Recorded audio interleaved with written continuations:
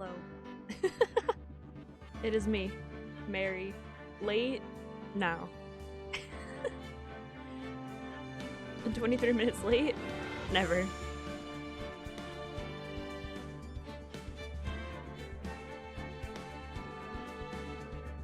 Tired? Of course not.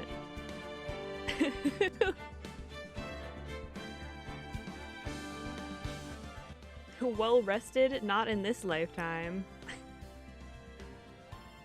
Oh my god. Yeah. So last week I said that I would like make a PNG of the little maid outfit, and I like totally forgot. I wrote it down on like a sheet of paper, and like it was like my goal to do for like the whole week, and I have not looked at it since last weekend.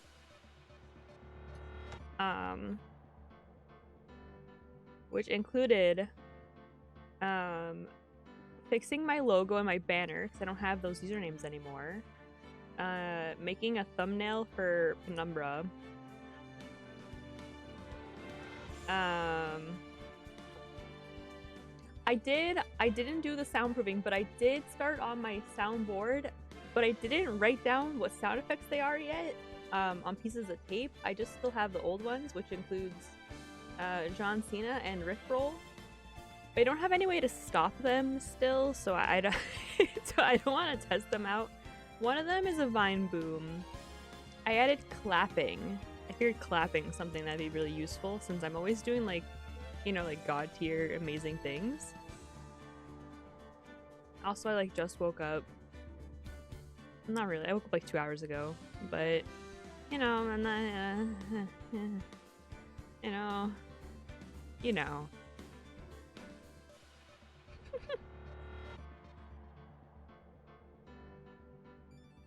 Okay.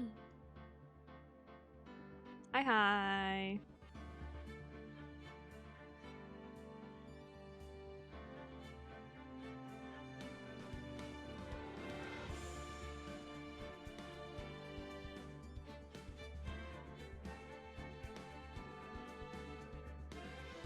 How's everybody doing?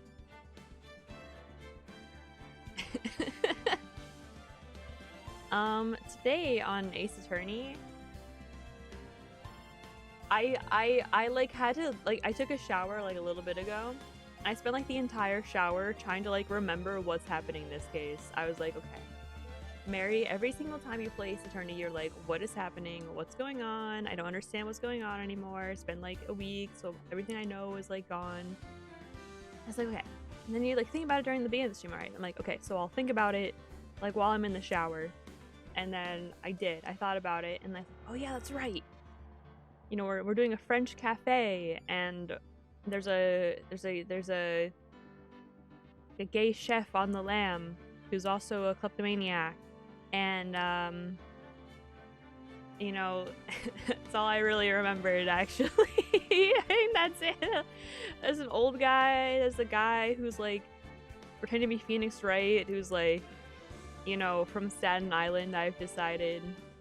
No, he's from Brooklyn. If he was from Staten Island, he'd be very, like, he'd be much more endearing, alright? Yeah. So I was like, oh, you know what, I'll practice the voices in my, in the shower as well, you know? Oh my god, I didn't turn my webcam on. I'll practice the voices in the shower, so that way, like, oh yeah, I'll be prepared for the stream for once, you know? Like, really step it up.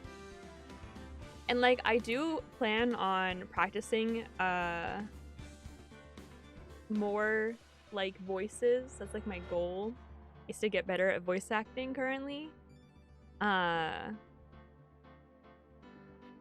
I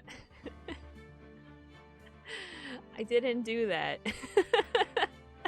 In the shower I was like, oh, I'll practice. I'm like, okay, what characters are showing up on this level? I literally, like, I could not remember. I was like, okay, there's like, oh, I just closed my webcam. I'm so stupid.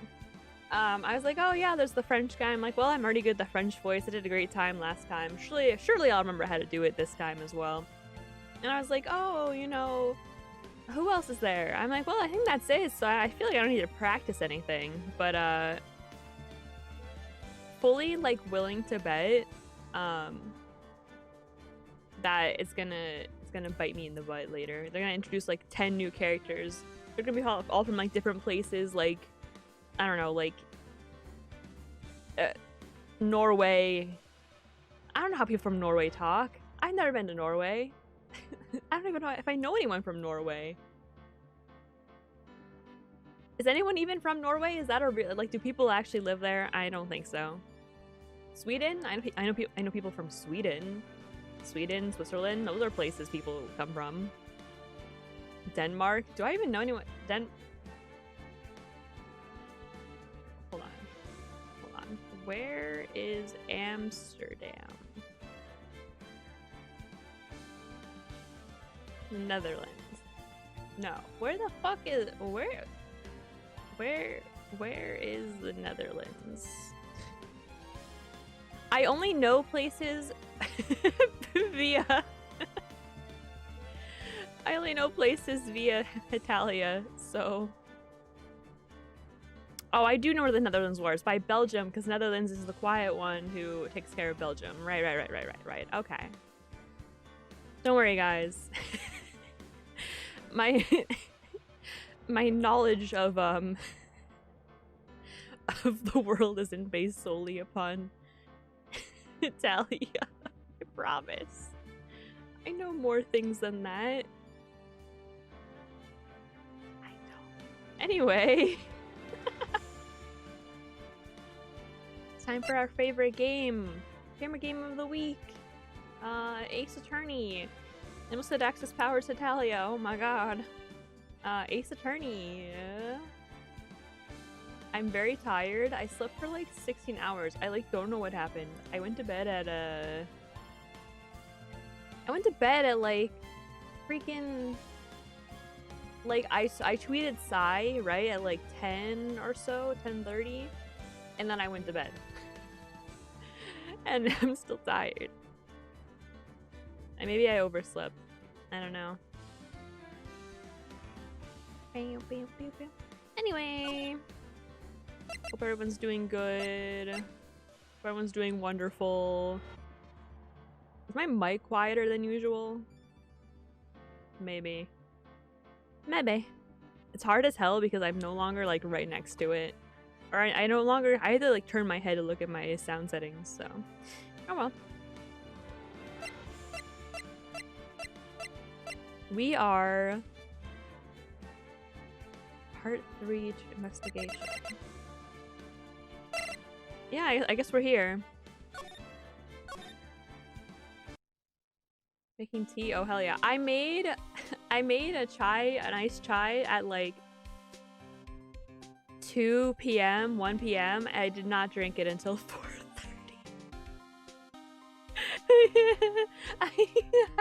I put it down. I lied down for some godforsaken reason. I did not wake up for another 3 hours.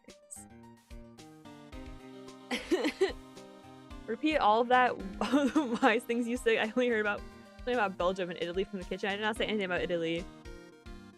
I said that I only know things from Italia. So I wasn't sure. I don't know anyone from Finland. But I know it exists because it's in Italia. and I couldn't remember where Netherlands was, and I said, oh yeah, that's right, Netherlands is above Belgium, and in the show, Netherlands is really quiet and very protective of Belgium from countries such as South Italy and Spain. Because my knowledge of the world and world relations is based solely on Axis Powers Italia.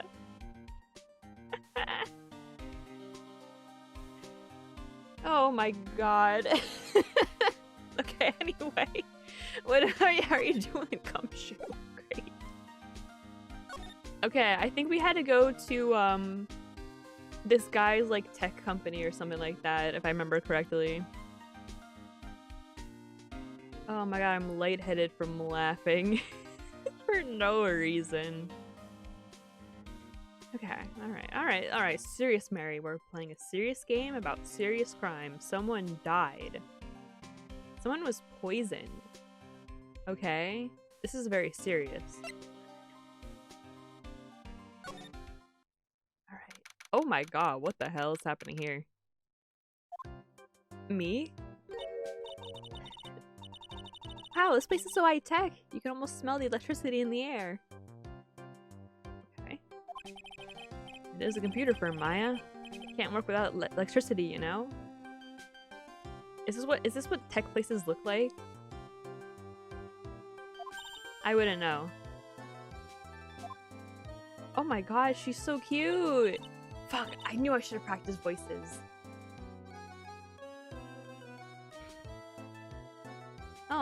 Hello. I'm sorry. Access is restricted to authorized personnel only. This is a computer programming laboratory. There are far too many trade secrets that could be leaked. Wow, what secrets? Everything you see here is classified. No information can leave this building. Understood. Who is this woman? She's like a robot from some kind of whack educational show. You know, the funny thing is like Phoenix is like what, like 25 I think in this? And like he talks like he's 40, but this game also came out in like 2007, so like he would be 40 or so right now, more or less. So I guess in theory it makes sense he talks like a 40-year-old, but it's like also how I talk.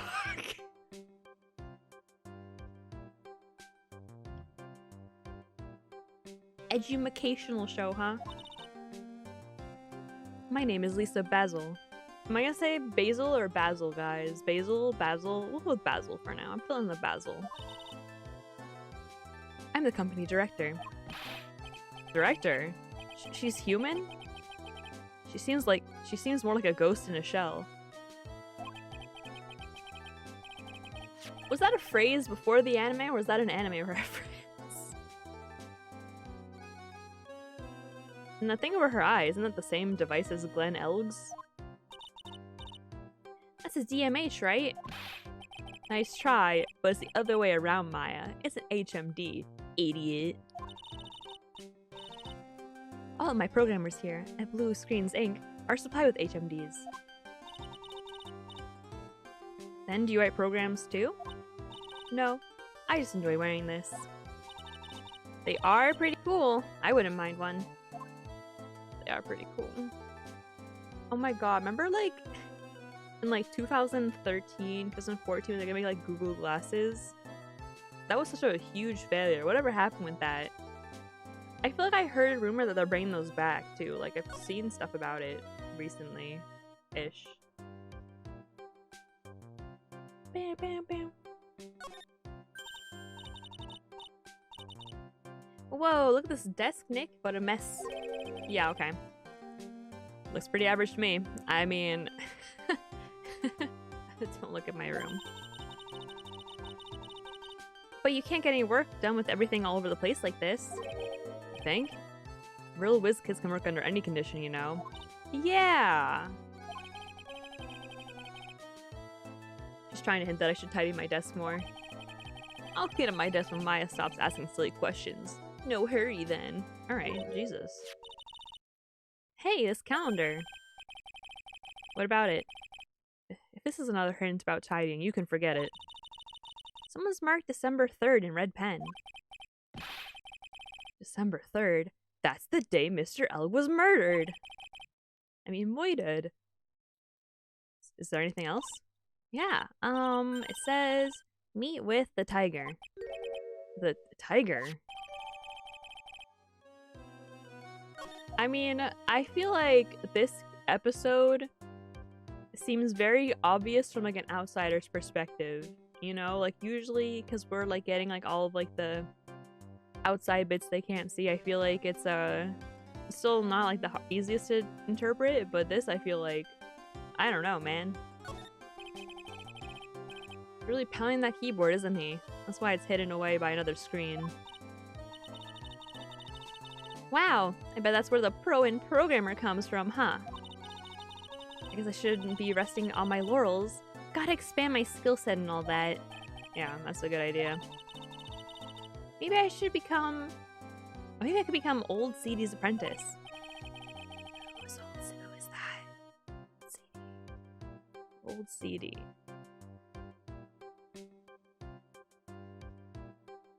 Old CD.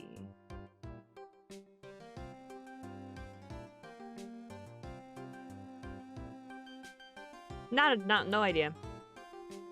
What about your spirit medium training? Who is that? Is it the clown from the last game?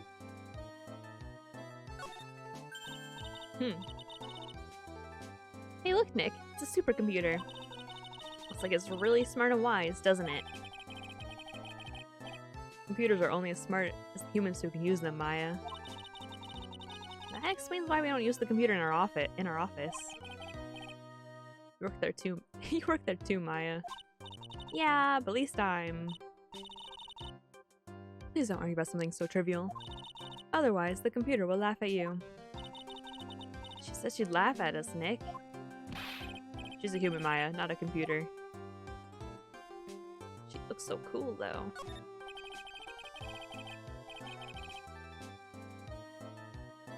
Those pillars almost look like they're moving. It's kind of unsettling.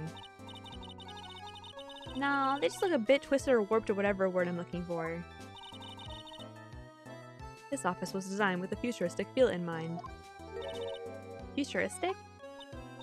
Yes. We tried to imagine what things might look like in the future when we designed it. It helps to soothe and calm the soul. On second thought, I agree with you, Nick. This place is really unsettling. It's so funny because they always like make things look like this, and yet I don't know anywhere that looks like this yet. So we're not going to talk about the stuff under the desk, or...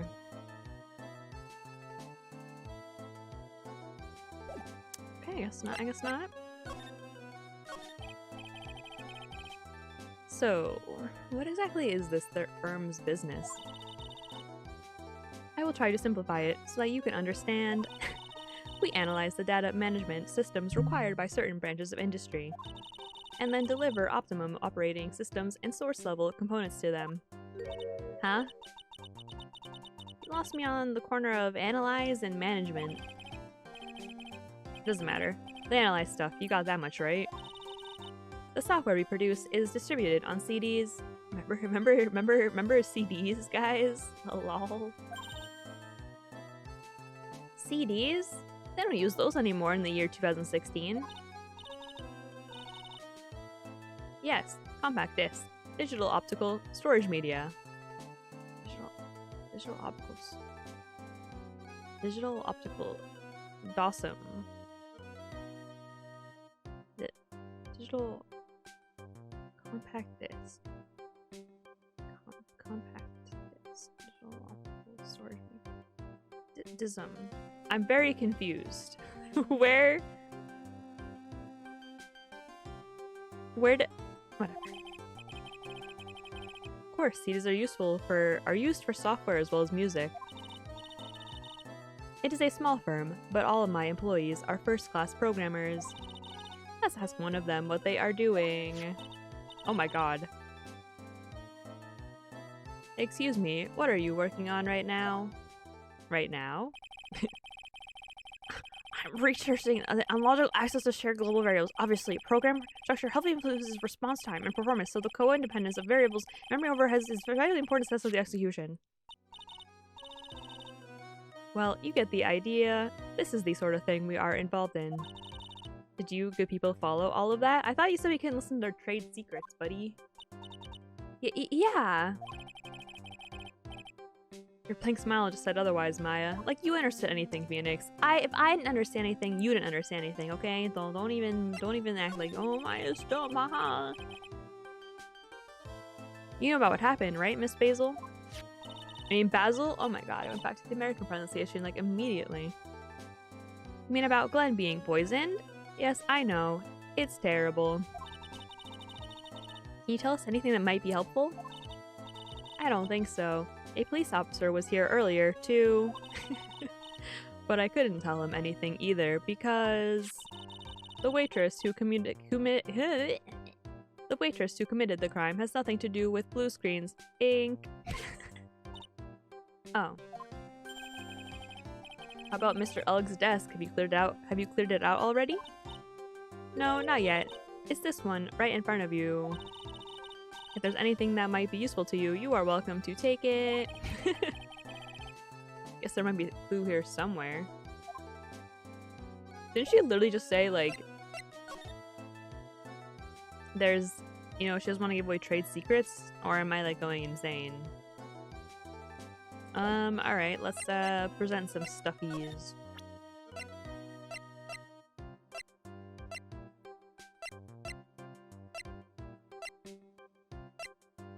Mm-hmm.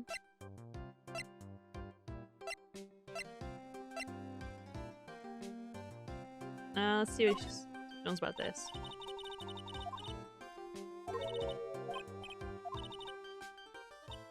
Oh, wait. Oh, wait, was this actual dialogue? Oh, no, wait, I want to read it. It sounded funny. Let's present it again. Would you mind taking a look at this? I'm sorry. That data is super admin restricted desktop access password protected. Super admin restricted desktop access password protected? What? This is madness! No, Maya, that... I regret reading it. I regret reading it. I regret reading it. No, Maya, that is Sparta. She won't tell us unless we say the right code word. I freaking...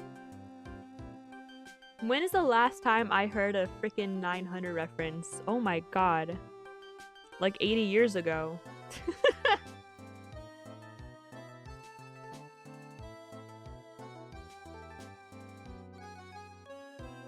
I moved my microphone. I think the side that it gets the volume from is at this side, but...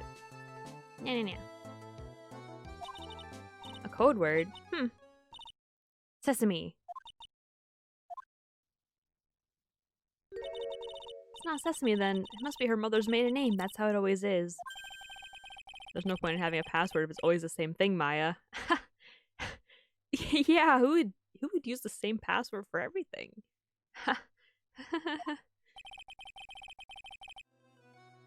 Guess she just doesn't want to talk about this. Maybe we should focus on asking about Glenn Elg. What do you say? Can we just call him Glenn? I hate saying Elg. It's really hard.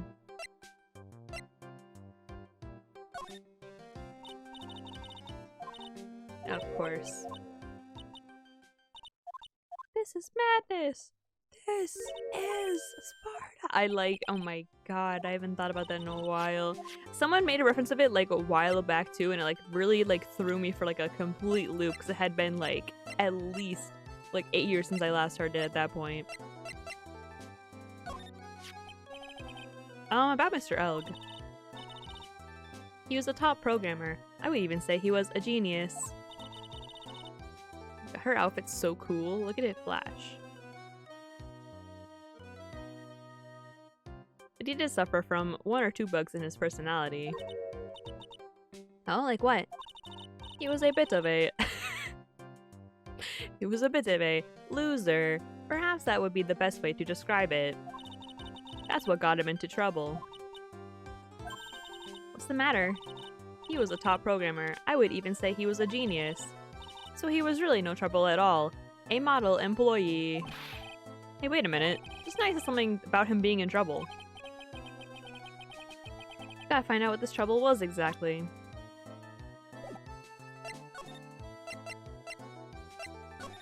Listen, guys. Alright, have I talked about my, like, name biases? Because Glenn's one of them.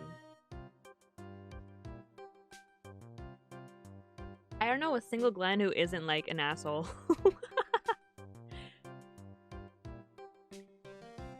About Mr. Elg. Seen some kind of trouble? I'm sorry. Why would you think that? I said something about it just now. Said he got himself into trouble because he was a bit of a loser.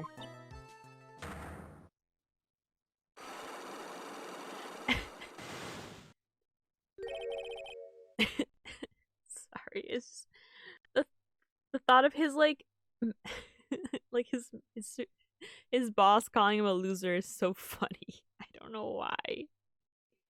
3 Cyclocks. I guess Mr. Ugg is like every other man with his own pile of secrets. Well, let's see what we need to get locked out of the way.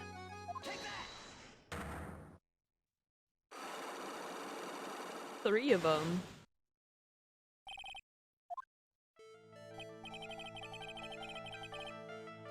She's so cute, but I'm just trying to understand what is happening with her hair. Because it's like here it's like pulled back, right? This implies like that it's pulled back.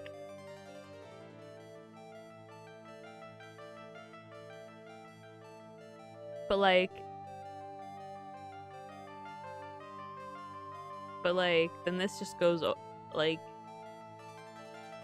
but then this goes over it. But it's out enough that we can see that it's not pulled back. Like, then, you know, it's gonna be from the top, right? And then this stuff gets pulled back, but like... Oh, I'm trying to work it out with my own hair. Give me a second. I guess it's possible. Okay. So how about you tell me what kind of trouble Mr. Ugg was in? I'm sorry, sir, but we don't deal with troubleshooting here. Perhaps you would like to speak to someone in customer service? What's she talking about? Guess I better just take a shot and see where it gets me. Miss Basil, let me ask you something. I mean Basil. So American. Did Mr. Elk's trouble have something to do with this?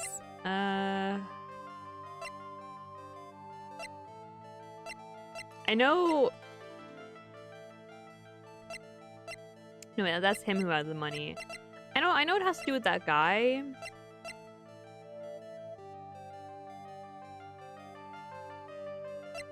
This, maybe?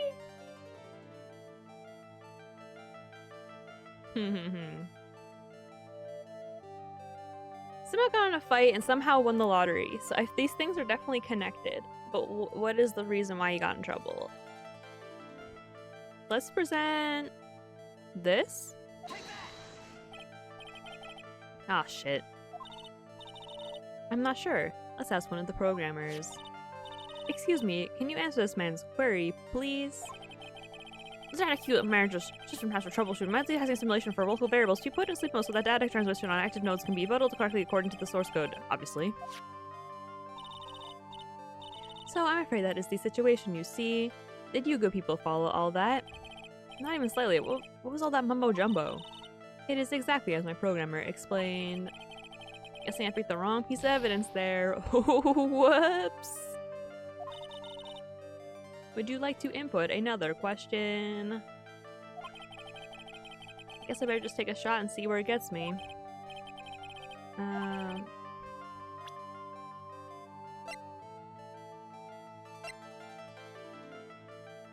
Then I'm gonna lose all my health on this one question. Fuck it. Don't worry, guys. It's gotta be one of these. Don't worry, I got this. It has to be one of these, surely.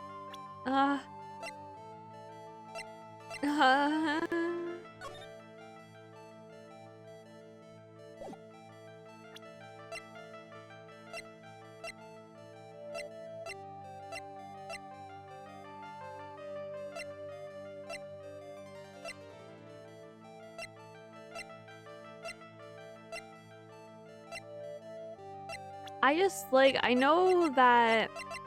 Oh, he's not even listed on my evidence thing. Oh shit, I didn't mean to hit backspace. I don't think I have enough evidence yet.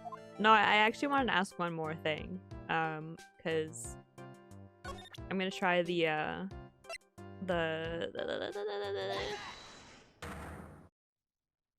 whatever was there. I don't remember. Imagine having a memory that works. That's crazy. Oh, wait. The ticket.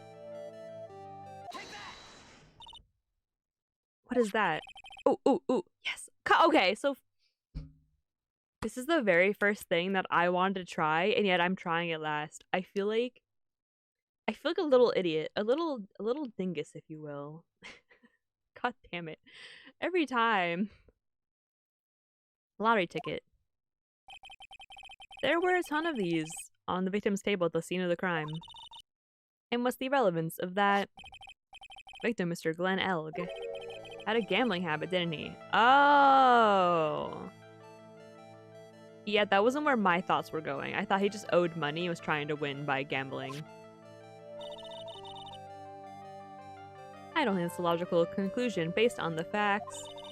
Everyone dreams of being rich. Even I listen to millionaire radio. She's right. That is a bit weak on its own. But Mr. Elg's gambling wasn't restricted to the lottery, was it? Oh, horse racing. Ooh, I'm a genius. Everyone likes to gamble from time to time. Huh? But be careful. If you're careless, you could lose everything. Your money, people's trust, etc. Fuck, never mind. Okay, okay. Jesus Christ. So it looks like I got that one wrong. Oh my god, hello? Am I but like, jockey racing, right? My thoughts weren't bad.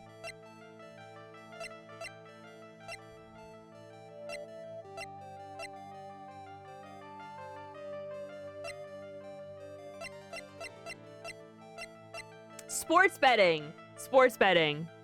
Right? Sports betting. Fuck. Okay.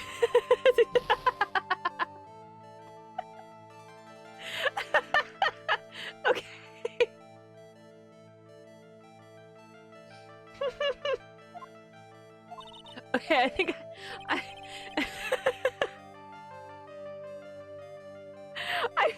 I feel like my thought processes are right here, but I'm not selecting the right stuff. Oh my god.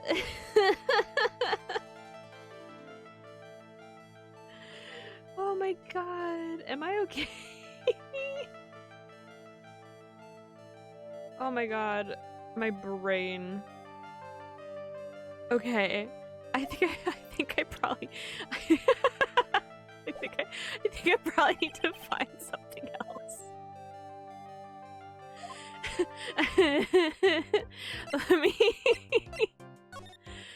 Oh my god, I breathe.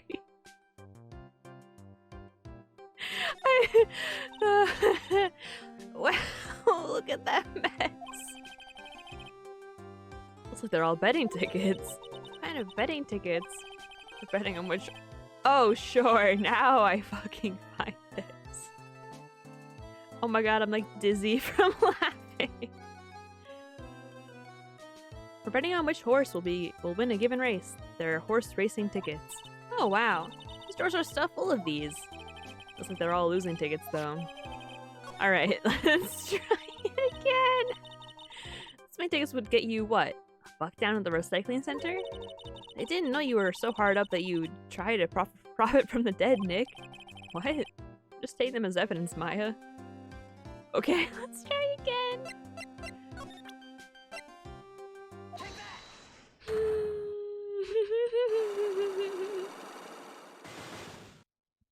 Listen, my thoughts were correct, right? They were on the track, but, they were not, you know, thinking correctly, me believes.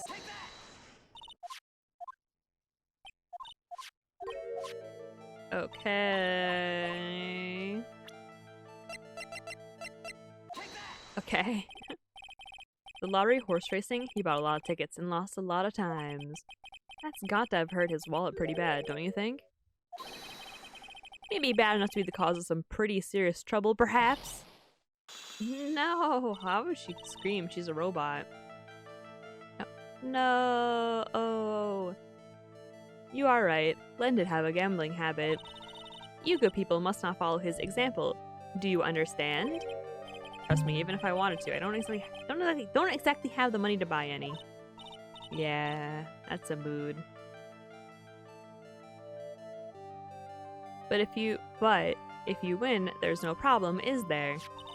And Glenn had a winning ticket, didn't he? For $500,000. Yeah, but it's hard to imagine how he could have been in trouble then, isn't it? It's true that Mr. Elk won $500,000.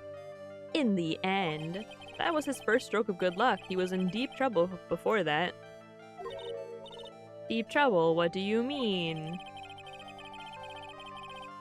Mr. Elk's real problem was with someone or something more terrifying and ferocious. I would assume, like,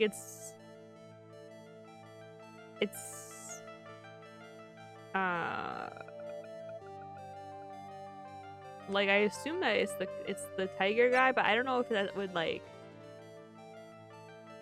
I don't know if that would really, like,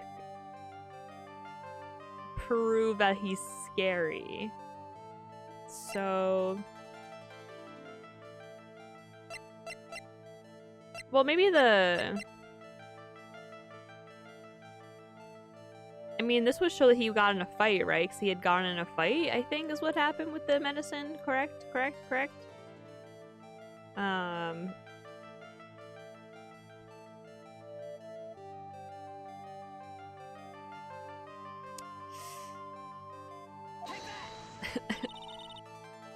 Fuck.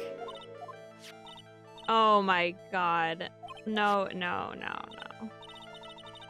Yes, perhaps I should take a break. Okay, alright, okay, we'll come back to this, we'll come back. Fuck. No. We're gonna come back. Jesus Christ.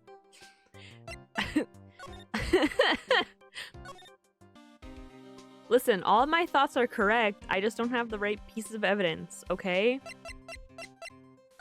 It's fine. It's fine. It's going great. No? It's just because it looks like I have a mullet right now. Very K-pop. What the hell? Mr. Armstrong's talking to someone. I'll be back next month. Uy, naturalmente. Just add the extra E. Make it naturalmente. I don't understand. I fucking hate French. Wow. Every time I read Italian or French, I just get, like, unnaturally angry. I will be waiting for you. If you haven't got it by then, I'm afraid it might get a little hot around here. None. I will have everything ready. I promise. I love fire, you know. I love the way it crackles. No, stop it, I beg you. Then don't let me down. I'll be watching you. No, this is not necessary. You can trust me, mademoiselle. Talk to anyone, and I'll drive a knife right through your heart. Oh, none. You don't have to worry much. You know you worry far too much. Maybe this will help you relax. It is la oil of sandalwood. I do love raw meat from time to time.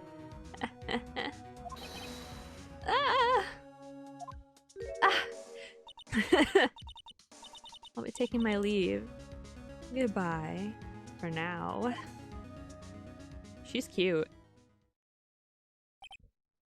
I have la shivers. I must rub some of my oil all over my body before it becomes a nervous wreck. Oui. That feels good. Oh la la, excusez-moi, monsieur. My eyes! My ears! Your eyes? If you have trouble with your eyes, you need this. La oil of sandalwood. Isn't this just the leftovers of what you were using?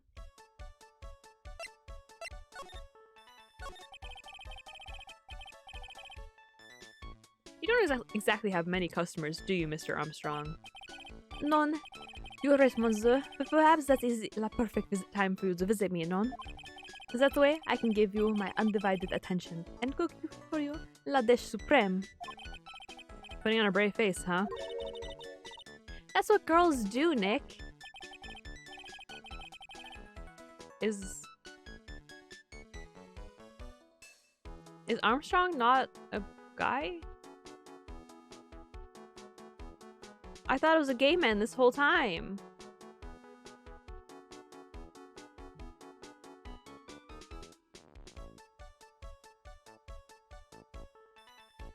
Okay, Google.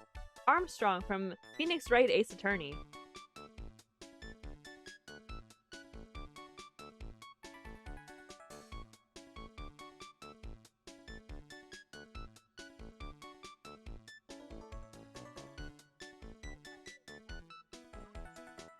Oh, it is not picking up from the mic at all. No, you're spoiling it! You're spoiling it! Stop!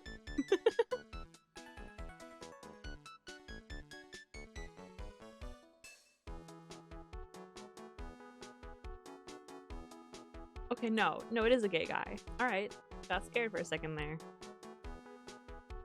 Well, not scared. I just was upset that I might have misgendered them.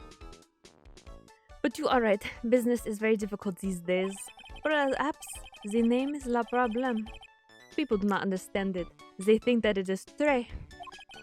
I just wanted people to think that my restaurant was exclusive. But they think you just serve fast food on cheap plastic trays? Nick, that's the kind of thing that can make a girl cry. Oh, here we go. There you go. Have you ever gotten that Mr. Armstrong is a man, Maya? Now, Nick, you're just being sexist. What the hell? You were being sexist first, Maya. What the fuck? Just hearing, like, stepping. But this restaurant is my life. It is everything to me. I will defend it to la finale. Finale? I don't know how you pronounce these words. I only know Spanish.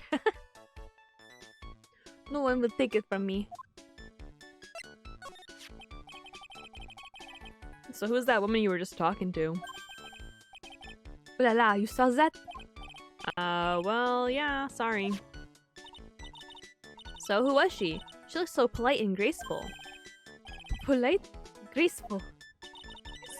Sir, you know French. Can you read these lines for me? Hold on. And she likes raw meat and fires, right? Oh wait, sorry. I'll be back next month. How would I read that? Oui, next month. What the fuck? That's how you pronounce that? Naturellement. There's like half the letters are missing from that. Yeah, it's French. Naturellement. Naturellement. I will be waiting for you. You haven't got it by then. I'm afraid it might get a little hot around here. No. Thanks. None. So you do pronounce the end. Okay, okay. I will have everything ready, I promise. You cannot get it. Just add like 7 more letters. Good. French. I kept reading it as like you would in Spanish, Yeah, but without you would natural, because it's naturalmente. I don't know why I read that in a very Italian accent. Naturalmente. Yeah, now the other languages you pronounce all the letters. French is like, no, we don't need that. And I think, well, in Italian, you also, it's a free-for-all in Italian. In Italian, they add more than what it looks like. Now that I think about it. Hey, Maya, I think it's pretty clear what kind of conversation they were having. You think so? Well, then let's show them that piece of evidence and see what happens. Do you know how to say that? What? The top one? Well, just it now. Voice. Trade vegan. Shut up! I stray bien, I know that much.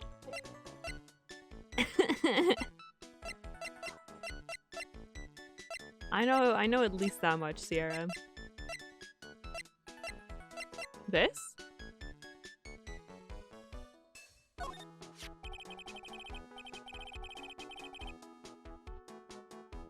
So long as that paper exists, I am but a delightful angel with la broken wings. Is my French accent okay? What do you think, Sierra? Angel, huh? That doesn't bode well when you think about it.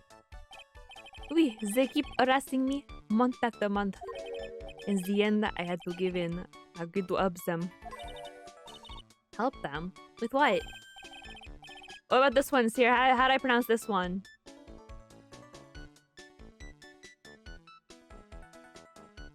I would assume it's my bien sor, but Sarah, what about this one?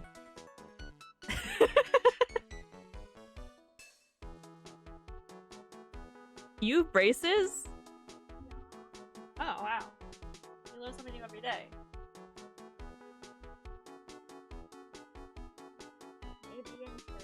Oh, I was pretty close! Maybe in the...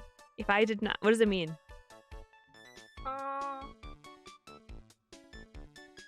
It's not good or something like that. Good and sir. May means like bad. And sir can mean like either like here or like something like that. Like, Alright, I guess I'll just here. use Google Translate. There's no French. L, L, L. You know my phrases. Sierra, you're the French one. You're supposed to know French. If I know Italian, Spanish, well, you know a lot of Japanese. I know Mandarin. It means, but of course. Wow. You're useless. You're useless. But Get out of here. I don't need you. But yeah, but like you can also argue that it's like not good. Yeah. Try to qualify Maybe, it. like, not good. Mm-hmm. Oh, but sir is yeah. How do you think about my French accent? Huh? Oh, how could I do a better French accent? Don't do it. You know, if I offend French people, at the end of the day, it's a win, you know? I know you I know I don't hate Europeans. I love the Spanish. Yeah, that's it. If I did not owe them la money, I would have refused. That's not even French accent. That's like But my aunts would died. Is it not? that's like What's your that's like that's like the country that's more like give me a the French West. accent. With my aunt died. Can't do it. But my aunts would die. That's what I'm doing. Hello? You're not. I feel like I am. Please, what did you agree to help them with? None. I cannot say. If I tell you this woman, she will slice me up. And eat me with la salad garnish.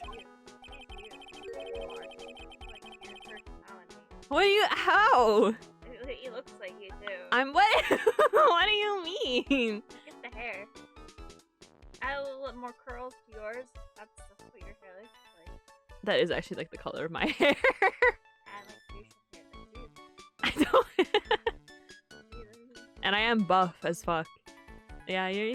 You're right. Your kid doesn't do you at all. Shut the fuck up. I'm so strong. Yeah.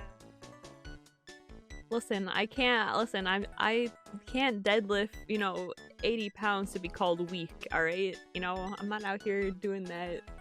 Get out of here. Get out of here. Go. You know I haven't touched like French in years, right? Whatever. And I hadn't touched Mandarin in like, a while. Yeah, but you didn't have 3 years of the French teacher telling you how much that your eyes remind her of her grandson, and then didn't teach any French whatsoever for those 3 years. Sounds like a skill issue. I got into honors in high school because I used Google Translate because I didn't learn anything. That's how I passed first semester Japanese last year. Wow. I know more Japanese than I know French. I just get really nervous about talking, so I just couldn't do it, and then I would get confused. But Google Translate Japanese is fucking awful.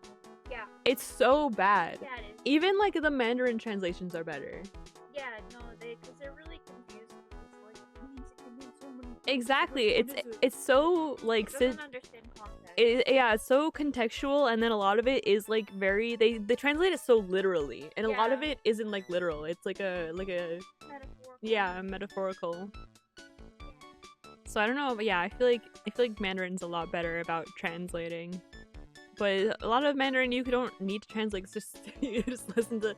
I mean, with Japanese, honestly, if you listen to, like the first and last word, you've already got like 80% of the sentence figured out, which is all I can understand. Everything else is like, oh, you can kind of get it. Yeah. Meanwhile, Italian, you're fucked. You need every word, and who knows what any word is happening. Hate it. I hate Italian. Anyway, you can skedaddle. Okay, never mind. I guess you can stand there awkwardly. Ew, I hope he doesn't mean that he'll literally be sliced up and served with garnish. Of course he doesn't! Jesus Christ, Phoenix. I'm going to guess that really hot woman has something to do with your loan contract, am I right? Mary when SMP Live? What the fuck is SMP Live? No, it's true SMP. What are you talking about? I still haven't watched the ending. Please, Mr. Armstrong, tell us about that woman.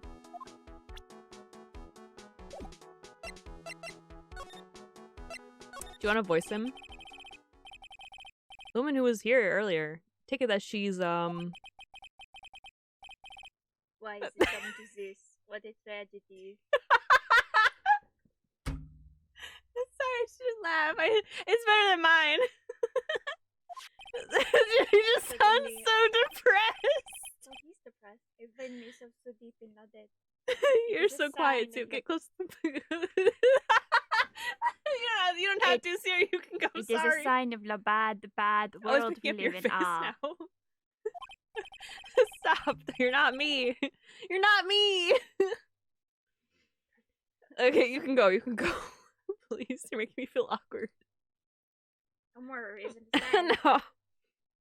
I say it's more of a bad sign of the bad culinary skills. The woman who was here, the scary woman, she is from the loan office. Loan office? Is that right? They pronounce the H, but the H is like such a baby H, so that apostrophe doesn't. Yeah. There. It's like the baby is. Yeah. The baby is. Loan office? Is that where you borrowed $500,000 from? Oui. Tender lender, it is called. Catchy name. Just hearing it makes you want to borrow some money. Please, you must not borrow from Zim. If you must, no more than $10. $10 sounds like your whole monthly stipend, Maya. Hey, I get a bit more than that. Thank you very much. Tender lender is the loan office you borrowed for $500,000 from, huh? I wonder if they got anything to do with this case.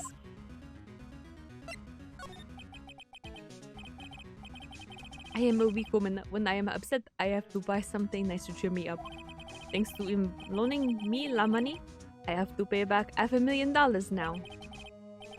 I am like a slave. I have to do everything as he tells me. Who's he? La tiger. La tiger? La tiger? The tiger? Oui. He is la manager of the Tenderlander. I hate how would you pronounce Tenderlander? I feel like I just say it like Tenderlander. Terrifying man. La big city mobster. When he shouts at me, my knees are trembling, and his voice is ringing in my ears for 3 days. As soon as I hear the noise of that battered old scooter he rides, I start to cry. A big city mobster who rides a battered old scooter? Does this guy resemble me by any chance?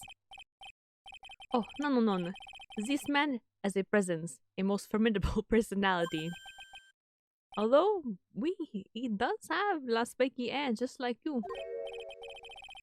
There is a resemblance there, I suppose. Sounds like this loan office is worth checking out after all.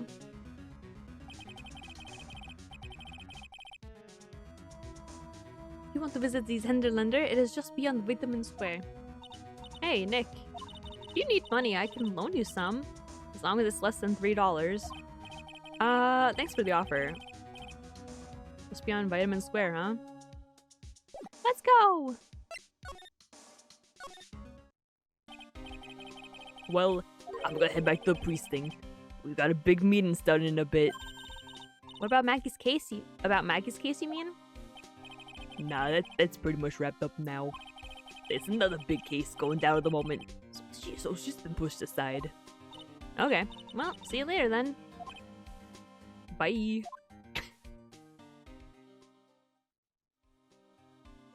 Oh, well, welcome back.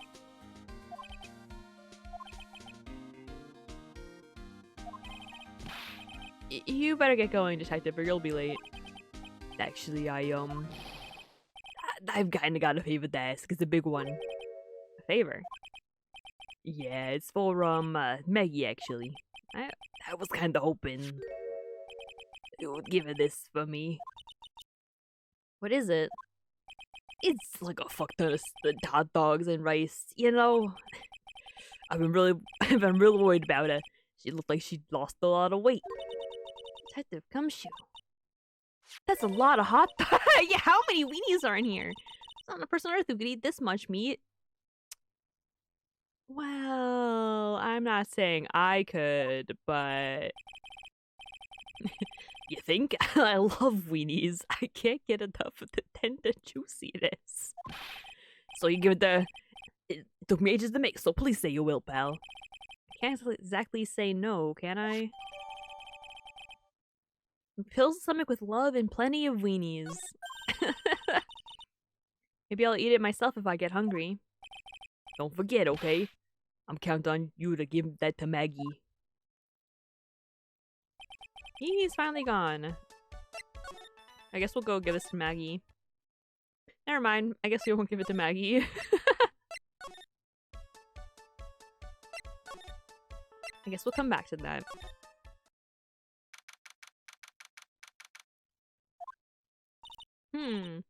Don't see any sign of Mr. Kudo, do you? Maybe he went to buy another ton of bird seeds. I was kind of hoping he wouldn't be here anyway, at least not for now. Besides, any more seeds today, I'm liable to turn into a real phoenix. Oh.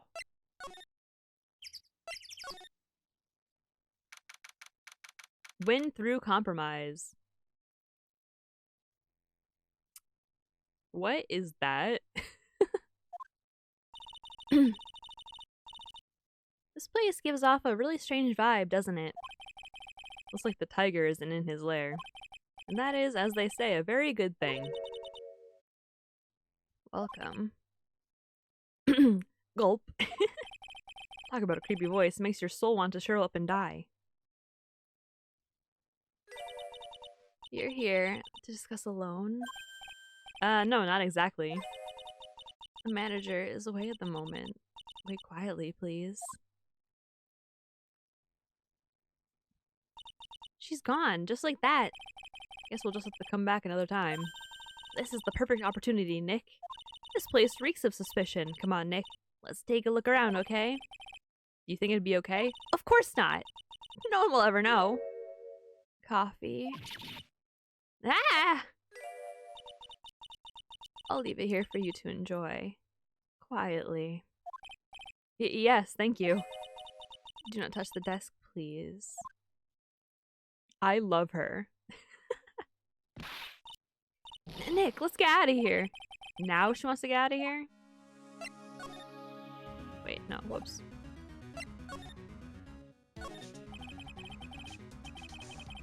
There's a CD player on the desk. The desk is so loud, it's a wonder you can hear it.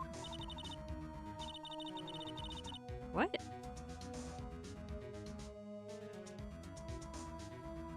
The lid's open. I wonder what kind of music the tiger's into. Have you finished the coffee? Ah! Yeah, thanks. It was lovely. So, you drank it all?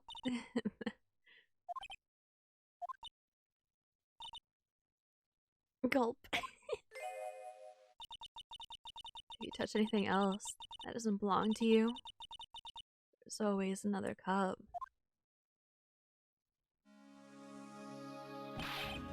The coffee, it was laced with something. I'm almost sure of it.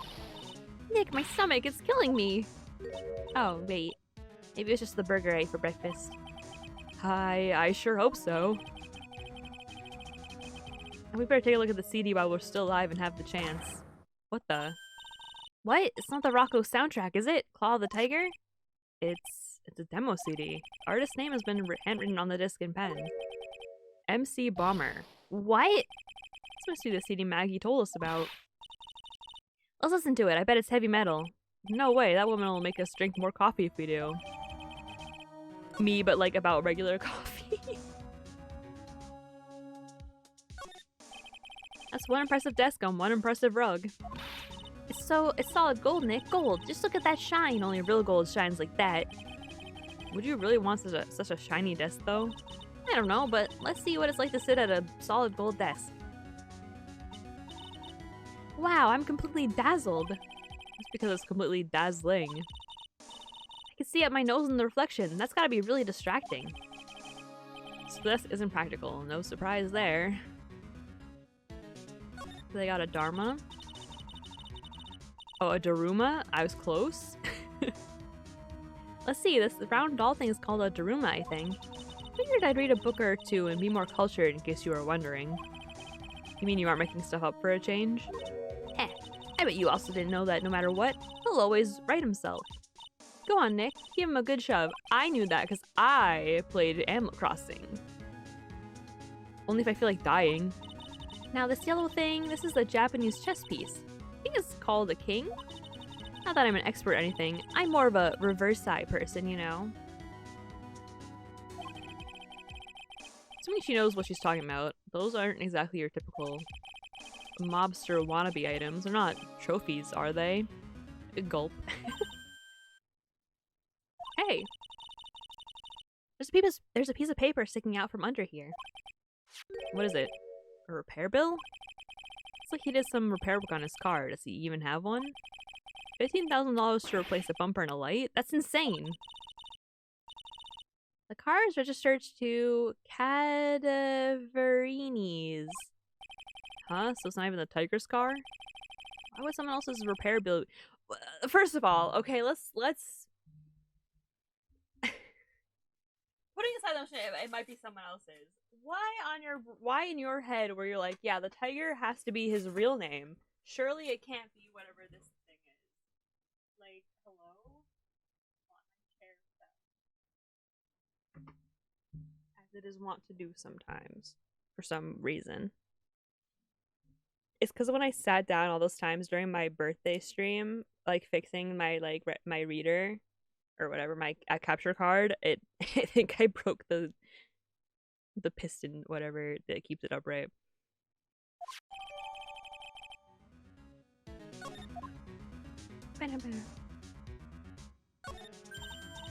Look at this Parisian style coat. It's so chic. It's more like a pimp coat to me. I guess I haven't got an eye for fashion. Hey, look at this. The suit is the same color as the one you wear, Nick. The same color as my suit? Ah! You're always down, Maya. Nick! You've got to take a look at this. Some cake. Ah! I'll just leave it here for you. Yeah, sure. Bye. Thanks.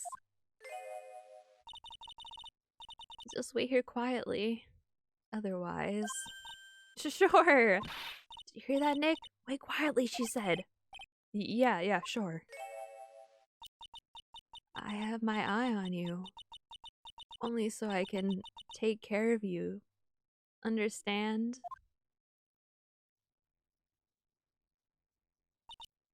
Ah! I'm scared, Nick! So, what were you getting so excited about before? Look on the lapel of this suit! That's an attorney's badge. Is the Tiger a lawyer? No way, look at this thing. It's made of paper. So funny. For some reason your badge suddenly looks really cheap to me, Nick. Why doesn't anyone recognize an obviously fake badge when they see one? Oh no, someone's dropped the ashtray on the floor. That's gonna be a nightmare to clean up. Yeah, it's all over the rug and everything.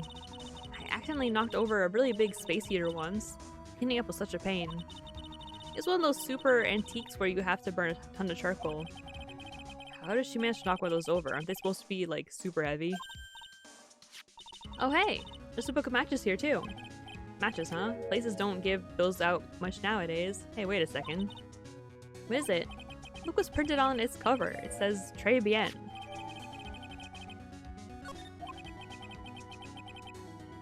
Matches could come in handy. We might be able to use them. That's interesting. Yeah, the pilot light for the office boiler keeps going out. Swing and a miss, Maya. Swing and a miss. I know it has to be that. Oh my god. What is... Okay. Well, I could hold it that long, but... You know, I would feel bad for my microphone. If I had a good quality mic, you guys better believe I would have held that out. Ah! Not from under the desk, Maya. What are you two snooping about in my office for? Nothing. We were just... Ugh, my precious carpet. You just got ash on my carpet. You're gonna wish your ugly feet never came through my door. It wasn't us. I was already like... You just want to argue with me? Is that what you're doing? You think you can take me on? I'm like spitting everywhere. I'm gonna fly new stools into pancakes and turn you into my new rugs. Ah! Oh, Don Tigre, you're back. Ah, the voice, it's that, like, evil seeping in your head for your ears. I'm sorry, Don Tigre. I knocked over that ashtray earlier and... Eek! She got a death wish or what? Oh, right. Huh? Forget about it, Violetta, it's nothing. What? I ain't getting mad at you. You're too cute, you hear? That's so unfair. Here, I have some cookies. I just baked them. And you'll need some strong espresso while you're discussing your loan.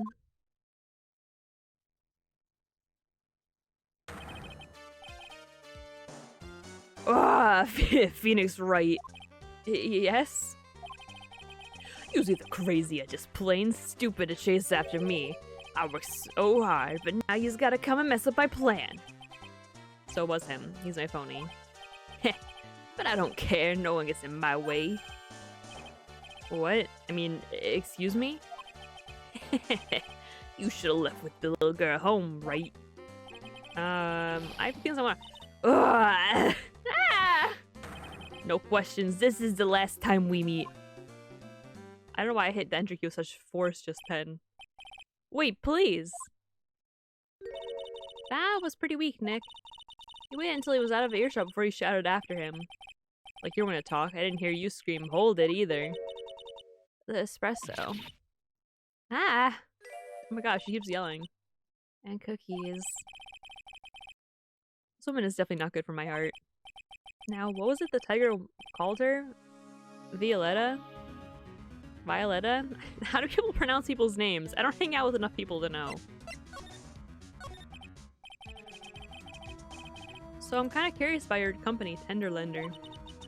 With the warm and friendly atmosphere, you'd expect a family-sized business.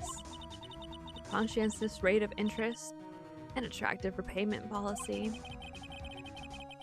Why do I feel like why do I get the feeling this sentence is not going to end well? We will tenderly lend you that little bit of extra. Here at Tenderlender. Hey Nick, things are a bit tight for writing code at the moment, aren't they? I mean, there's that $500 you owe me from our card game for starters. Why don't you take out a loan? Would I like to take out a loan from a place like this? Not so much. Tenderlender is on your side. So, let's say I'm late with my repayment. What happens then? We'd give you more coffee. Strong coffee. Right. I think I'd rather skip town. Hey, just remember I can make strong coffee too, Nick. Strong tea as well. So, do you know about the incident we're investigating? What incident? Well, a man was poisoned in a restaurant just near here. That incident.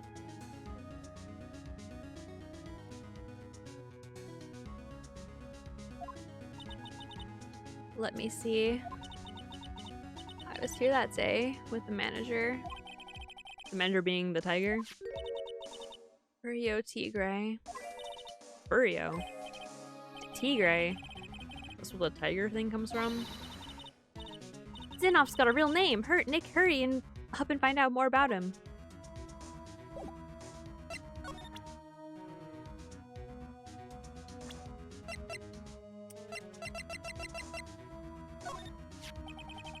Can I ask you about the tiger? I mean, Mr. Tigre?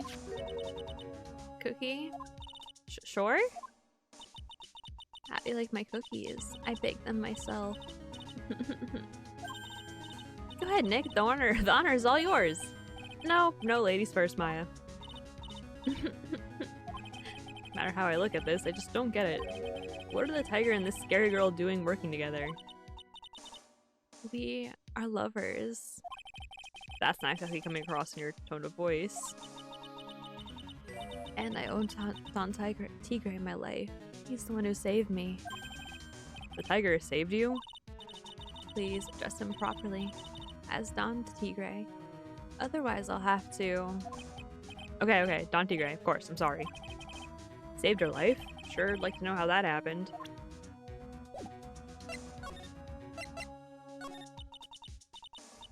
I'm very frail, you see. Just recently I died once. You died? About 4 months ago. The doctor said to abandon all hope. Guess they're expecting her to take a boat ride across the river Styx. But Don Tigre, he saved me. He gave me up everything. Everything? I found out what he had done for me. I was happy. No offense, but I'm finding that a little hard to believe. I decided I'd pay him back with my life by serving him coffee and espresso. I still wonder about what's in her coffee. So is that why you got that bandage around your head? This?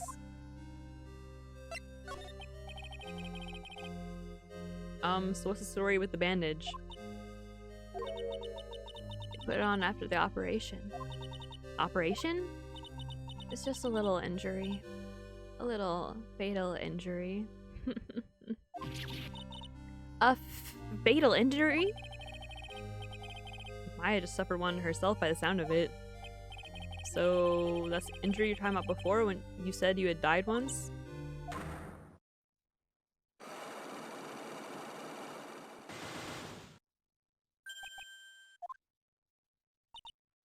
Ugh, she really creeps me out, Nick. Same here, we gotta find out the truth with my 2 health left. Alright, let's see what we got.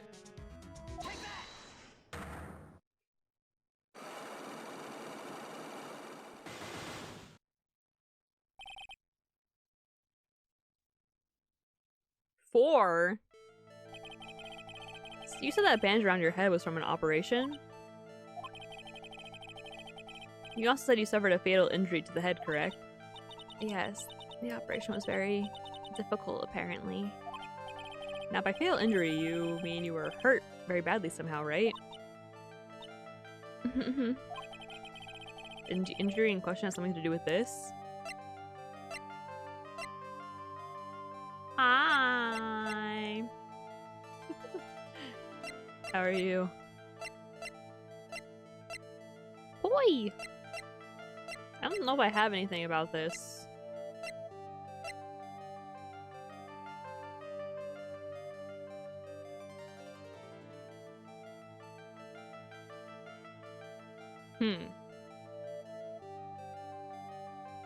I wonder if he hit her in some kind of accident.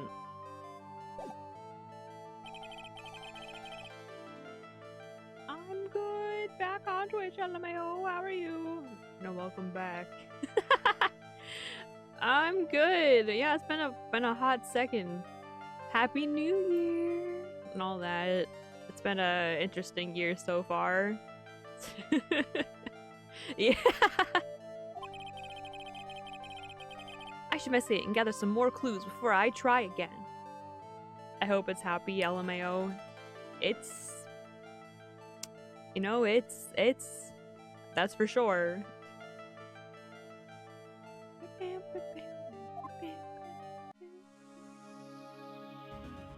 Oh my god.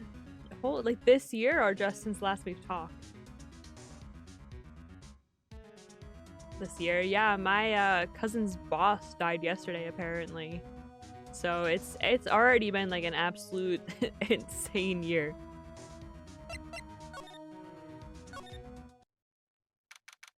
Like for real.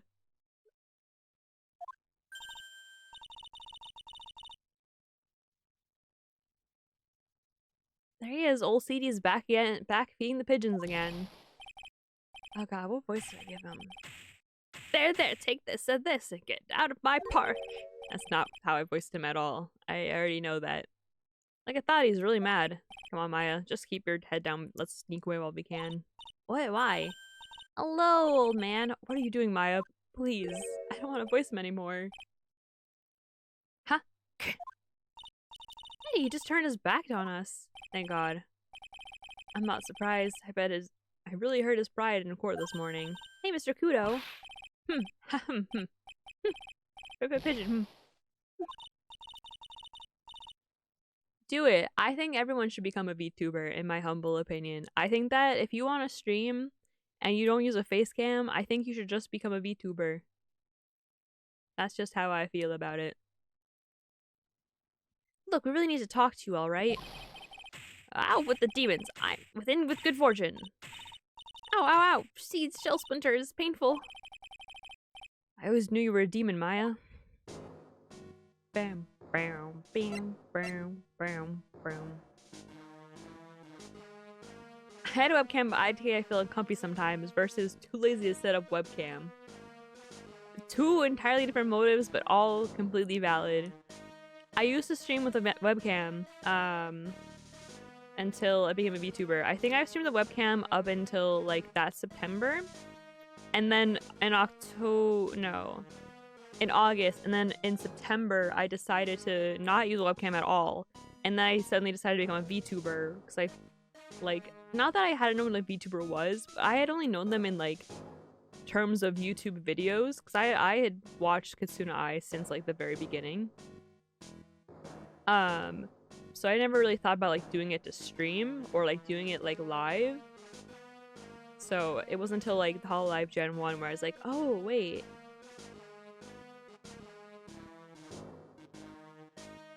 You're gonna do like when I smoke my mouth breathe and just someone will say something. Listen, there's no reason to not use a VTubing model if you don't use a webcam. That's just like, listen.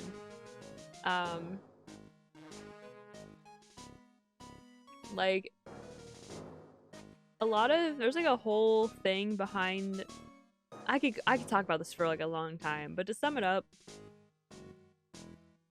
like, you know, the environment on streaming gaming spaces for women is still pretty shit, and being a VTuber I think already alleviates a lot of that, even though there's still like a lot of like idol culture around like larger VTubing corporations. You have to deal with that kind of thing.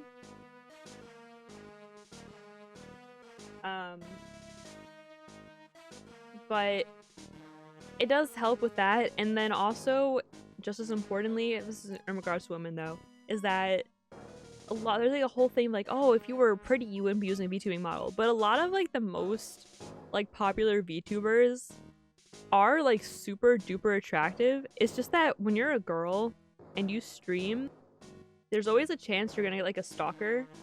So, and also like really weird sexual edits of yourself. So like that's why a lot of women use VTuber models. People are like, oh, there's no male VTubers, and it's like, no, it's because male VTubers have much of a less reason to use a VTubing model. Like, you don't have to be attractive and be a guy and be popular, you know? So anyway, that's my little rant on that. Anyway, I saw what happened in court earlier today. Everybody was talking about him behind my back now. Dirty old man who was so busy looking at that serving girl's backside. He can't remember her face. Was he a depraved animal? Not at all. Hey, listen to me, boy. I don't care what you say. I saw the waitress put it in. Put some white powder into the young lad's Javachino. We hear you. Another thing, the young layabout was wearing an earpiece, the same size as the lens of his broken spectacles. We're really sorry. I made a little mistake about the vase, so what? I know what I saw. I tell you, I tell you. Okay, take it easy. Please, Mr. Kudo. Don't tell me to take it easy, you spiky-haired brat. Take this. You said you were a craftsman, right? Our old honest craftsmen like me aside in droves. Surely it's not that. I come from a long line of craftsmen, right back to the time of the shoguns. You hear me? I didn't become an embroiderer, I was born one. Actually, I'm kind of in the same situation myself. I want to stick my fingers up that dribbling old judge's nose. Scream right down his ear hole. Objection! Oh, so you did want to become a lawyer then, when you were young? I don't think that's quite it, Maya. I think he's just in a bad mood, that's all. I've got a tsunami of frustration, and and it's ready to burst out. If we let him start rambling now, we might never shut him up. What should I do? Suck it up. Guess I better let him talk. So there's not much call for craftsmen these days then, huh? Of course not, you idiot. All I'm good for nowadays is running errands. Errands? Everyone takes advantage of the elderly. Buy some bread, Grams. Take the dog for a walk, Granddad. Feed the pigeons, old man. What am I, some sort of two-bit community handyman? Well... Buy some bread. Now that I can understand. But what's the point of feeding some seedy pigeons? Why don't people say what they mean? Get lost, that's what they're trying to say. Oh yes, I'm just an inconvenience, you see.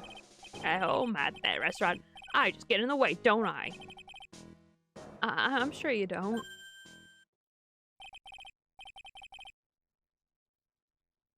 Wait a minute, what did you just say? At home and at that restaurant? Hold up, sorry, I wasn't paying attention because I was reading my Twitch chat. By restaurant, are you talking about Tribulations? Did you get asked to run an errand there too?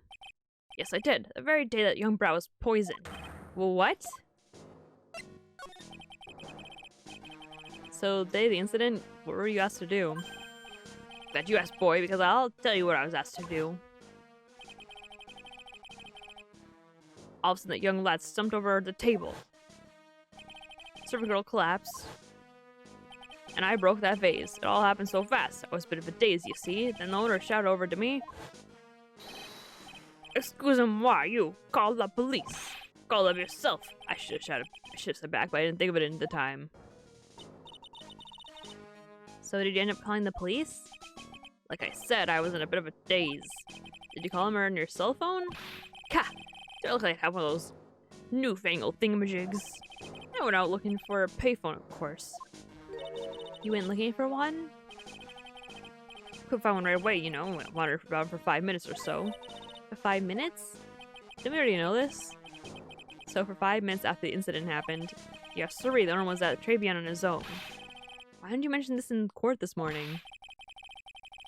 Well, I would have if you'd given me the chance. But you all bullied me out of the courtroom. Thank you, Mr. Kudo. You've certainly earned your kudos for today. Wait a minute. If that's the case, there's more. I've got more to say. Oh, yes, I remember something else.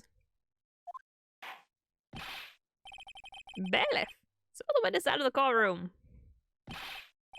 Not my fault. You're the ones to blame. You've at least told us before we got to court. Is it really that important that Mr. Kudo was the one who called the police? What's important is the unaccounted time before the police arrived. Victim was dead and Maggie was unconscious. Which leaves that the woman, that man alone. Why do they keep misgendering this poor guy? Hello? I guess he calls him they, them. They're she, him, her. Duh, he uses male and female pronouns. He's done it like twice. Fine. I'm confused. Which leaves that woman, that man alone in the restaurant. Mr. Kudo might have been chased out of the place on purpose. What do you mean? Maybe a certain someone didn't want him in the restaurant. Ah. Oh, sure. You go ahead and say I was in the way as usual. I suppose I should have been getting myself covered in pigeon poop instead, We need to get more details about what exactly happened from Maggie and from Mr. Armstrong. Thank God.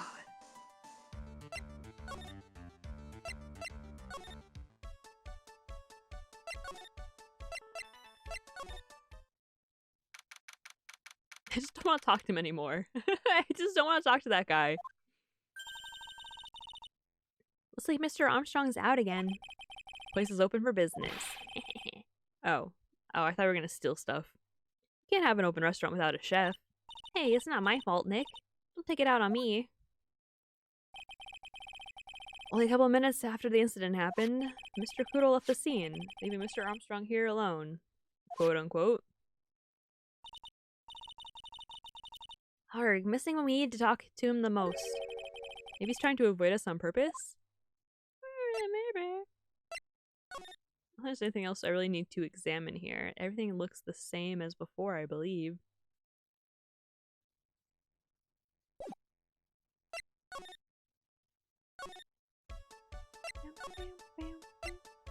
Let's talk to Maggie. Oh, Mr. Wright! Hello, Maggie. So they finished questioning you? Wasn't it just unbelievable in court today, sir? I'm going to stay up all night, blah about everything that happened. Weren't you scared? Pretty touch and go in there. Yeah, but you totally nailed that old man. Well, he was all over the place with his testimony. He's not the only one. Huh? What do you mean? Everyone else's testimonies didn't match up either. Not with what I remember of the incident, anyway. Is it possible she is the one misremembering things? No, I think everyone's lying. Maggie, you know how you said that everyone else provided testimony that doesn't match up with what you remember? Yep. There are just so many things that don't seem to add up. The biggest contradiction is the other guy I saw at the victim's table. He was the one who slipped something into the victim's coffee. I'm sure it was him. Did Mr. Kudo testify earlier today that it was the waitress who put some white powder into the coffee cup? So you really think that it was this disappearing man that did it? Well, he's not the only thing that disappeared. The CD vanished as well. You know, the CD with the writing on it. Oh yeah, the MC Screwdriver album, right? It was MC Bomber Maya. That name was scrawled on the sports paper as well. Never did find that CD at the crime scene, sir. Or the victim's medication, that's gone missing too.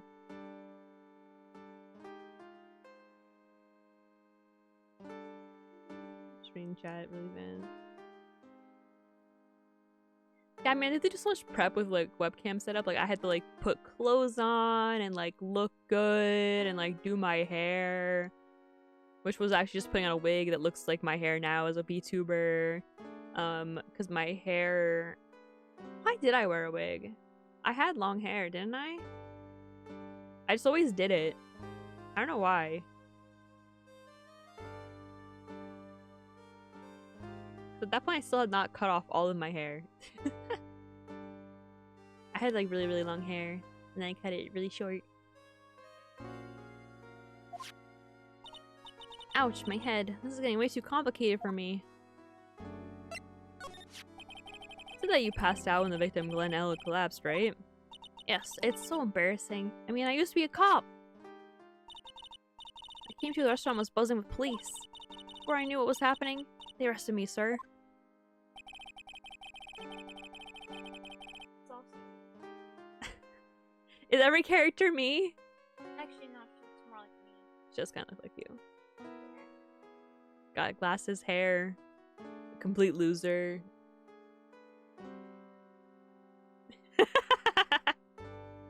So during the time the don't.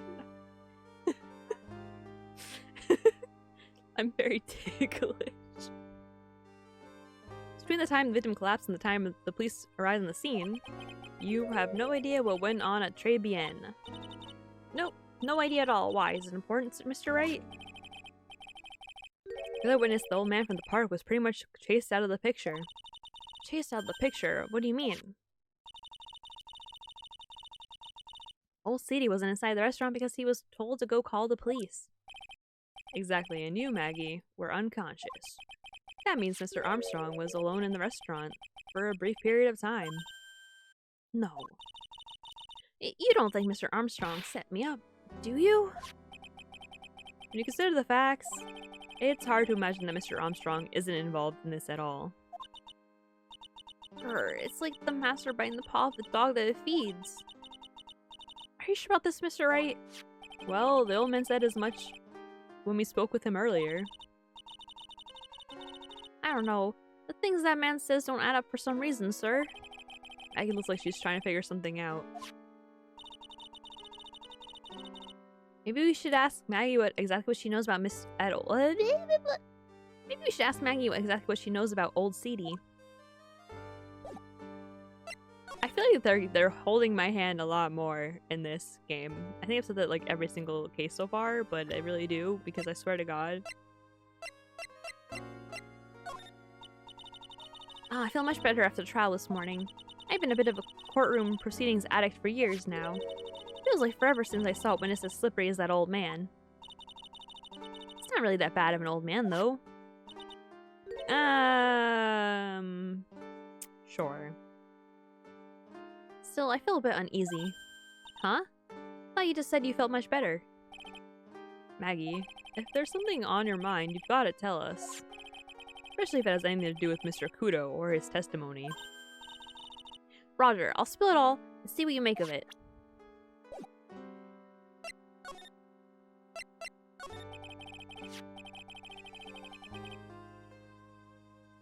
Is there anything about Mr. Kudo's testimony that stood out to you as odd? Actually, yes. The fact that he was even testifying to begin with doesn't quite what? Well, when I took the coffee over to the victim's table, sure that there was not a customer in the restaurant. Yeah, we know that already. It was Victor Kudo. But I can't really say it was an old man. Okay, then how about calling him a really old, middle-aged man? No, age isn't the issue. The other customer was a woman. A woman? Are you sure, Maggie? Well, I'm not 100% sure, but I think so. So, what did this woman look like? She was sort of creepy. She had kind of a cackling laugh. Creepy. Cackling? Why I have the feeling I've come across a woman like that recently.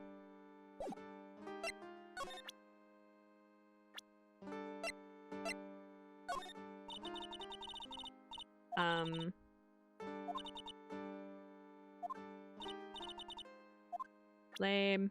Why? She can't tell me about this person. That's weird.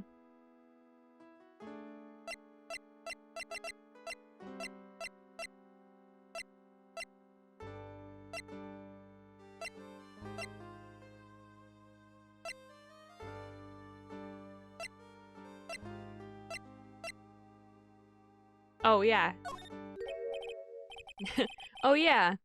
I've got something you're going to love. Really? What is it? Lunchbox, just for you.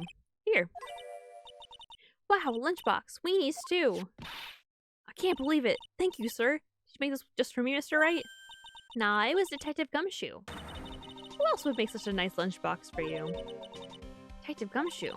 He's really worried about you. Looks like he put a lot of effort into making this, too.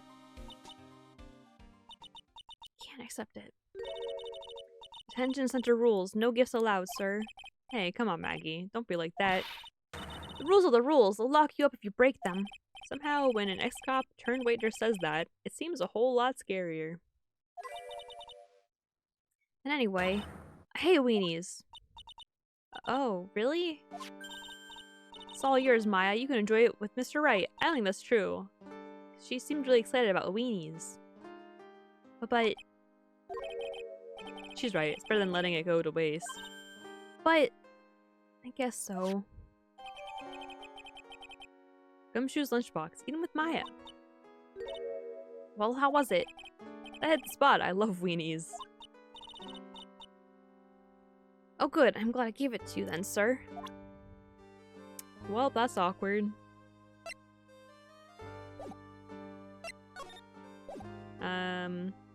Okay, let's go somewhere else and see if anyone shows up.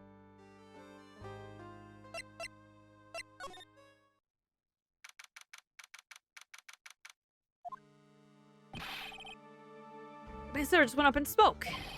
Why the heck isn't the press conference set up yet? The superintendent's here already. Yeah, there's a problem with the internet too. I told you to stop using your computer, Chief. But I'm watching videos online. I'm catching up on my Asian soap operas. Get out of the way, Chief. I'm throwing the switch. No! When some young guy was about to confess to his son's hot-to-trot girlfriend. Wow, this place is really buzzing. Something must be going down. Something really big. Oh, what are you doing here, pal? There's a gumshoe. You can't be here right now. You'll be roped into the briefing if you stay. Huh?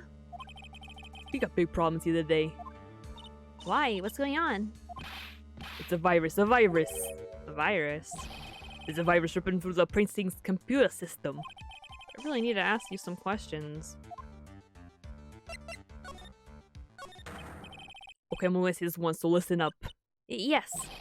No matter how you poor you get, never borrow from a place like this, you hear? Okay. You got money trouble? Just go and die instead of the instant noodles and hang in there. We're not thinking about borrowing money, detective. We want information. Oh, is that all? Well, let's see. Tinderlander is considered to be even fishier than the average illegal loan shark.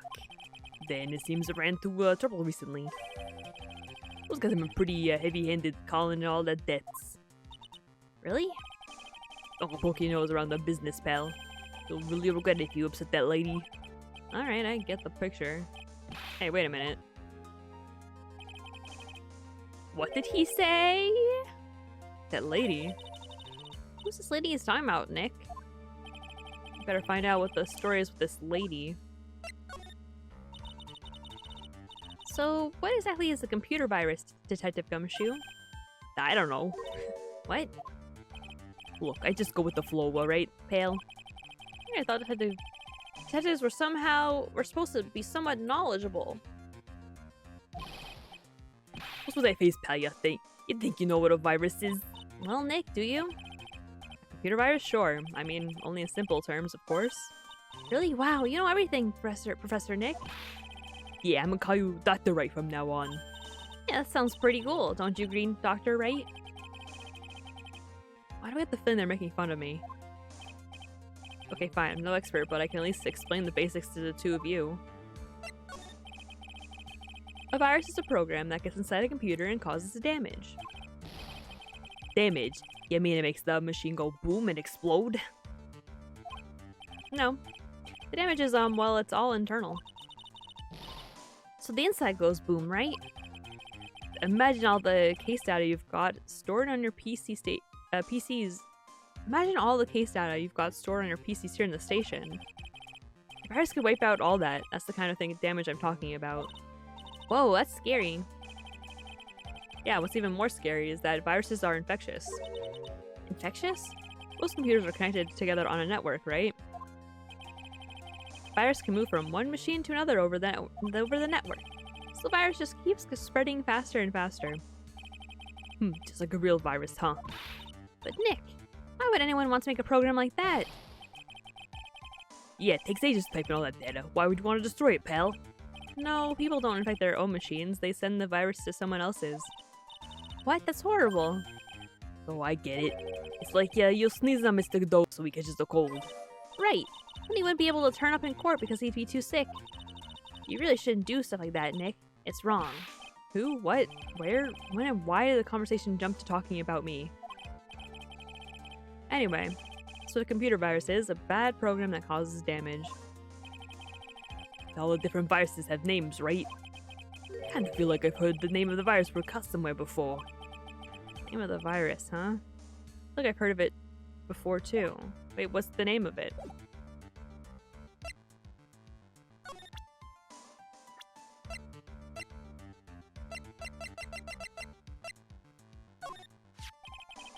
That's the girl whistle at Tinderlander. You want to stay away from her, okay? I mean it. She does look kind of unforgiving, doesn't she? Should be the least of your worries, pal. What's that supposed to mean? It could be worse. The name's Viola. I knew it! I knew it! I knew it! I knew it! I knew it! I knew it! I knew it! The name's Viola Cadaverini. She's the only granddaughter of Bruto Cadaverini. Bruto Cadaverini? Do you know who that is, Nick? Never heard of him. Bruto Cadaverini is the boss of the Cadaverini family. Cadaverini? Zuh. That's one scary sounding name. Oh, like cadaver. We can't touch them, they're way too powerful for the police. But you're thinking of taking them on, aren't you? No, I don't remember ever saying I was going to. Better get some more info out of Gumshoe about this family. I knew her last name had to have been Cadaverini because I was like, oh, the note says that he paid it to them. And I'm like, he definitely paid them. Yeah, I knew it. He is not the boss. She's the boss, but he is the front because he's scary. I know what's happening. I see what's happening here. Not sure if I really want to get involved in this, but who are the Cadaverinis?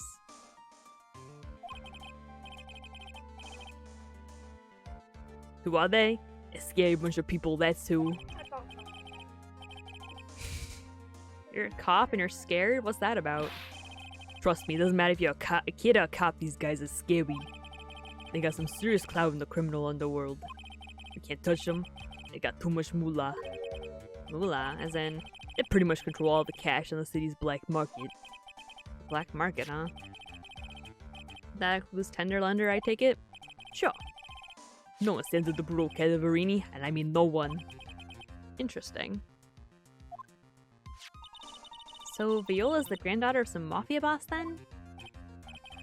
Yeah, and everyone knows how much Brutal loves his little girl. She means everything to him. So how did she end up at that Tenderlander? I don't know, pal. But I heard she and the boss at Tenderland are pretty tight. Tight? As was said in the file I read related to Maggie's case. Sounds like a pretty important clue.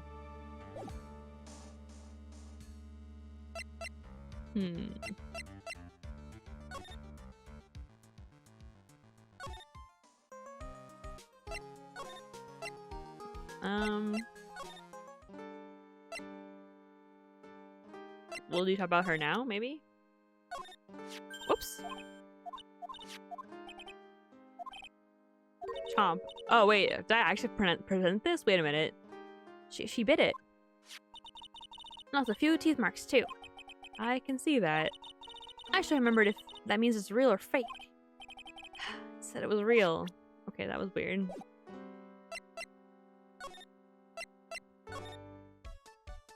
Is he back yet? No.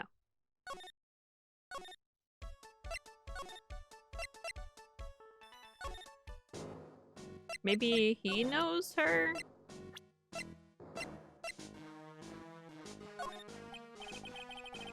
No.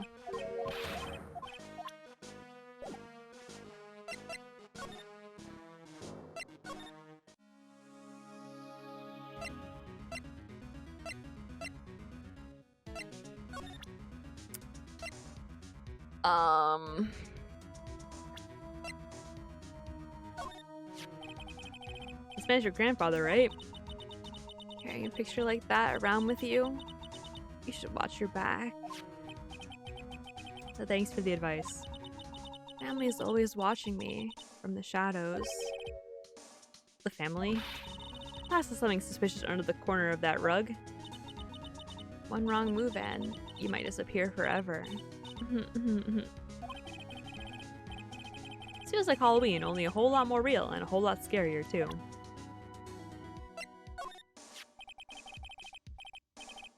Can I ask you about the tiger? I mean Mr. Tigre? Cookie? Sure? How do you like my cookies? I make them myself.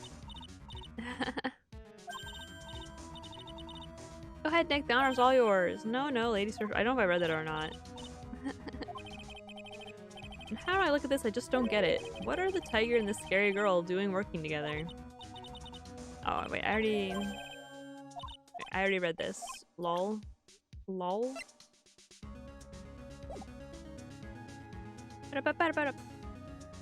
My neck is like been out for like years. I don't know what's wrong.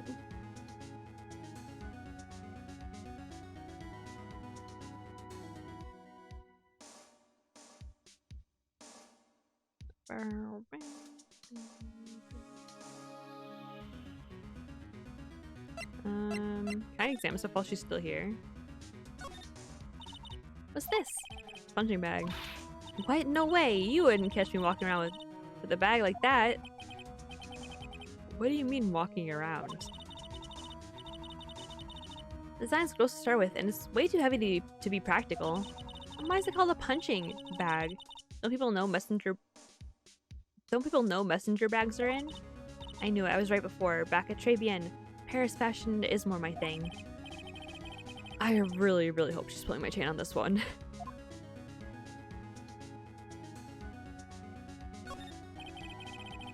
Went through compromise?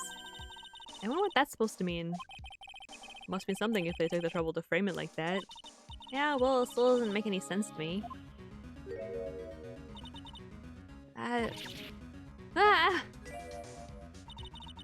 That's Tenderlander's guiding principle. Oh? Compromise the customer to win. Oh, I see. How about you, Nick? Yeah, well, as long as we don't have to compromise my hair, I'd say we're okay. That's one slogan no business owner should ever explain to their customers. That's funny.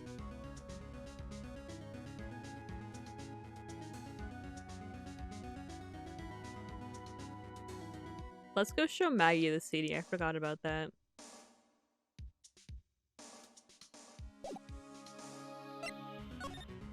I want her to say more things though. She's so cute.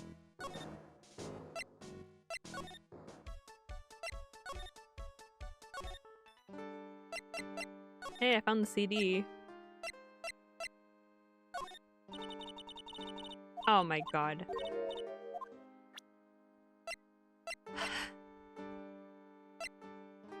Well...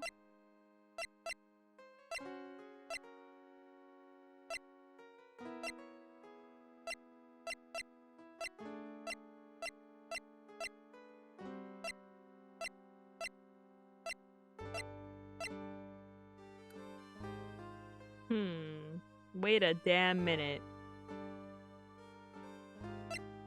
We just about how CDs can do music and, like, programs, right? So what if they also gave a CD to the police force to, like, erase evidence and stuff? Like the guy. He made, like, the CD. Maybe the guy made them a CD in order to, like, to do the stuff at the police force. Maybe. I don't know. I have no idea. Like, they made it for him so he could go and erase the, police force data what they had or something like that.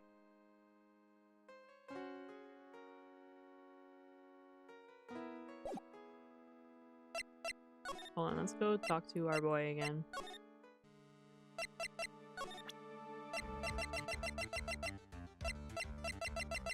Don't know why I didn't go backwards. It comes about this. One. This is it, the stupid name, I remember now. Thought so, here it comes. Don't just nod to yourself and keep me in the dark, Nick. What's going on? It's okay, Maya. You don't have to cry about it. The name scribbled on that wallpaper and written on that CD. That's the name of the virus. Oh! Haha! I told you, I told you, I told you. Oh my god, I'm actually like the world's smartest person. That's crazy. Name of the virus, the MC Bomber. What? Yeah. The virus has infected every computer in the station, pal. It's MC Bomber. Can you give us any more details, please? So it's not the guy's music name, though? Okay, I will say I didn't expect the name to be the name of the virus. I just thought that was, like, his actual, like, his MC name.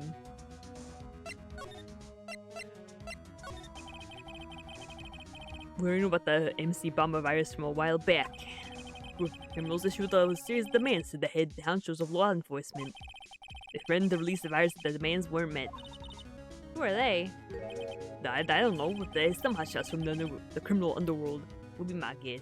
I don't know what the hell is happening to my voice. Hold on, I guess let me drink some water.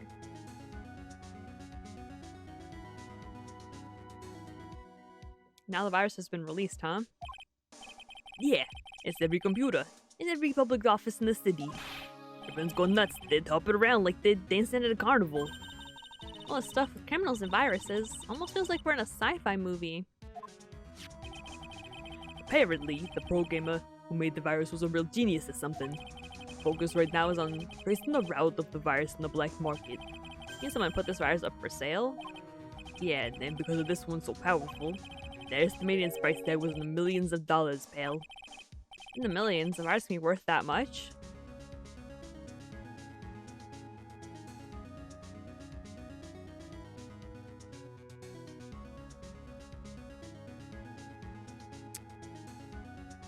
So what if the guy, like tech guy, right? He was selling the program to the company and he wanted it to raise the price to the non-scratched out price, right? He raised the price. He wanted it for $500,000. But then who had, like, was it him who? No, he had a gambling problem, so it was definitely him with the lottery tickets for sure. But then why would, if he was gonna sell the program, why would he need the money? Unless he was trying to buy the program? But that wouldn't make sense because he was really good at programming, right? Or maybe he wasn't good at programming, it was all a lie. But I feel like the people wanted it though, for sure, because they wanted to like delete the data off of the computer system of the police, maybe. In the millions, the virus can be worth that much. I can't believe it. I almost forgot the most important thing. And that is, you know, the lunchbox. How did everything go? Lunchbox? You remember the weenies? I hate weenies. Oh yeah, those weenies. So, how did the weenies taste when they went down the hatch? Huh? Well, it was delicious. Yeah, that's what she said, really? Well, not as... Don't worry about it, pal. I figured something would happen, so I came prepared. Prepared? What do you mean? I made a jumbo lunchbox. Oh. Come here again, huh, pal, and deliver this? This sure is a heavy burden, in more ways than one. I can just imagine Maggie's little eyes sparkling with joy when you bring her that. Weenies again, Nick? Tell me we don't have to eat all these too. Gumshoe's lunchbox given to Maya. Again. I really can't eat anymore. Give them to me. I love weenies.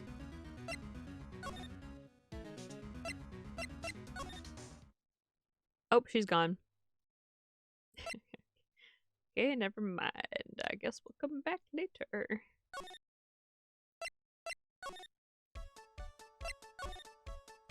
Okay, let's go to blue screens and ask if they know about the virus.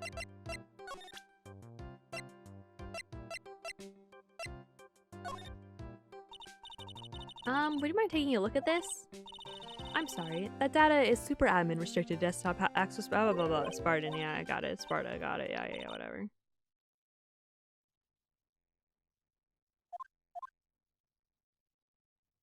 What was this? What was the next part of the thing we needed to unlock?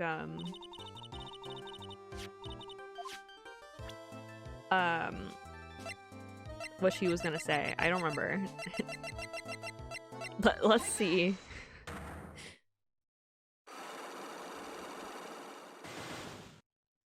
And I also have to get the locks for the other girl. So... how about you tell me what kind of trouble Mr. Ugg was in? I'm sorry, sir, but we don't deal with troubleshooting here. Perhaps you'd like to speak to someone in customer service. What you talking about? Blah blah blah. Mr. Perez, let me ask you something. Mr. Ugg trouble has nothing to do with this. And it's the gambling.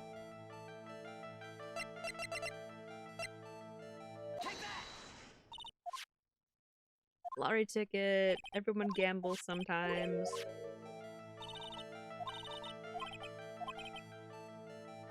And then tickets. Yeah. Glenn did have a gambling habit. You good people must not follow his example, do you understand? Trust me, even if I wanted to, I don't exactly have the money to buy any. But if you win, there's no problem, is there? Oh, maybe he just wanted more money to gamble with. Okay, that makes sense. He wanted more money to gamble with, for sure. I don't think they were killing the guy just to get the money off of him. I think that was just coincidental. Or maybe he found out that he won and was like, oh, I don't need the money anymore, and wanted to keep the thing for himself. Or maybe he owed them money from gambling and was trying to pay them back. And to pay them back, he was going to give them the CD. But then he got the money that he needed to pay him back. And then he didn't want to give them the CD anymore because it had a virus, and he has upstanding morals. And so they killed him.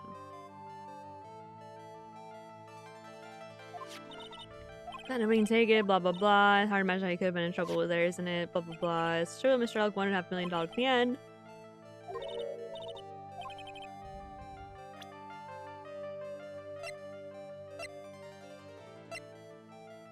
Do I present the guy's profile now? If I die, I'm gonna be so pissed.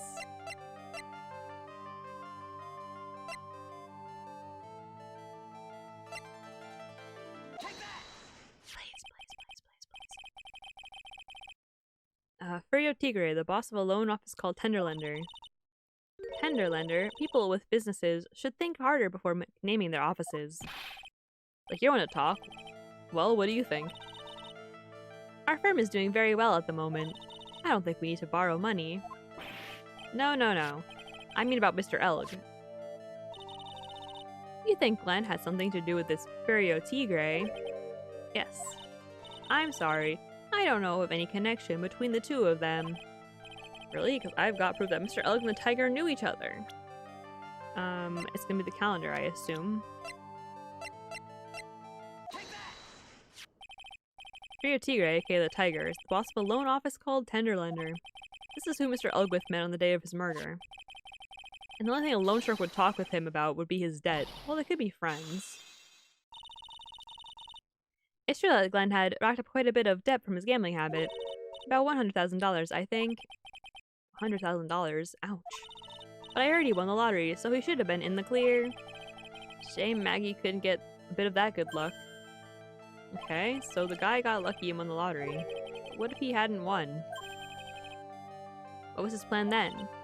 Well, this isn't easy to say, but he said he would use his talents to repay the money. Aha! Okay. His talents? I suspect he was talking about programming. What computer program is worth $100,000? Perhaps you good people should leave so I can get back to my work. So close to cracking her. Program in question, was it by any chance this?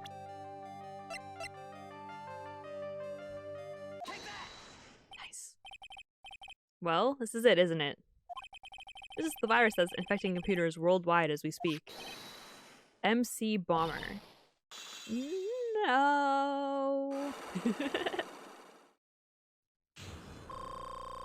Yay! More health to waste. Glenn's head had more processing power than any computer, but it had been infected with a gambling virus. Glenn was in too deep. You mean he was in debt? Yes, $100,000 in debt. Not an easy amount to repay. So, he said he was taking on some extra work, something a bit risky. Why do you, as his boss, know this? Like, what? Risky, how? Maybe he was going to become a waitress at Che Bien? Where do you come up with these ideas? So it's safe to say Mr. Elg was the creator of this virus, huh? The MC Bomber virus, yes. It was a work of genius, in a bad sort of way, of course, but still a genius. Something like that would probably fetch several $1 million on the black market. Inconceivable. She was right for a change. This date, December 3rd, that is marked on the calendar. That was his deadline for repaying his debts. Guess we won't be needing these horse racing tickets anymore. Then Egg's losing horse racing tickets thrown back on the floor. Use the trash can, Nick. We can go to the recycling center and get like $1 for it.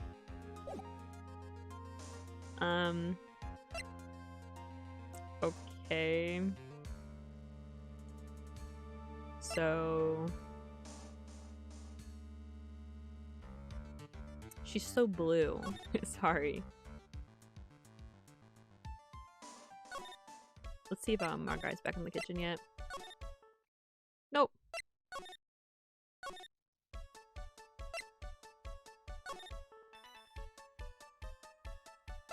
Okay.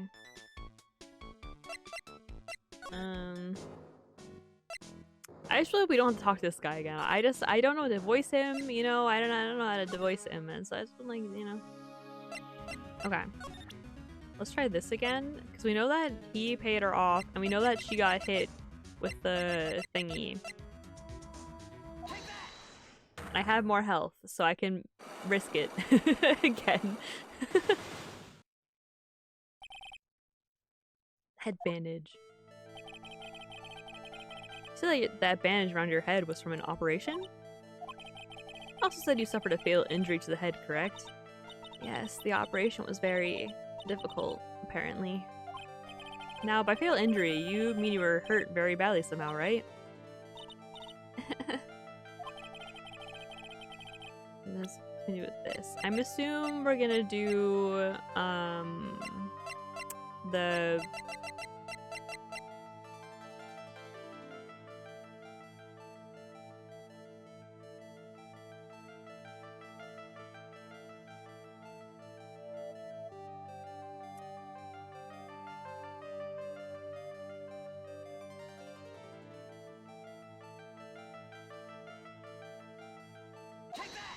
I assume she was hit by a car, but it kind of made less sense that he was sent them a bill to pay for the car. No. I hear a car repair bill. From this, it seems pretty obvious that this car was involved in an accident. Let me see that. This bill is made out to the Cadaverinis? Yes, it is. I don't think I ever introduced myself. Tell me, what do the Cadaverinis have to do with me? Don't tell me she's not about to say hi and introduce herself. Alright then. Your relationship with the Cadaverinis is very strong, and this is why. It's your grandpa!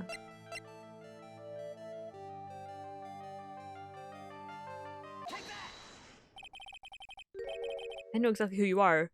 Viola Cadaverini. You used to sustain an injury in a traffic accident, didn't you? That happened about 4 months ago. I was driving one of our family's cars when someone pulled out in front of me. It was a motorbike or something like that. I don't remember it too much. Anyway, I sort of tried to avoid it, but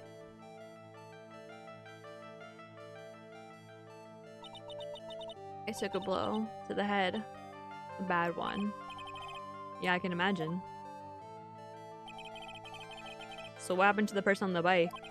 I'm guessing they didn't get away with injuring the Viola Cadaverini, right? I don't know what happened to them. They ran away. Or so I heard. Ran away? If they'd stayed, I have. Is it possible? The person who the person who committed the hit and run have been. It's this guy, though. It was this man, wasn't it? He was the cause of your accident. It wasn't Don Tigre. I refuse to believe it. What? We collided the motorbike in my car, but Don Tigre isn't injured at all, is he? There was a tiger who caused Viola to crash. I can feel it. Yeah, his scooter's fucked up. Plus, one of her locks just broke, so she must suspect it was him too. Sorry, Miss Cadaverini, but I have proof that the tiger was involved in a traffic accident on his bike. That's his bike. That's fucked up.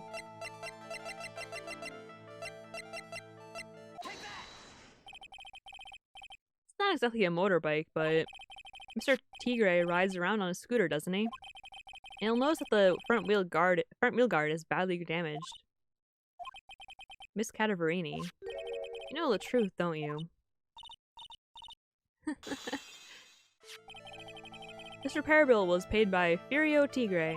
The Cadaverinis have known for ages who caused the accident, haven't they? It's possible. Perhaps. Somewhere inside me I know that may be true. I knew it. But Don Tigre still saved my life. The operation was very complicated. It was very, very expensive. How much were we talking? Very, very, very expensive. She seems kind of hesitant about giving me an actual figure. I should back off. Well, anyway, it was the tiger who paid for it, right? After I recovered, Don Tigre told me. He said he paid for the operation because he cared about me. I believe him. Really? But do you honestly believe that to be true? She wants to know what I think? I think the reason he paid for the operation wasn't because of you, but someone else. His grandfather? I can't turn my head to look at you. My fucking neck is out. Like, turn that much. I'm like, eh. Perhaps I shouldn't be saying this, but your grandfather, Bruto Cadaverini, controls a lot of dubious cash, right? You are his beloved pride and joy. Sure, I don't know exactly how much the operation cost, but you weren't the granddaughter of Mr. Cadaverini. Do you think Mr. Tigre would have paid the money? $1 million.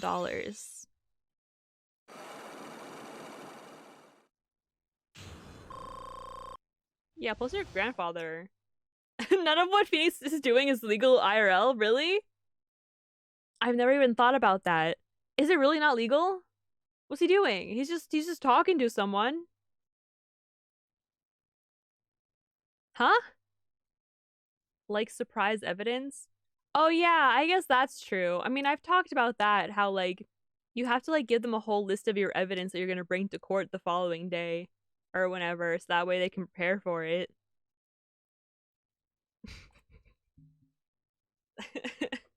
I thought you meant like right now. I'm like, well, he's not like harassing her or like threatening her, right? Like he's not coercing her, I'm pretty sure.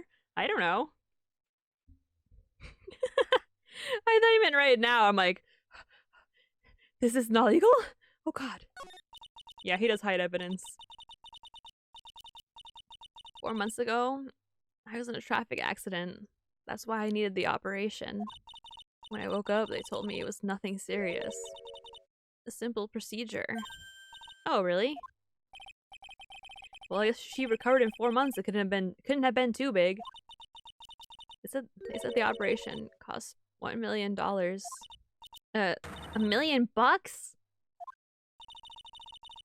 My grandfather ordered Don Tigre to pay $1 million in compensation.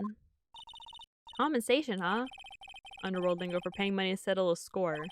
Basically, pay or get into some serious trouble. $1 million bucks? This has to be related to our poisoning case somehow. I already think I know how it's related. I've already stated how I feel. I wanted to believe him. I wanted to trust what Don Tigre said. It had nothing to do with my grandfather being Bruto Cadaverini. I wanted to believe he helped me because he cared about me. Not about my grandfather. Oh no, don't cry! She's so cute! No, no, you're no, wait, you never know, you never know! I knew that wasn't really true. Wow, I'm so sorry. What we did to get the money was... It was... Oh, these are crocodile tears. I already know. There's no shot. It was evil. Said it was all for me, so I helped him. You helped him? In what way? Here, take these. What are these? Medical papers? I'm Bruto Cadaverini's granddaughter. He had to pay compensation. He just made an offer. He simply couldn't refuse. Nah. Listen, all right. We all know what's happening here, right? We're all pretty sure what's happened, right? That she was the waitress and put the stuff in the coffee. Or that I think that maybe he like backed out last second. Like he was gonna put it in the coffee cup, but backed out and she did it for him. That's what I think. $1 million bill for a cranial surgery. Payment was due last year. Wow, I feel so bad for Viola. It's inexcusable. Huh? There are two things that I consider inexcusable. Poisoning and betrayal. Oh, only a coward would hurt people using either of these tactics. Is everything alright, Nick? We should get going. Right after we finish our espresso. Yeah. I won't need to convince Viola of anything else, so I guess I can get rid of this. A repair bill thrown into the trash. I don't know, Phoenix. I don't know. I think she's a little suspicious. I don't know. No, exactly, Son Goku. I've said that time and time again, alright? You can't just suddenly present evidence, you know? You gotta have a whole list beforehand. I don't know how immediate you have to, like, how, like, soon you're able to hand a list in. I imagine it's like a week. I forget. I used to know. I handle a lot of legal documents for my work. So we have to print out sometimes like the whole the like entirety of that. Like basically print out the entire book of like everything they're gonna present, every piece of evidence, every person they're gonna call in to testify. Every single thing is usually something like 900 to like 2,000 pages.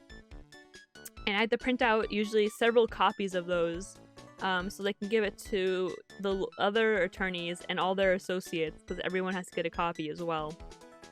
And we usually like to put them in like a giant like 3-inch or to 5-inch binders. And it takes me like the whole freaking day because not only do you have to separate it, like you have to print each one, you have to also separate it into different sections. Oh my god, it always takes so freaking long to do. It's always like several $1,000s. And I'm like, damn, no wonder why lawyers be making big bucks. They spend like fucking $10,000 per case just printing out the legal documents. Eh, bonjour. I have been waiting for you to return. Mr. Armstrong. Ah, good timing. I was hoping to find you here. We'd like to ask you a few questions. Well, he hasn't got anything to say to you, fellas. Ah, it's Zenoff. Who you calling Zenoof? Ah! I'm out from under the table already, Maya. Okay, hand it over. What? You just want to play games with me? I don't recommend that medical papers now. Oh, I think he wants Viola Cadaverini's papers back. You mean this? The $1 million medical papers? Miss Cadaverini trusted you. That's why she said that she'd help you. Forget about it. That girl's dumber than an eggplant. Oh, wait. Oh, if she's actually a good person, I'll feel bad, actually. You wanna know what's sad? I'll tell you what's sad. And it ain't only her face. She thinks she's got power because she's Bruto's little girl. Now that's sad. Oh, maybe she is sad. Oh no. Oops. I take it back. I can't let you have these papers. Tomorrow in court, I'm going to expose what you did to get $1 million used to pay this off. Are you crazy or something? I don't care if you want to give it to me or not. There's 2 of us here. You got that too. Oui. Mr. Armstrong? Forgive me, désolé. I cannot argue with Sim. Oh my god. Ugh. That really hurt. Is that all you's got? I'll be taking those papers now. Armstrong, get that later. Wait! Don't take it too hard, Phoenix, right? That was so stupid. I shouldn't let my guard down. Yeah, it was stupid. Those medical papers were vital evidence. Hold it, pal. My hero! Detective Gumshoe. Detective? You think you gonna stop me, Kappa? Beat it. Ah! Whoa, what the? Come on, Gumshoe, keep it together. You guys, get out of here. Leave this guy to me. Bye-bye. Go, pal, and take this. If you get hurt, who's gonna look at the Maggie, huh? Alright, thanks, Gumshoe. Wait, Nick, don't leave me behind. Oh my god, he's so brave. I'll get even with that guy tomorrow. In court. Pendulender is going down. So goofy.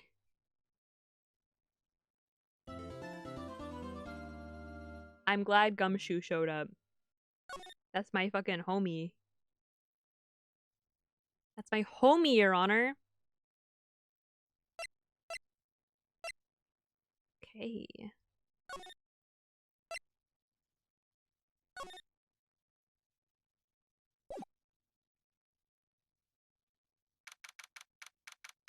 January 8th, 9:46 a.m. District Court, Defendant Lobby number 1. Good morning, Mr. Wright. Good morning, Maggie. So, what do you think is gonna happen today, sir?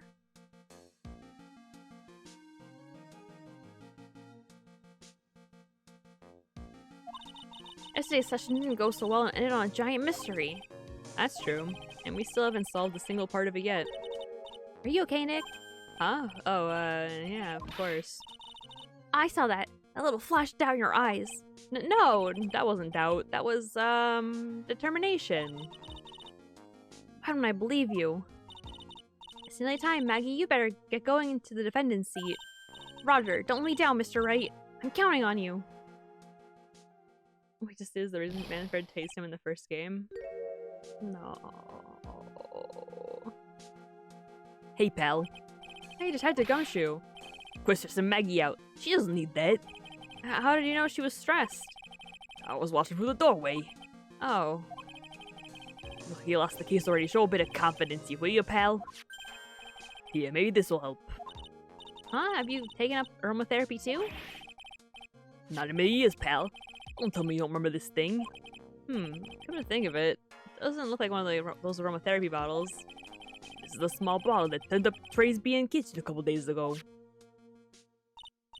Wow, look at all these little bottles. Oh, they're all aromatherapy oils. It's got so many they're overflowing onto the floor. Hey, wait a minute. There's one bottle that's different from all the others. Well, what do you know? It doesn't have a label either. And it doesn't smell. I got the oh my god, I almost said analysis. Oh my god. The analysis results back from the lab. So, what is it?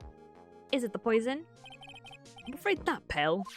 It's medication. Oh, that's interesting. Medication?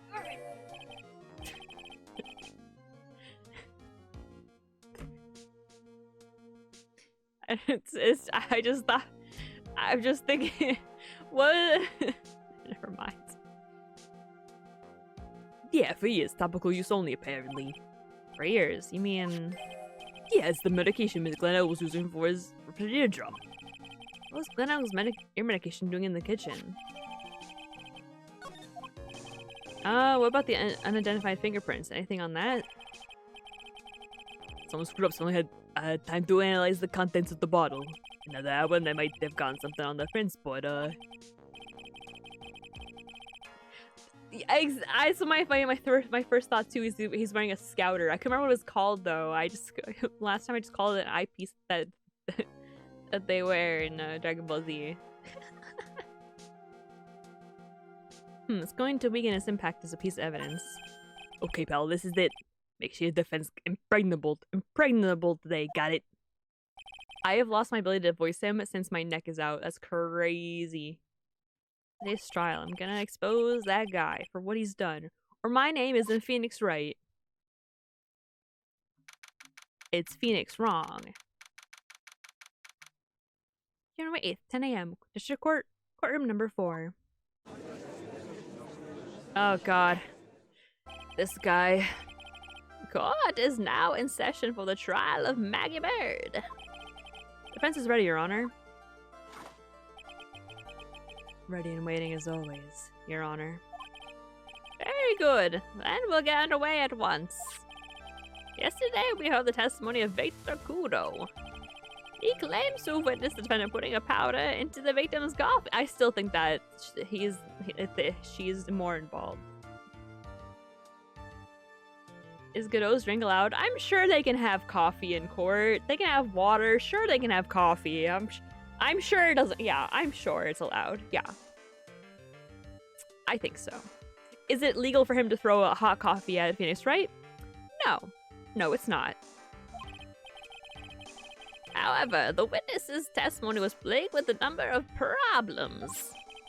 The mark on the rim of the cup shows that the victim drank it from it with his right hand.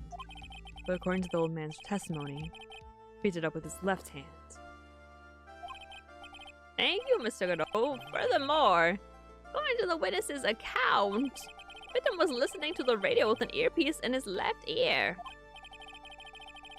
Yet, the victim's left ear was ruptured, which made him effectively deaf in that ear. Amazing how many contradictions a single case can have, huh, Nick? Oh my god, my fucking neck, bruh. Hold on, I'm gonna move my microphone really fast.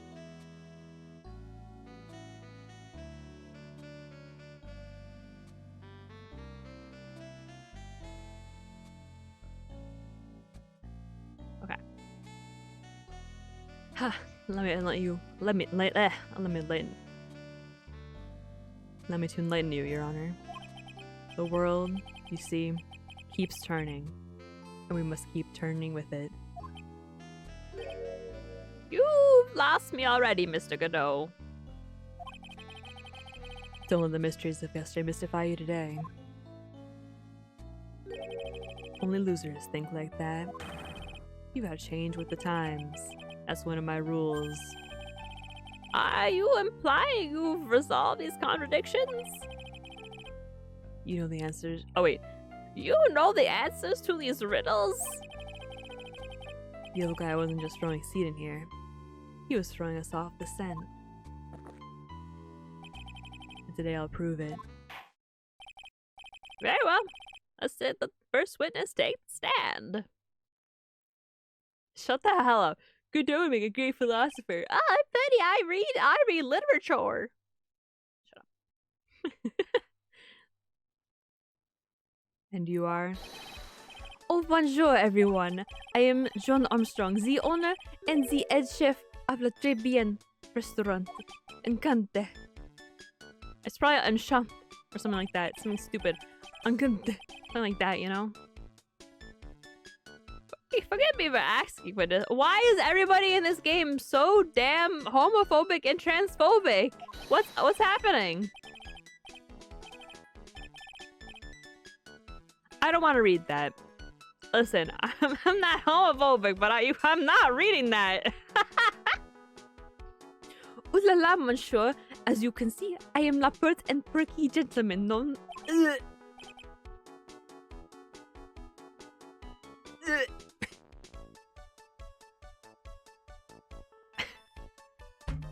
Why would you ever refer yourself as pert and perky? Why? No! Why would you do that? Oh, anyway.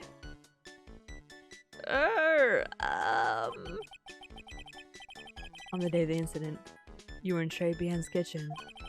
Isn't that correct? I mean, isn't that right?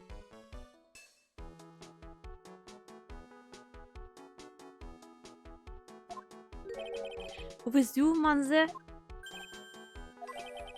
everything feels right.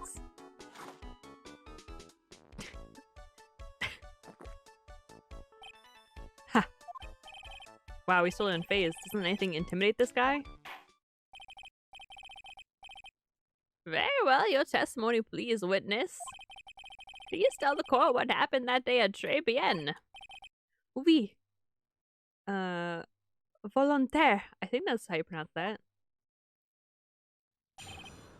Whatever it means, I don't know. Why is everyone homophobic? No, they're not listen. It's just the judge, all right? And he's not like it's self-hatred because we all know the judge has a boyfriend, right? But they're just like they just can't understand like being overtly is the word I'm trying to get out of my mouth. Overtly gay, you know what I mean? Like it's like it's internalized homophobia. There you go. Internalized homophobia. They're not homophobic, but they still have some of that internalized homophobia. You feel me? When it all happened, there were just 2 customers in my restaurant. I remember I was experimenting with some new decos that day. Like having a large mirror between la tabs,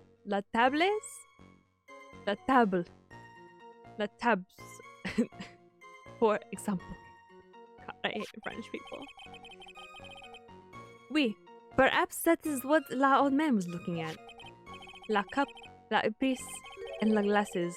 He would have seen everything in reverse, non? Oh. Mirror? Oui, un grand mirror. La most enormous mirror. That's how I stand. And suddenly the mystery disappears. Like I said, the world keeps turning, so roll with it. That would explain the coffee cup and the earpiece conundrum. The mirror would have made everything appear back to front. What the heck? It's way too early in the morning for this to be happening to me. Now then, Mr. Wright, you may begin your cross-examination. That makes no freaking sense, actually.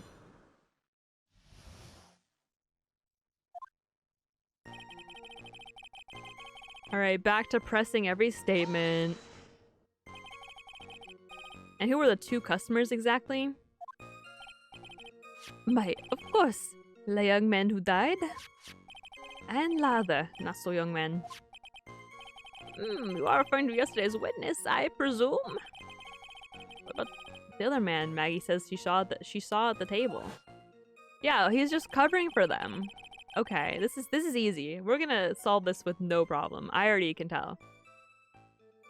Something tells me Mr. Armstrong isn't planning to disclose his existence.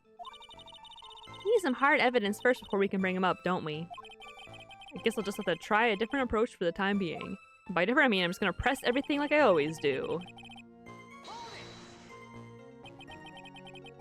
You were experimenting with the Art Deco? How come I've never heard about that before today? You're not familiar with these language of interior design, monsieur?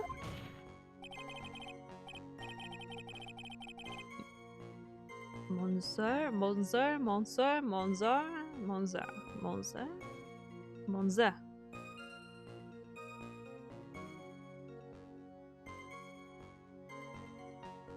Maya might as well be a main culprit of a future case. What do you mean?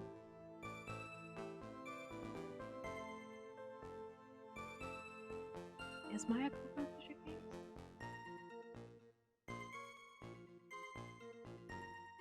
I don't know.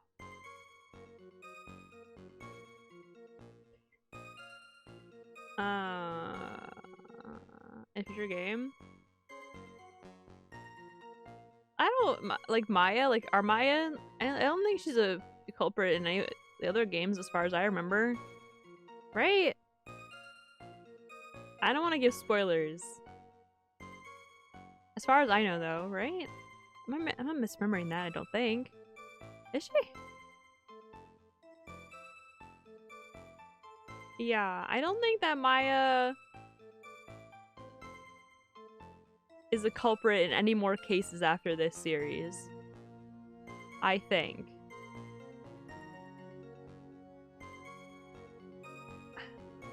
Yeah. Maybe? No, if she won that... I don't remember. She might be one in like the very first case of the next one. But I don't know. No, she's not. No, she's not. It's okay. Right. No. Yeah, I don't think so. Please stay on topic.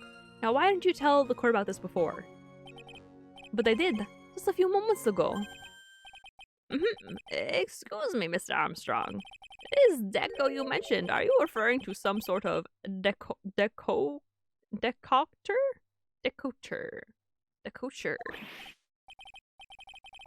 What the frick is decocher? Is that even a word?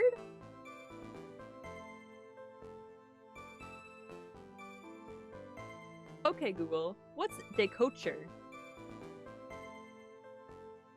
Nope, not a decoder. No, not the cult score. Is decocher a word? Decocher. Decocher.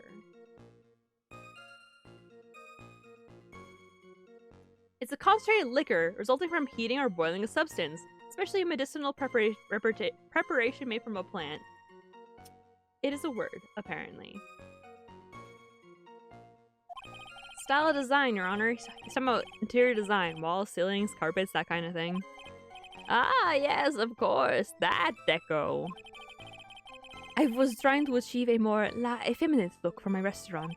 I was planning the most bold remodeling of la decor. La decor.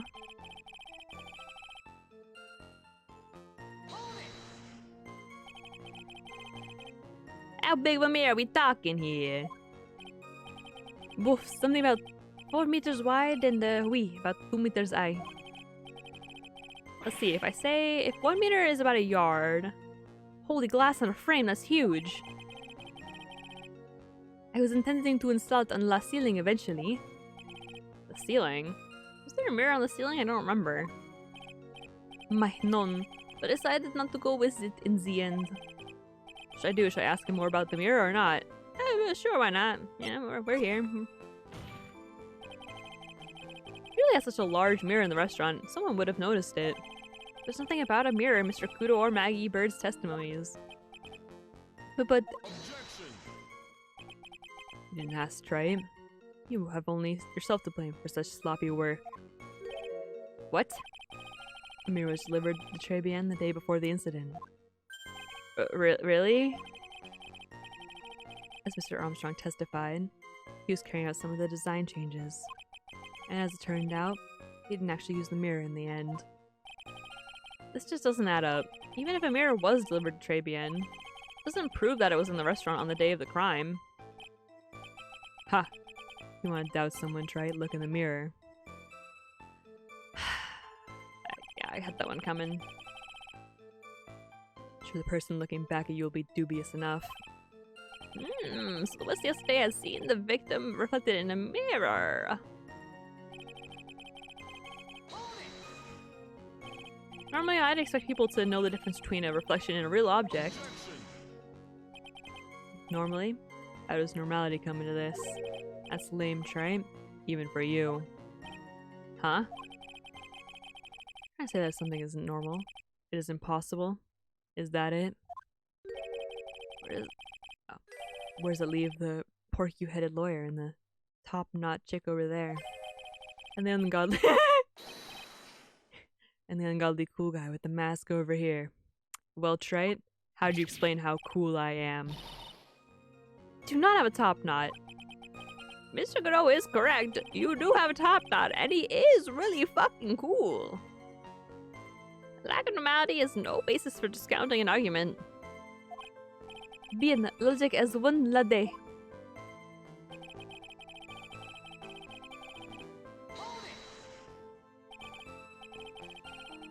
Everything? He was seeing everything in reverse. Did he see everything in reverse, though?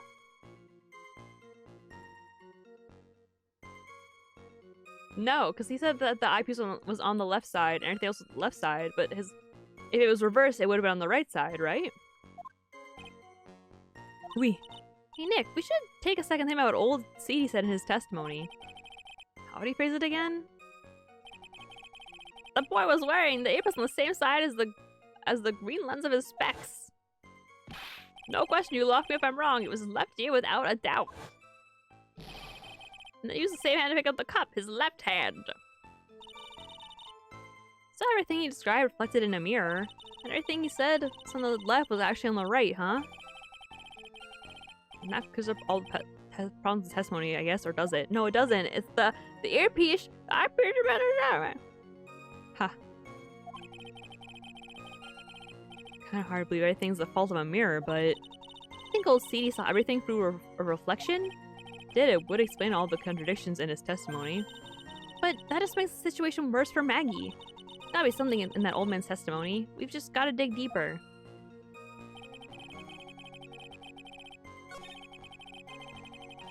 Because,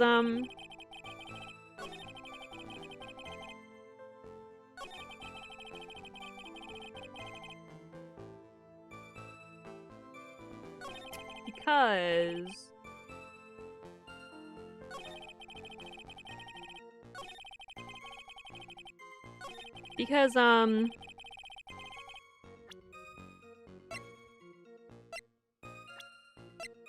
because it's on his left side, so if we saw it in the mirror, it'd be on the right side, wouldn't it?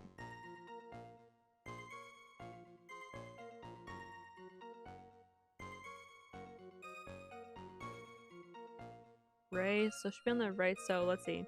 So the earpiece and the eye thingy were on the right side. We're on the right side. And then it was flipped to the left. And he's right-handed? Right-handed. So everything should be on the right side, because he's talking on the left side, right? But the eyepiece should be on the right side if it's reversed, because it had to have been on the other side. Assumedly. That's what I'm thinking.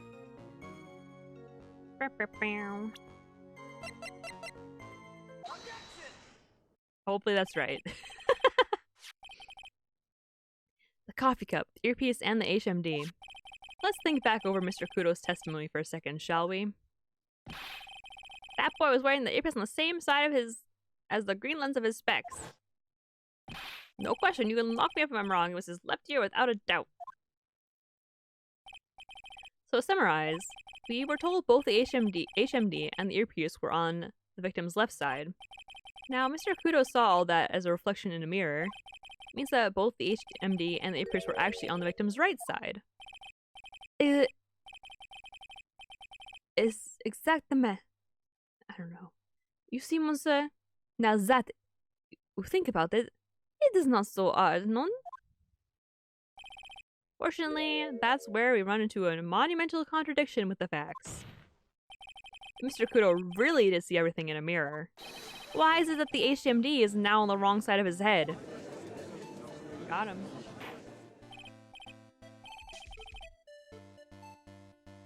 Order, Mr. Wright is correct. The witness genuinely observed the victim reflected in a mirror. So who would expect the victim's eyepiece to have been over his right eye?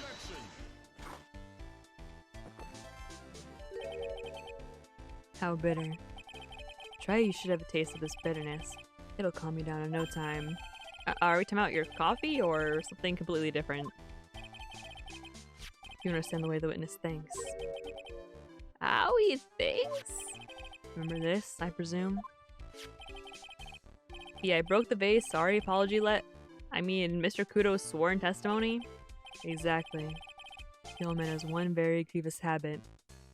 Other than throwing seeds. The more of an impression something makes, the more muddled his mind makes it. What's the most striking thing about Mr. Elg? Clearly it's the victim's eyepiece. And that's my point.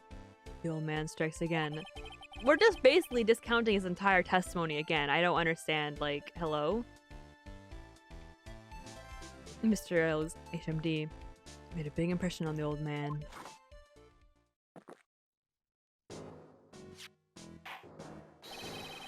I saw the earpiece and those newfangled spectacles he was wearing. Oh yes, they were both on his left ear, do you hear? His left ear. Ha, well trite. That's the worst, but the best impression of Kudo ever. Oh, maybe I should have done a better impression. Whoops. Wow, I really thought I was doing an old CD for a minute there. That's Godot's good. Godot's good. Enough. I must agree yesterday's witness was irresponsibly rash in much of his testimony. Bad luck, Nick. Looks like the boil of a contradiction you found is just a rash. What? A mirror can't be beaten by a handful of seeds, nor can a lie. So, what exactly was the old man looking at? Fill us in, Mr. Armstrong. Go on, tell the court. We're all ears. Oui, I can explain. Perhaps if you will look at la plans of la restaurant. I'm confused now, personally. Hello. Is everyone sitting comfortably? La mirror. It was in the middle of la restaurant, dividing the two elves. There is only one seat from which you could have seen an image of the victim. That was la seat at the table next to the victims. That was where la old man was sitting. But that's not where we said he was sitting before. Right? Every single statement that these people put out is like a contradiction. Every single thing. Every single person in this case is fucking lying. After la terrible incident occurred, I moved la mirror so it was not in the way. I'd sneeze.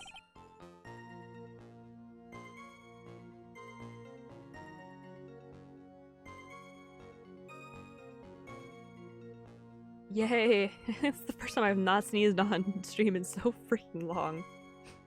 But naturally, I did not touch anything else. Everything these people are saying is just like a lie after lie after lie. I don't even know what the truth is anymore. I see no wrong with the explanation we have just heard. For the fact that everyone said he was at a different table and now he's at this table, but he's at the other table before and you can see them from that table and now he's here, but now there's a mirror involved, but he's also on that side. And... okay. From the table next to the victims, Mr. Kuro could have seen the victim in the mirror. What a nice little coquette.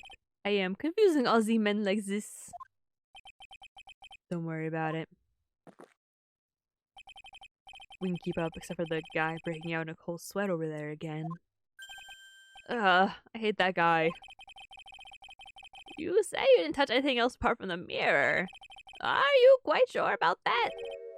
Volonté, of course. Very well, Mr. Wright, make a cross-examination if you please. I don't even know. Like, I know, like, what the core of what's happening is, but all these details are freaking confusing me because everyone is lying. I don't know what is the truth anymore. I don't know who is where. I don't even know who was there anymore. I'm so confused.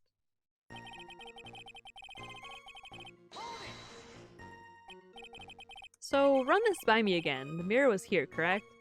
We? Really? Because I know if I were you, I wouldn't have put a mirror there. It would be in the way. Who's talking, Trite? Huh? You're obstructing my view, among other things. But this is my seat in the courtroom. Tribulations charm is that it gives you the impression that you're the only customer. Temporarily placing a mirror in that spot would hardly be in the way. Unlike you, Trite. I tell you, monsieur, la mirror was there in the middle of la restaurant.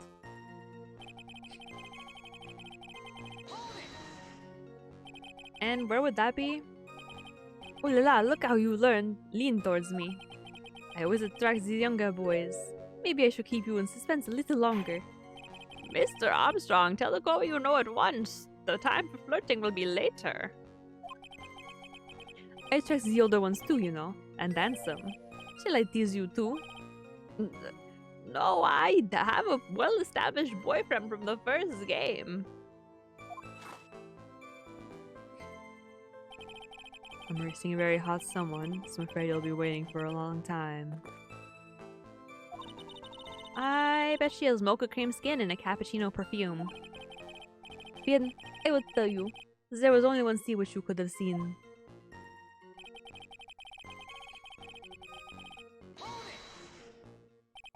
So why can you only see the victim from that particular seat? My monsieur, it's obvious, no? If you look at La plans, you will understand. Let the mother have been felt it in La mirror like so. If you were sitting at la table next to him, you would have seen everything, none? So that's the old CD? That's the old CD was sitting in on that day? The poisoning happened. The old man was sitting at the table next to the victim? Why does this seem kind of odd? I thought I was sitting across from him. Did you move the mirror while Mr. Kudo was off calling the police?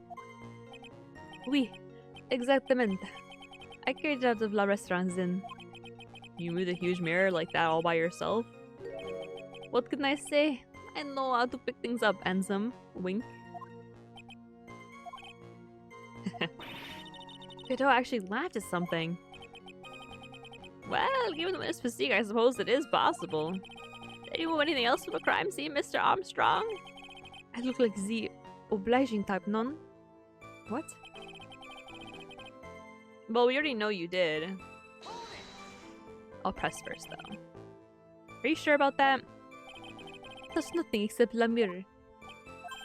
Mr. Wright, is there something the witness has said that doesn't match the crime scene? Yeah, there is. I just can't put my finger on it, but exactly. Ha! I from a case of a case? Is a heartburn tripe. Oh, I've just the thing for that. An oil with golden myrrh and frankincense.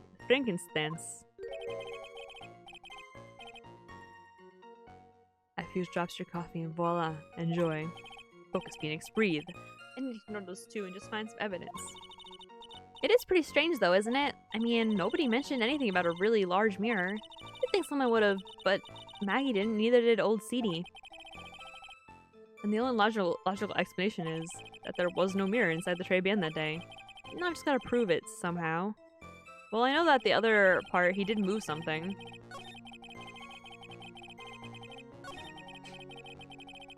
Do I have evidence for that?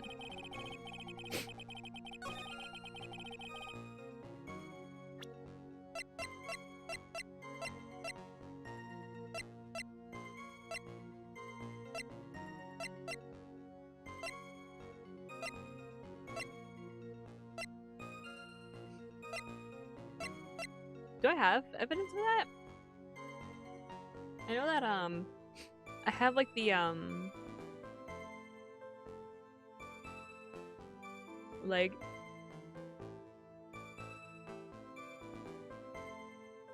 Ow. My neck. I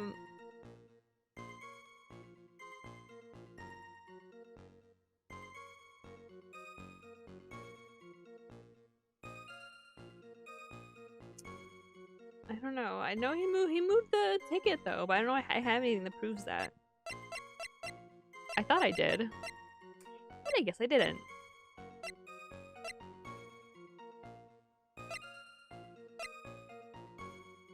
Hold on, let me just look at the blueprint as well. Do I have something that shows where the other guy was sitting as well? That wouldn't prove anything.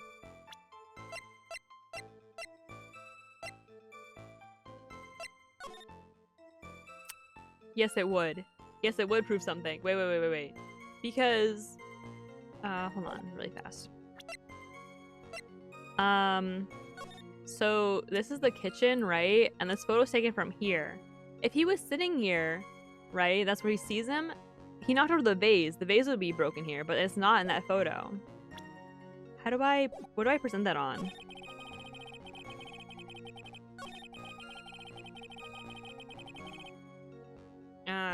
Here, I think.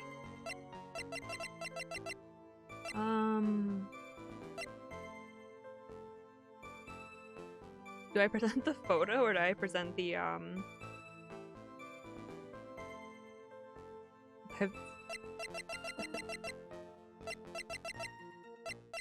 guess.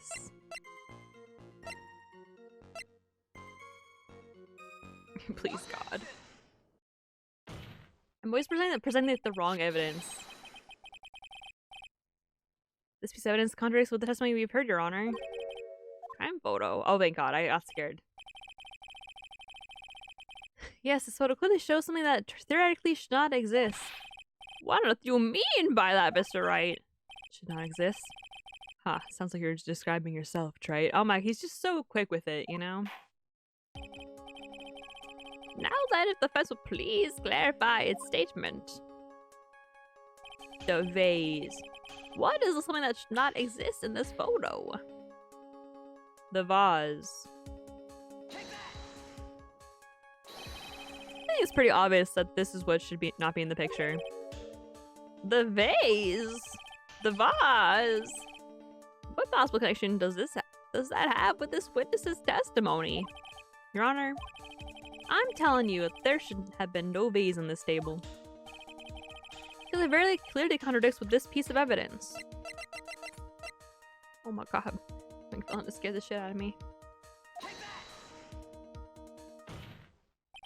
There's one thing that was clearly demonstrated by yesterday's testimony.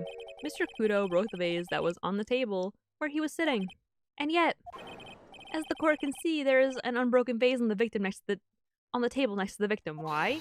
Because Mr. Kudo was not, in fact, sitting at the table next to the victim at all. Don't be an idiot, Trite. That's impossible. It's the moment Kudo could have seen the victim's reflection from. Exactly. There's only one conclusion we can draw from this contradiction. There was no mirror in Tribune that day. Your testimony, Mr. Armstrong, is an elaborate lie. Mandu! Don't try to confuse the court, Trite. Obviously, the witness cleaned up the vase while the police were taking their time getting to the crime scene. Why would he do that, one? And two, no. Fortunately, Mr. Godot, that doesn't quite work for me. Mr. Armstrong already testified on the contrary. In his own words, I did not touch anything else except the mirror.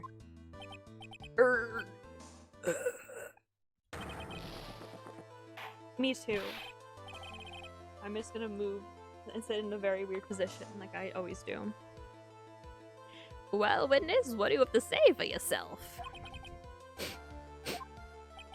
I was right. There was no mirror in the restaurant that day. In light of this revelation, we will return back to the original problem.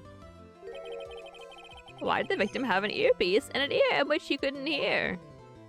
You only get one shot in life. There's no turning back. I want to claim that the mirror wasn't there. Trite. And this problem is all yours. How do you explain what the old man saw? I can answer this and it'll be that much closer to the truth. I can feel it. Can we okay? Can you really solve this contradiction, Nick? No.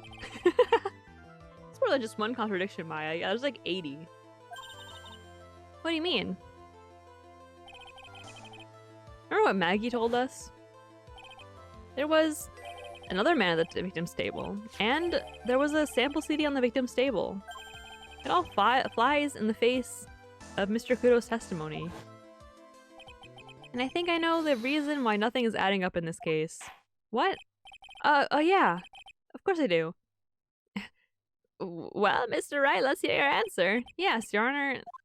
It's all very clear to me. The reason behind the contradiction in Mr. Kudo's testimony is simple.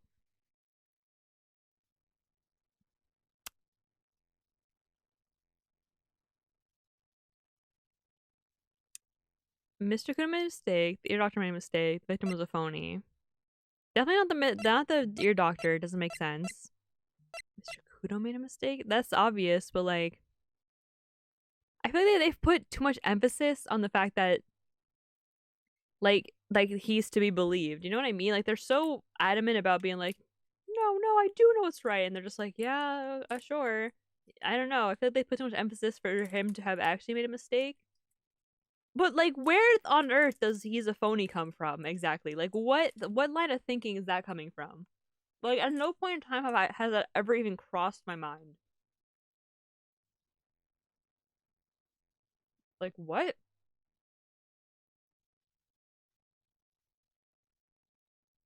Like, huh?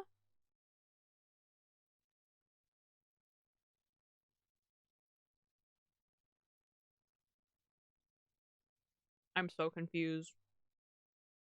Hmm.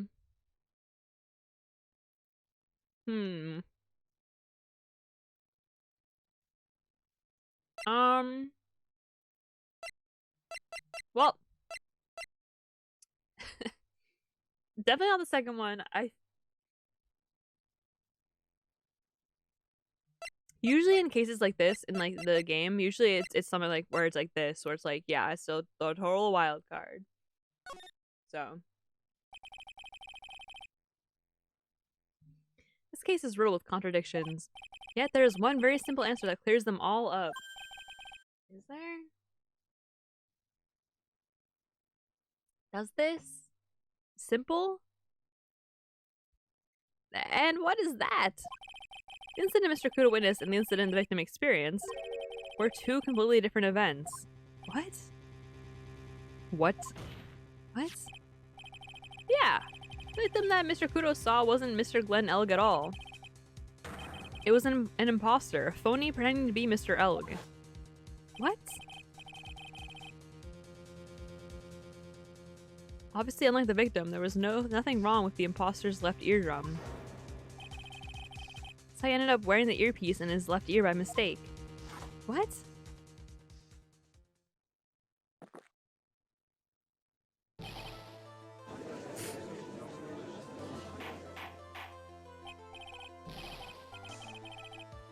Order in the court, settle down or I'll clear the courtroom. Quiet, Gramps. Why don't you clear out of here, huh? What did you say? Try, are you saying that what Mr. Kudo saw was a setup? That makes no fucking sense. Try it. What the fuck are you talking about? Yep. Someone pretended to be Glenn Elg and acted out the whole coffee poisoning. All for the express purpose of creating a witness out of one Mr. Victor Kudo. This gets more and more confusing. Gabriel's right. Why the fuck would anyone want to do that? That makes no goddamn sense. Isn't it obvious? The thing Mr. Kudo was most insistent about in his testimony was... The serving girl brought him a Javachino, but she put something in it. That's a serving girl, right there in the defendant's chair. I remember her well. I didn't realize his voice at all. I just did not. It's so hard to believe, but... There was one and only one reason to show Mr. Kudo this fake poisoning. To show Maggie Bird in the act of poisoning the coffee. Are you insinuating that the waitress in the old man's story was a fake as well? Sure that there were no other customers in the restaurant at the time, but... It's also true that the chef was there. Who have knows what was happening? That's right, well, witness.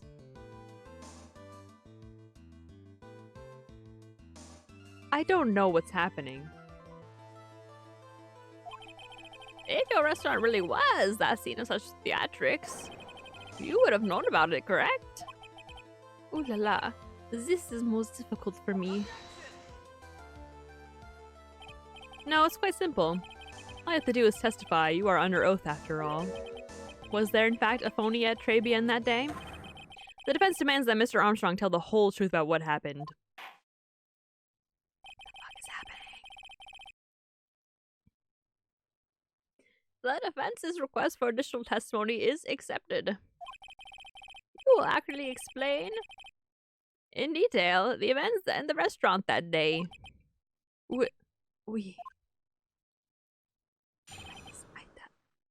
There's a lot going on. La victim, Manson Elg, he came to my restaurant alone.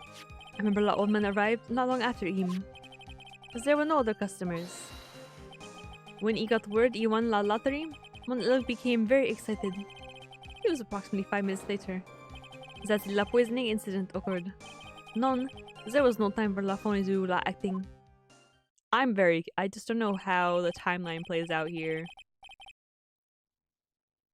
Just so we're clear, there was no mirror in the restaurant after all. Je vous demande pardon. Forgive me, Your Honor. I lied because I wanted this mess to be cleared up quickly.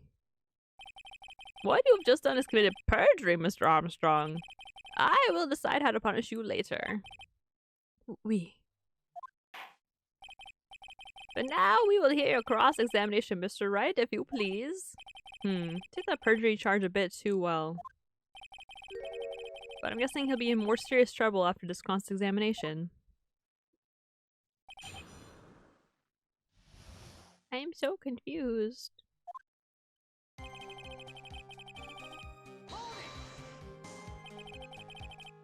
Was he alone at his table as well? My oui. I saw him from La Kitchen. Yet the defendant, Miss Bird, remembers it differently. She swears there was another man at the victim's table.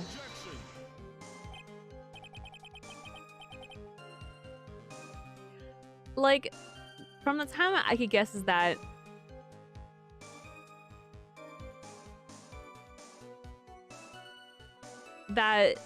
he was poisoned by Tiger, and then Maggie fainted. But Maggie fainted for a lot longer than what was said. And they took her away and like hid her somehow, and then set up the fake reenactment with Tiger as the guy, I guess, and the other lady, Viola, as the waitress, and then staged there being the poisoning via the waitress, so that way it would look like she did it and no one else could have done it, and then everyone there was a witness, including the old man who came in much later to witness that happen. That's what I think. Ha! Fortunately for you, Trite, yesterday's witness also testified that the victim was alone. Seeing you squirm like that reminds me. Certain coffee's bittersweet bite. What kind of coffee has he been drinking? It's not coffee, it's love. It's love that's bittersweet. Hearing Maya say that makes her seem wise all of a sudden.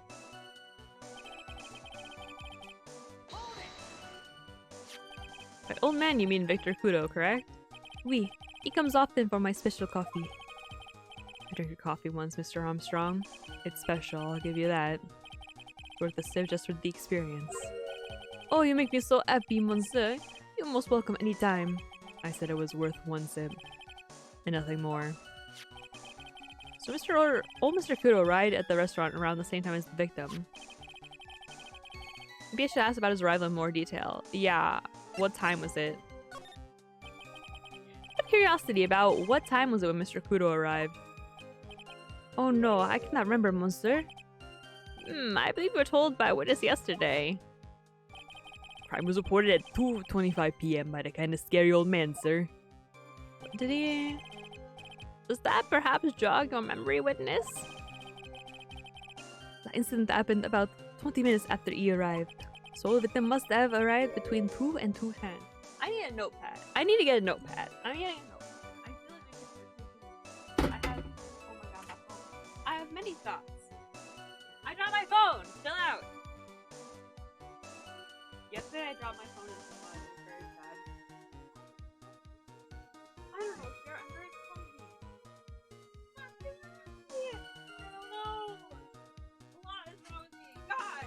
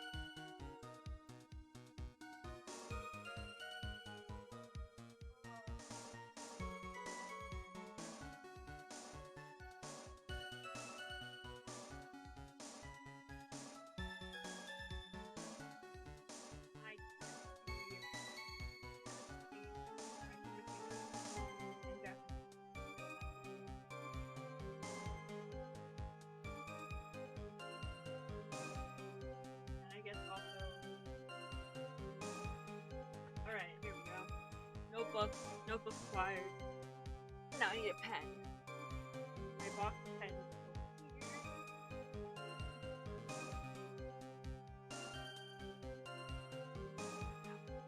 Alright. So.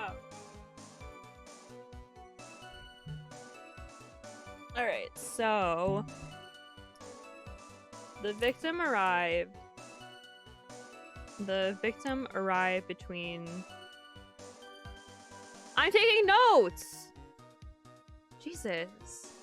Arrived from 2 to somewhere between 2:10 p.m. And then the victim body was just after 2, huh? Thank you for your help in documenting my monster. You are wonderful. Hold on, court record, please. Can't sit here all the time doing nothing now, can I? Sure you can, you're the judge. A day will be added to witness this testimony. Oui, monsieur judge. Everything I do it for you. Merci bien. That's French, isn't it? This one person is in a good mood. He's even humming a song to himself.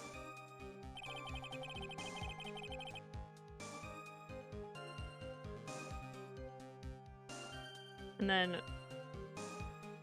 old man arrived like shortly after. He said like 5 minutes.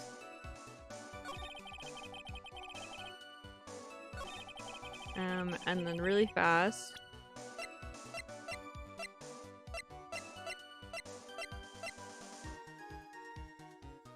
And the time of death was somewhere between 1:30 to 2:30.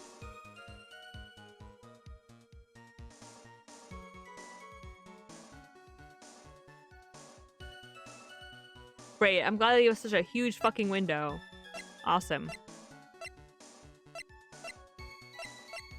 Did he say that he got the call around 2:35? Is that what he said, by the way? What did Gumshoe just say about getting the call?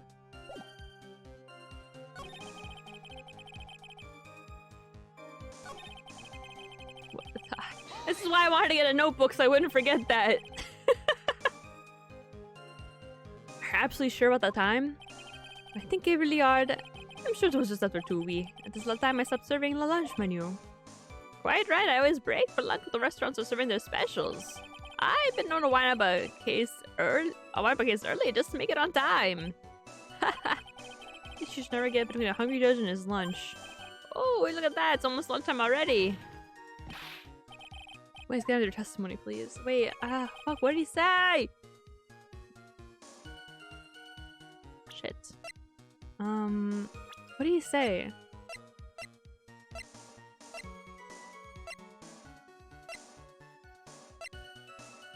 Did he say 2:35, right? Is that what he said? 2:35?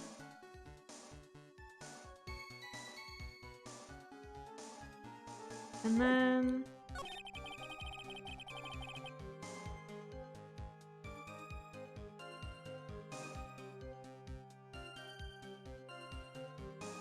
the only thing we'd be able to know is if the victim had died before 2 p.m. Such a stupidly huge, like, window of time to have died in.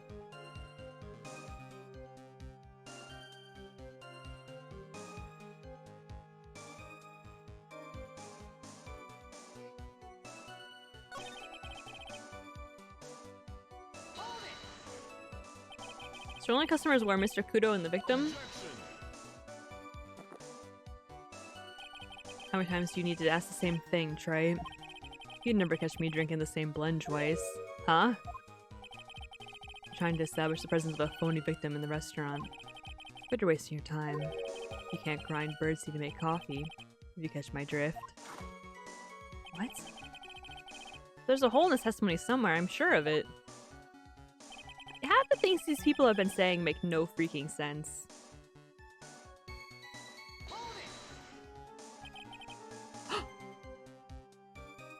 Hold on. Did you see him? No, I was in the kitchen, but I heard them. Remember him shouting, yes, $500,000.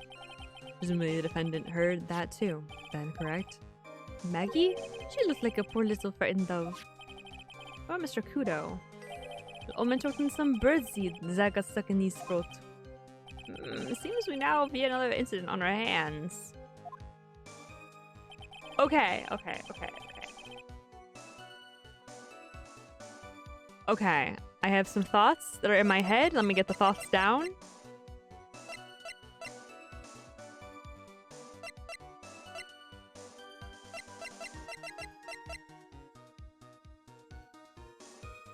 Okay. All right. I knew it. I knew it. Okay. Okay. So 1:30 is when the lottery gets announced. Right? And this is when the victim yelled. Which means he must have been, obviously was in there before 2, which is when he said he was in here before 2. But he wasn't in here at 2.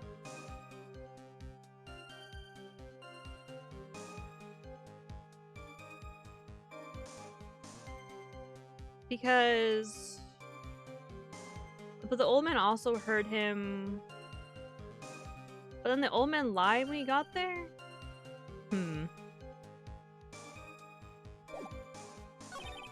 No time for funny do acting.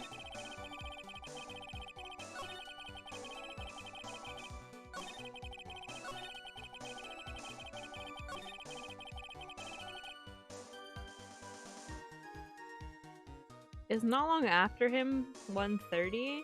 He said that he died like right after that thing though, right?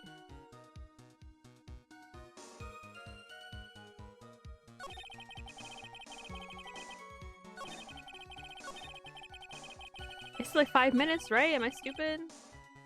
Victim arrived, old man arrived.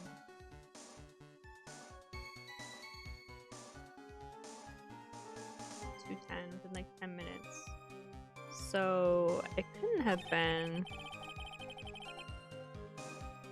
because the lottery, right? No, they had to have both arrive before then because the lottery went off at 1:30. I dost to believe.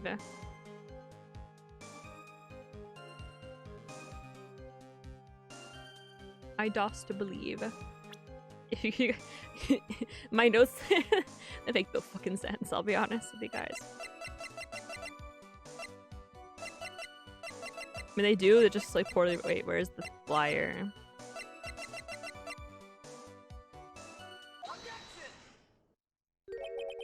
afraid I finally got you, Mr. Armstrong. Quoi? What do you mean? At the time in question, the victim was listening to the radio with his earpiece. The show he was listening to was Millionaire Radio. Each week they announced the winning numbers of the $500,000 lottery ticket. Oui, that must be la show Mon Elg was listening to. Can't see any problem with this testimony, Mr. Wright. I wonder. See, the victim arrived at your restaurant after 2 p.m., correct? Oh, I just turned the volume all the way up in my headphones by accident. Oui, I'm pretty sure of it. I remember it perfectly now. I know it was that time because I had just finished serving the lunch menu. It's the point, right? If you have one. That show is broadcast live at 1:30 p.m. and it claims to be the most thrilling 10 minutes of your life. It's on the air at 1:30? Now, supposedly, the victim made some noise when it was announced that he had won. And yet, I don't believe his cry of joy could have occurred after 2 p.m. Because the show had already finished more than 30 minutes earlier by that point in time. No, this victim we've been told about has done nothing but the impossible. Listening to the radio with a ruptured eardrum, catching a show that was already over. There's only one conclusion that you can draw from these facts. The victim was an imposter, acting out the poisoning 30 minutes after the real murder. Yes, there were 2 Glen Elgs in Tribia that day. The real Glen Elg, now dead, having been poisoned by the real killer. And the phony Glen Elg, acting out the events for Mr. Kudo to witness. It certainly seems that way. I mean, if that wasn't the case, how could you explain the time discrepancy? Quite performance, Trite. You were almost on a roll. Sadly, you lacked a rock-hard foundation of rhythm to build your song. What? What's this, Music Theory 101? Let's recap. According to your imaginative theory, it's just now after 2 p.m. Tony Elg is performing a play for the benefit of Mr. Kudo. How do you explain then where the real Glenn Elg is? I don't know if I have to spell this out for the court, however, at the time the real Glenn Elg was already dead. That's certainly the obvious conclusion. Thank you, Trey, and that's exactly what I was hoping you would say. What? And I presume you can prove this theory of yours? Explain where the missing corpse went to? The missing corpse? According to the old man's testimony, there was only one other customer there. That customer was the phony Glenn Elg. Then where did the killer hide the body of the real victim? In the kitchen! That's why his medication was there! Right. Prosecution has a valid point, Mr. Wright. If your theory is to stand up to examination by the court, you must provide us with proof by answering the prosecution's question. Where did the killer hide the body? Yes, Your Honor. No conduct, right? Let's hear some facts for once. Show the court a piece of evidence that proves where the body was hidden. Evidence? What's with the intense pressure in here all of a sudden? Thought I had him with that contradiction. But he's turned it all around and back into a corner instead. Yeah, but I already solved it, so let's hurry up. Well, Mr. Wright, the court will now hear the defense's theory and evidence. First, where was the body of the real Mr. L concealed? Inside Tribulations. It would have been too dangerous to take the body outside. Obviously, the body must have been hidden somewhere inside Tribulations. Interesting. But where could a body have been hidden inside such a restaurant? Perhaps you would care to show the court on these plans, Mr. Wright. Yes, Your Honor. Kitchen. The exact location where the body was concealed inside Tribulations is the kitchen. The kitchen. Body was hidden here. I see. Nice supposition. The real question is, can you back it up? Where's the evidence that proves the body was hidden in that location? The bottle of medication. Oh my god, I'm a genius. Yeah, I'm crushing it right now. Crushing it.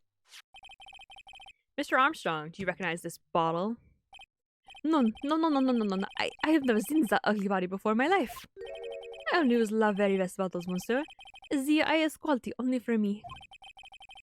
Where was that bottle found, Mr. Wright? Interestingly enough, Your Honor, it was found in the kitchen of Tribulations. Eh? What? But I only have used these bottles for my aromatherapy oils. But this bottle doesn't contain aromatherapy oil, Mr. Armstrong. No, it contains a medication. What kind of medication? I'm sure everyone remembers, don't they? That Mr. L visited an otolaryngological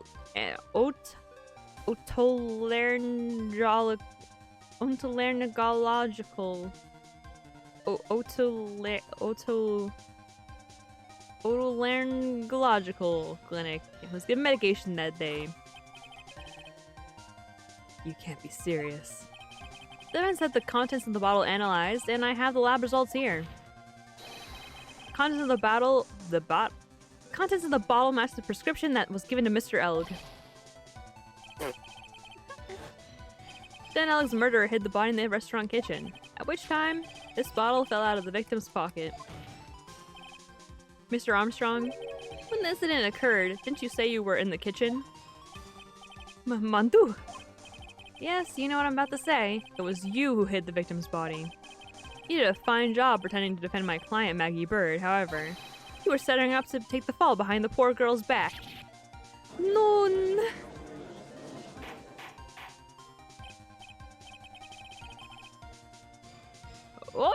Order! This is an extraordinary development. Witness, did you murder Mr. Glenn Elg? Never! I could not do such an horrible thing. No!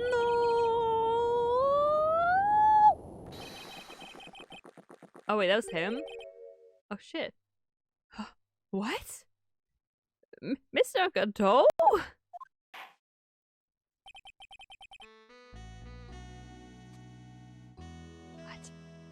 bitterness. Every time I get lied to, I always down a mug of coffee. It's one of my rules. Do you have the slightest idea of how many cups you've had by now? You're gonna die. Then I like to do the same to the person who lied to me. I like to take them down within my empty cup. What? Listen up, chef. How about a brand new flavor in your ear, my H-deficient friend? What? Je vous demande pardon. Please, you must hear me out. It is a trap. Listen to me. Por favor. Here, I got this, everyone. Yo hablo español, Mr. Armstrong, and por favor is, oh wait, wait, is he being serious? Sorry. Yo hablo español, Mr. Armstrong, and por favor is Spanish. Canonically, no Spanish? Canonically, no Spanish? Only going to ask you once, did you do it? None. Absolutely none. Let's hear it. You got one shot. Right, Gramps? Witness, the court will permit you the chance to make one final statement.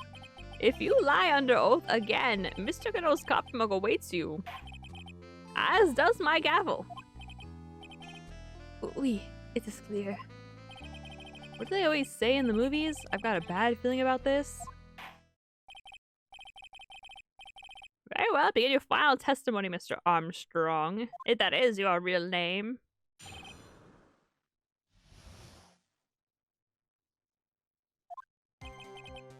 It is true. I eat labadi in the kitchen. A man forced me to do it. I had no choice. I had to go along with him because there was a reason why I could not refuse. But I did not kill him. I swear it. You must believe me. I know why. So, gotta figure out what to present. You are forced by who? I cannot say. I will be erased. Let's try a different question. Then? When Mr. Elk died, was he really the only person at his table? There was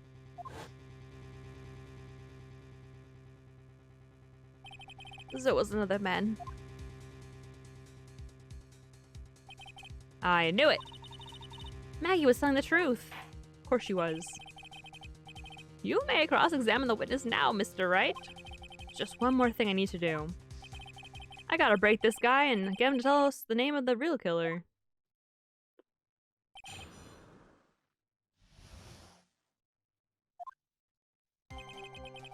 Bam bam. Did you carry the body by yourself? Oui, I carried them, and I carried Maggie too. Maggie too? When she saw the victim collapse, she fainted. I could not leave her there. Why did you hide the bodies?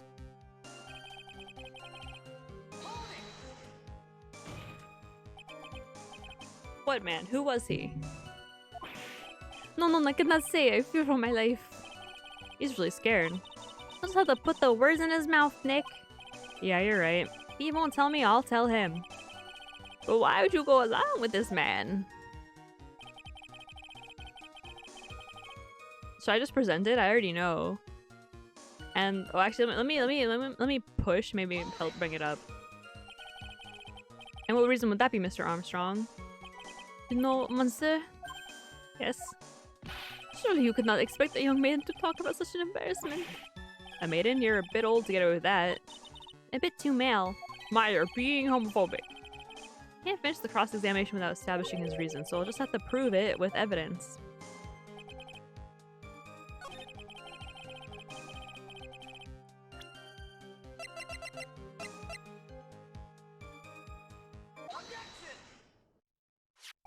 You have a $500,000 debt, don't you? $500,000? Is this true, Mr. Armstrong? Oui, je suis désolé. I was weak and I borrowed the money. This is Mr. Armstrong's Achilles heel. That's why you couldn't refuse anything asked of you by this man.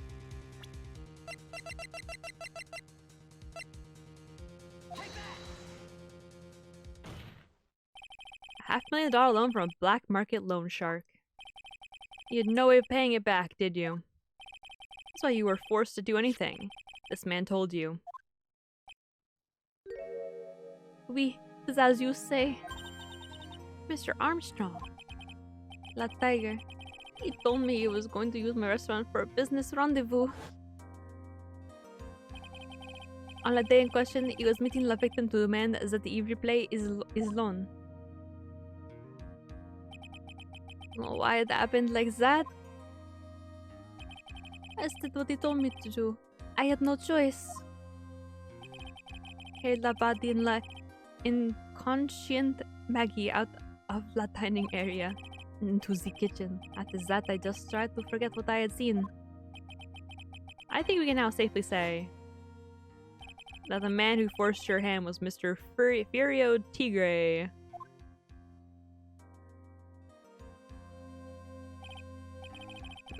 I do have one further question for you, Mr. Armstrong.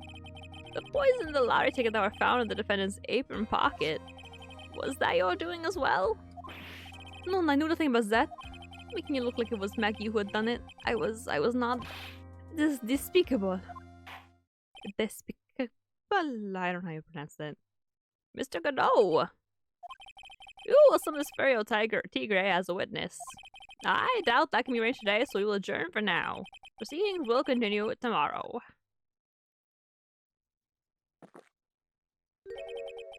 "30 minutes. What? Trial will go on. I'll see to it myself. I need half an hour to get that guy on the stand.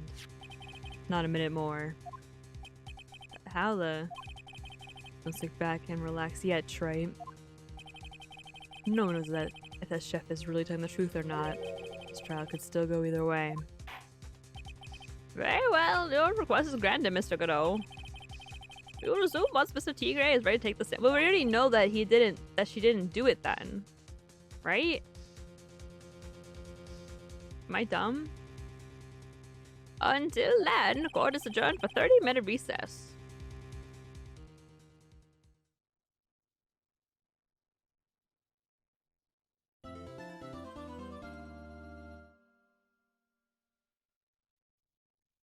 Yeah, I'll save my progress.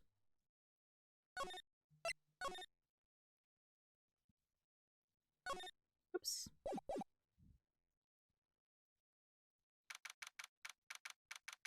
January 8th, 1:21 p.m. District Court, Defendant Lobby number 1.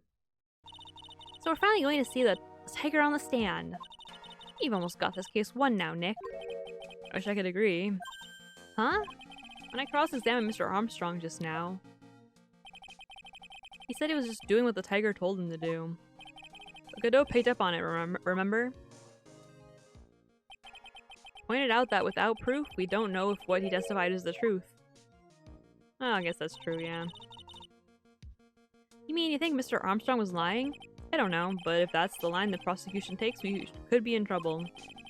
Get the feeling that we don't have the case-making evidence we're going to need. Hey, pal. Detective Gumshoe. What are you so jumpy about, detective? Your hair is standing on end. Hey, that's the pot calling the black. Pff, pot calling the kill black, little Miss Topknot. It's not Topknot. Never mind about the hair, just calm down, alright? I can't stand still when I don't have a job to do. I can't get wound up. No kidding. Got something you need me to do, pal? Anything? Well, take the dog back down to the precinct. I could get some print analysis for you if you got an hour. An hour? Trial will have reconvened by then. But Nick, we still don't have a really decisive piece of evidence, right? True, but without some kind of trump card to pull out of the bag, we're really stuck. Just to get some fingerprint analysis done in an hour? You bet. In that case, would you mind checking the prints on this for me? The bottle.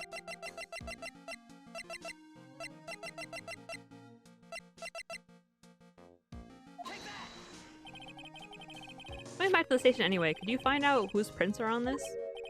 Oh hey, that's the small bottle I gave back to you this morning, right? Yeah, I think it's time we solve the last mystery of who the prints on it belong to. Sure thing, pal. Actually, that's been gnawing at me too. Small bottle given to Detective Gumshoe. Okay, I'll get this thing off the lab right away. Just make sure you don't lose the keys before I get back. Yeah, no problem. It's pretty much the final showdown, I guess.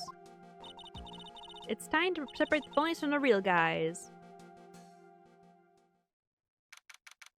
January 8th, 1:56 p.m. District Court, courtroom number 4.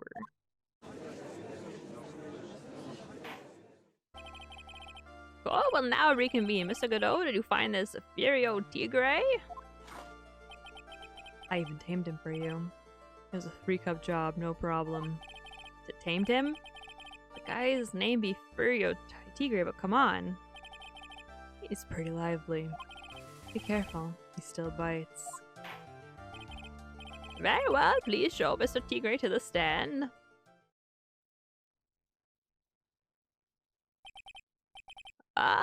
Witness, please state your name and occupation. Ah!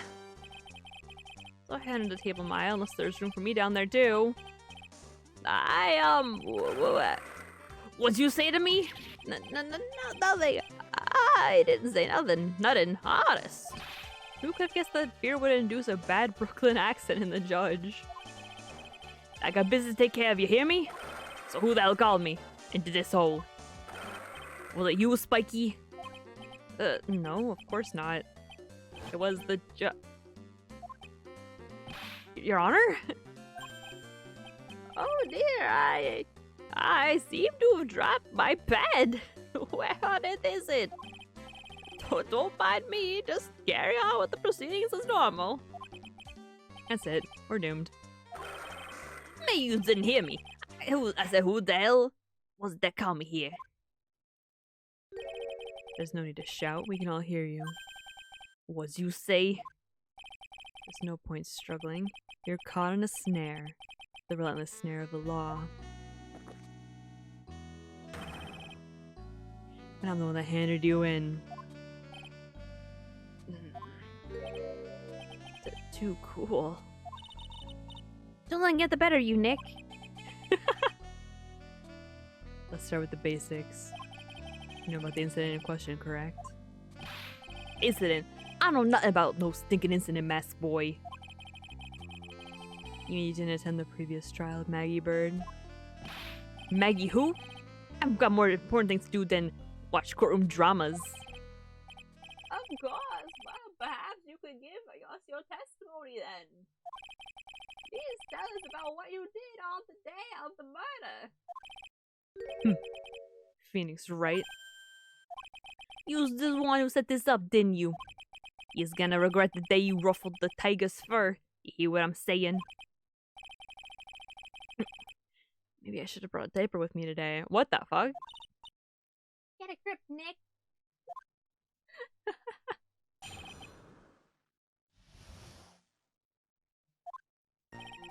I don't know nothing about no murder. Maida, I was tired with business December last year. Spent all of my time in the office. I got whales lined up to borrow cash from Tender Linda every single day. You just want to check my alibi? Just ask Violetta. Ah, last I found my pen. Very well then, Mr. Wright. Your cross-examination. What is it, please? What is people please afraid for shouting like that? I knew the kind of games that guy in blue plays. That lowlife ain't no lawyer. He just pushes away his stupid details till he wins. Lowlife? Me? Listen up, smutty.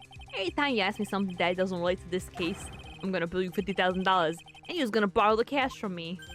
That's one loan contract I refuse to sign. And don't think it ain't gonna hurt when you tangle with the tiger.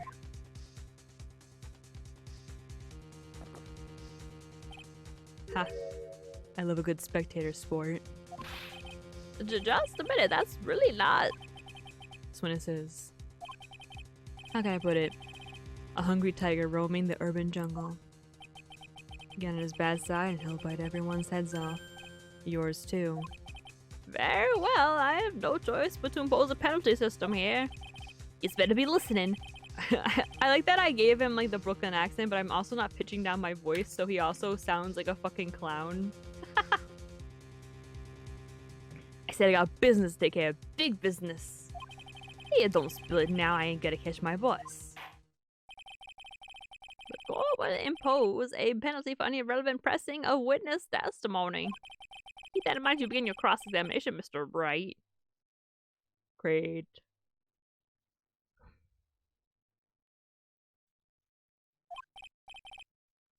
Yes, Your Honor.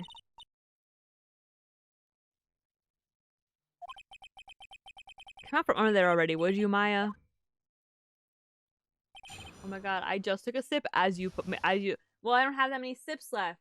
I'm out of sips. That was my last. No, I'm out of sips. Stop requesting more sips. I'm out of them. There are no more sips to be had. I only had one sip. I don't have any more sips. Get the weight on those. Note to self: take 3 more sips. Take 3 more sips. I wrote it down. Alright, I owe you some sippies, okay?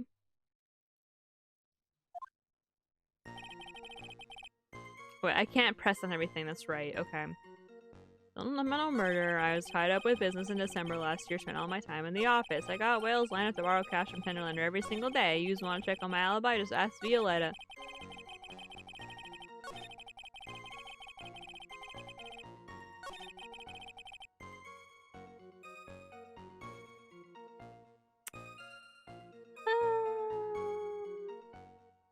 Fundamental murder. I was tied with business in December last year. Spent all my time in the office.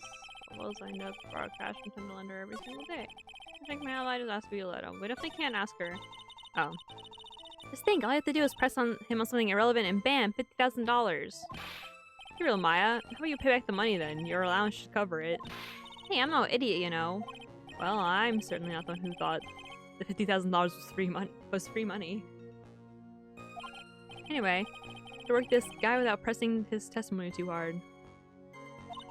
His testimony is pretty solid as it is. I admit nothing jumps out at me as a contradiction. Gotta find an opening somewhere, or I need to make one.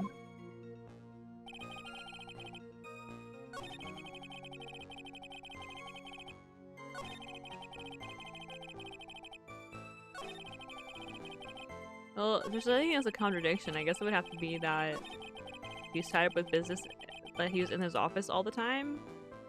Because doesn't he go out and like threaten people? Are you sure about that? We're talking about 1 month ago, you know.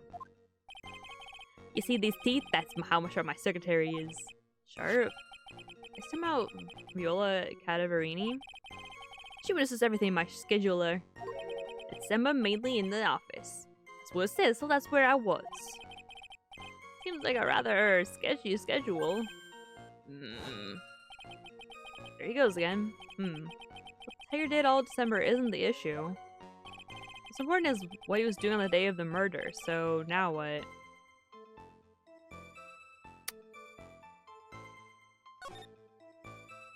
I didn't get punished yet. What do yous want? If you wouldn't mind going into a bit more detail. This is a dead end, right? And you know it. Remember the rules. No, it's not essential that we establish the witness's alibi accurately. It's essential that we establish the witness's alibi accurately. I agree. Victim was killed on December 3rd. Were you in the office that day too? Maybe yous ain't listening. Of course I was. I never set a foot outside. I had meetings all day with a bunch of cats who wanted to do business with me. I had never seen that young woman kid before. Wait, sorry, that young kid before. Where'd I get woman from? I do believe the witness's last statement was important. Mr. Godot, if you could please. Mr. Tigray, court asks you to add that last statement to your testimony. Don't let an animal beat you and be a man, Your Honor, and ask him yourself.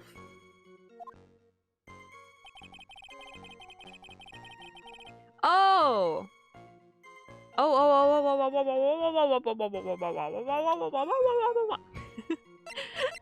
Sorry. I had a brain blast as it was. Hello. I had a brain blast just now. I had a brain blast. I had a brain blast. Right there. My brain blast. Look at that. It's December 3rd, day of the incident. There's a note saying meet with the tiger. They met up together. Easy. I'm a bit drunk, so I'll be lurking. Wish that was me for real. Mr. Tigray, you claim you didn't know Mr. Glenelg, but it appears that Mr. Elg knew you. What? Mr. Elg left this little note on his calendar. Meet with the tiger, and the date? December 3rd. December 3rd? That's the day of the moida. So, Mr. Tigray, I submit that you did indeed know one Mr. Glenelg. On the very day of the incident, you met with him.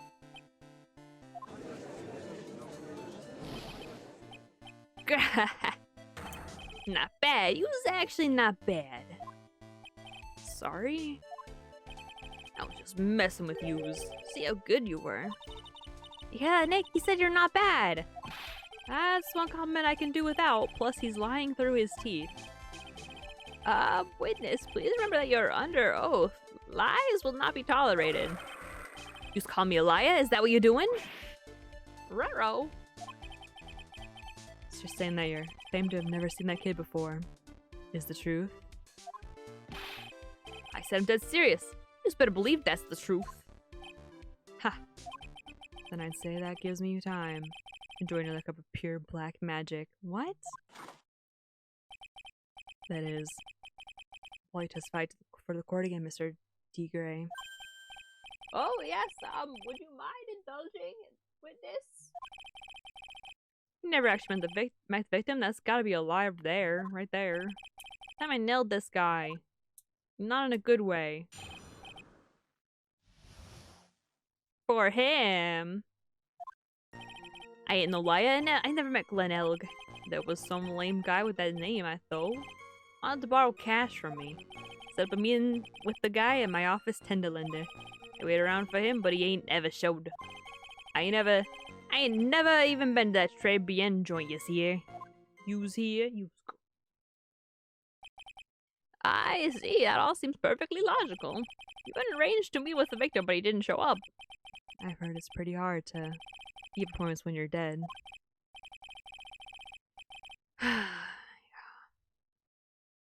Very well, I begin your cross-examination, Mr. I have to pee. I have to pee really fast. And I'm gonna get water so I can take those sippies as promised. The promised sippies. We're back. Oh god, I'm dropping stuff.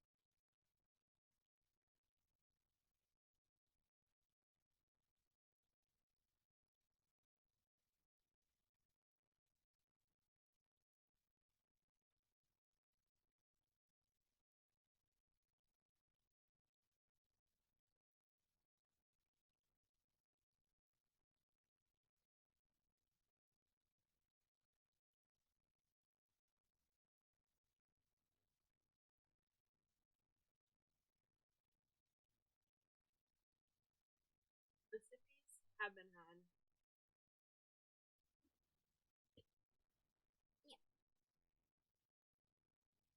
It's like a little bit easier to get into my desk now, thankfully. Now that I can, like, fucking turn my chair. Before I couldn't turn my chair. It's very difficult. I just have to check them really, really fast. Because I don't know why this hasn't shown up.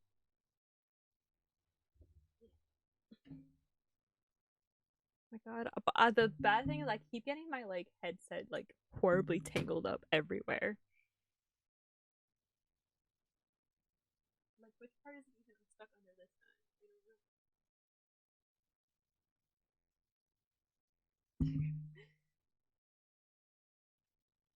Okay. Did I unplug my headphones?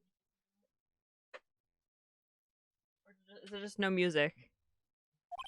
Oh, good. I'm glad I left you guys with no music. Sorry. My bad. Just sit in silence for for so long. Whoops. Whoops. Let me just really quickly see. Okay, it shows shipped. It's not here yet. Okay. I got worried. Good, good, good, good. Alrighty.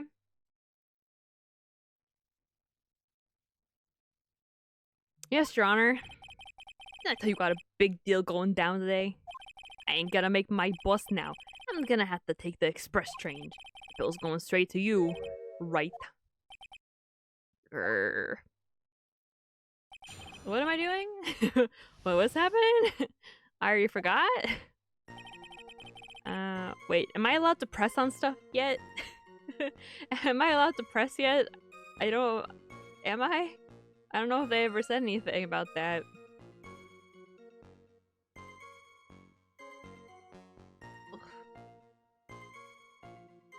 Ow. I'm gonna say that I can't. I'm gonna go with I can't.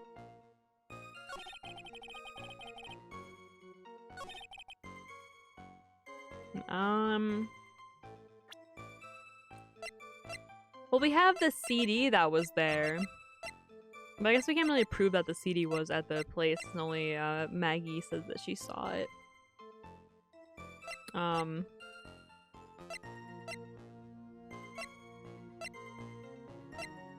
Oh! Worm? The matches that were in the guy's office. Easy. Mr. Tigre, is there something you'd like to tell the court about these matches? Matches? What you was talking about? We found them in your office at Tenderlander. They're from that restaurant. What? Maybe you've really never been to Tribulations before. What was the book of the restaurant's matches doing on your desk? You've been snooping around my stuff too, wise guy. Why I oughta? What are you, my chain, my ball and chain? Ain't no broad controlling me.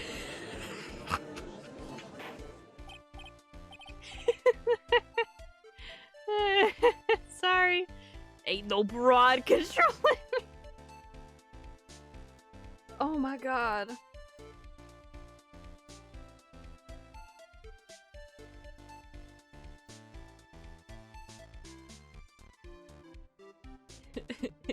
I don't know why it's not as funny as I think it is, but it's funny to me. I don't know why.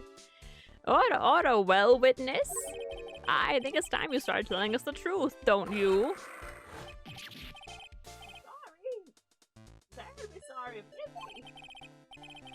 I ain't no pussycat. I don't go back on what I said. But okay, I was at the joint that day. What? Well, listen good, alright. I might have been there, but I still never met that kid.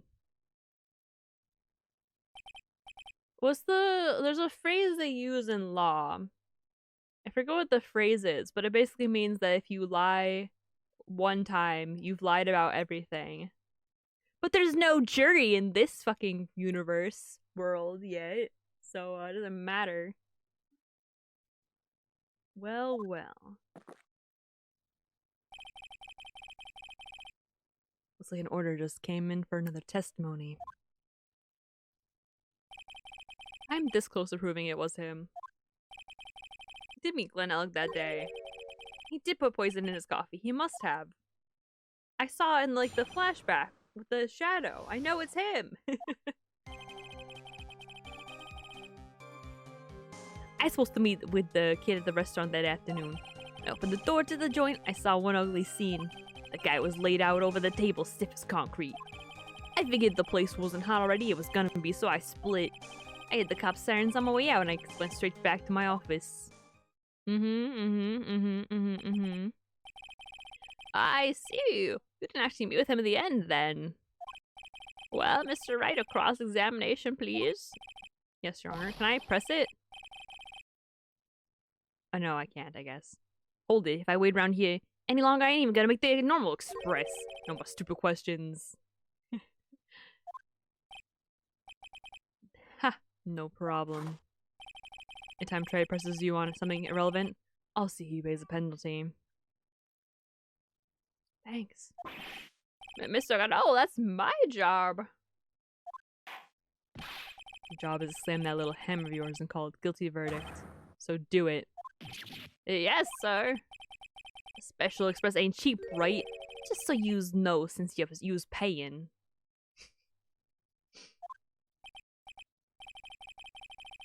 Oh man, doesn't the rule of law mean anything around here? No.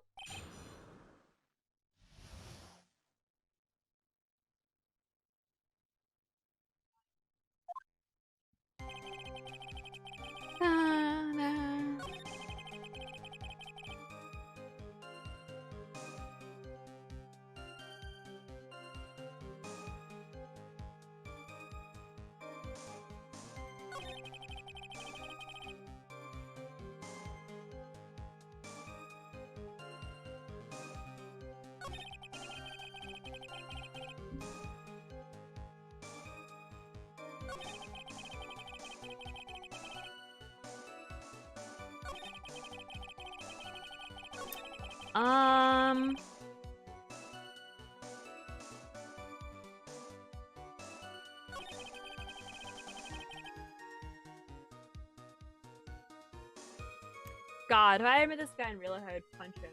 Something about his face just actually makes me like so uncontrollably angry. I haven't talked about this yet. If I see this face specifically, I just get like rage fills my heart for some reason. I don't know why. Something about him just really pisses me off. I have no idea why. Like, where is this coming from?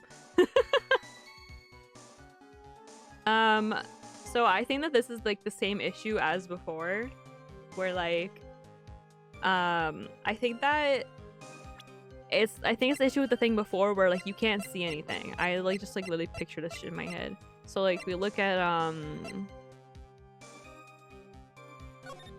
like this, like you notice how like the so like if he had said he walked in and saw it, I would be like okay, but they like specifically mentioned like when he opened the door, I think, right? Is that what he said? I opened the door to the joint, I saw an ugly scene, right? So when you open the door, you can't see anything because he's hidden behind the thingy. So I think it must be this. That's my assertion here.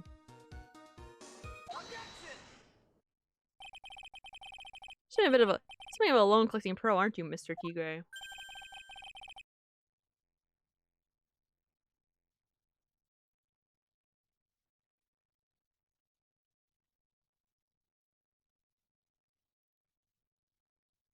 That's me trying to swallow a pill. No one escapes the tiger's clutches. Well, I'm something of a lie detecting pro. I'm something you're less of a tiger and more of a lion. If Wright does not say something like that in this entire case, I'm gonna be so pissed. And no one escapes the phoenix's clutches. What? I think it's time we got something straight. What's this trait? A new line of irrelevant questioning. These are the floor plans of the crime scene. You say you were standing at the entrance, Mr. Tigre. From there, your field of vision would have covered an area something like this. Indeed, the witness would have had a clear view of the victim's seat. Isn't that what I just said? It's the back of the kid's head. Unfortunately for you, that is not possible. If the court would think back, you'll remember that between each of the tables is a tall partition. Why? That's true. Now look at the plans again. The truth is painfully obvious. From the entrance, the field division of any customer walking in ends here.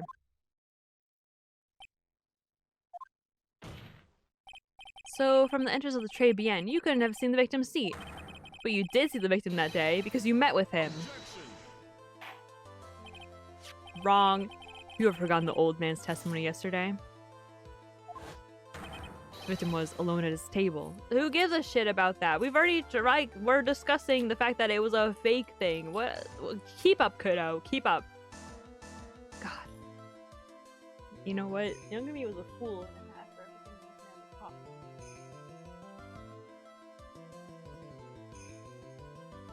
I got ice cream sandwiches while I was downstairs getting water.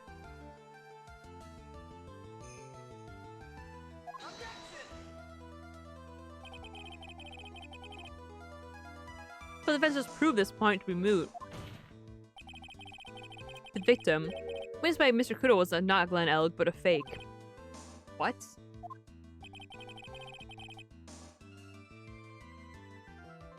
Or have Mr. Kudo falsely testify. The real killer posed as the victim he had just killed and had a charade. I just realized.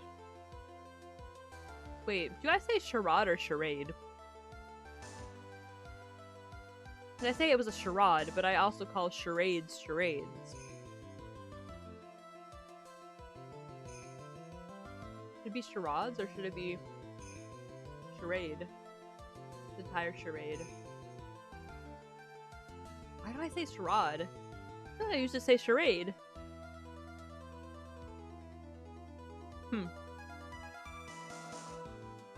That will do. This trial's gone long enough without the obvious question being answered. Who exactly was this real killer who impersonated the victim?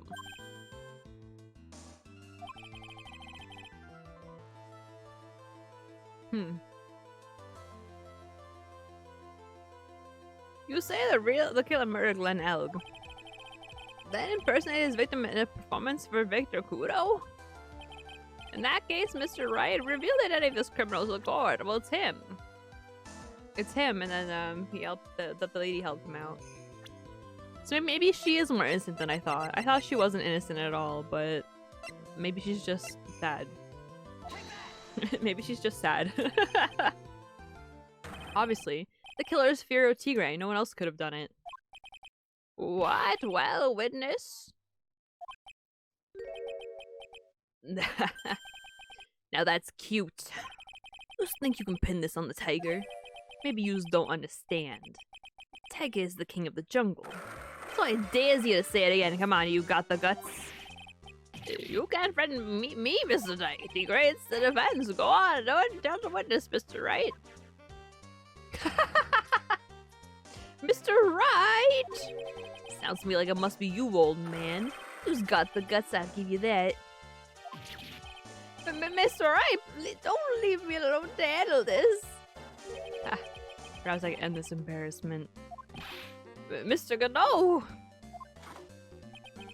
Let's just go back over Mr. Kudo's testimony one more time. Yeoman didn't just see the victim. Oh, no. The sperm got brought in Jamshito, but she put something in it. Yeah, I already saw this. Kudo, you gotta keep up, buddy. I mean, you're just a shit detective. I got this all fucking... Like, I know what the fuck's happening. You gotta get your shit together, my guy. You suck.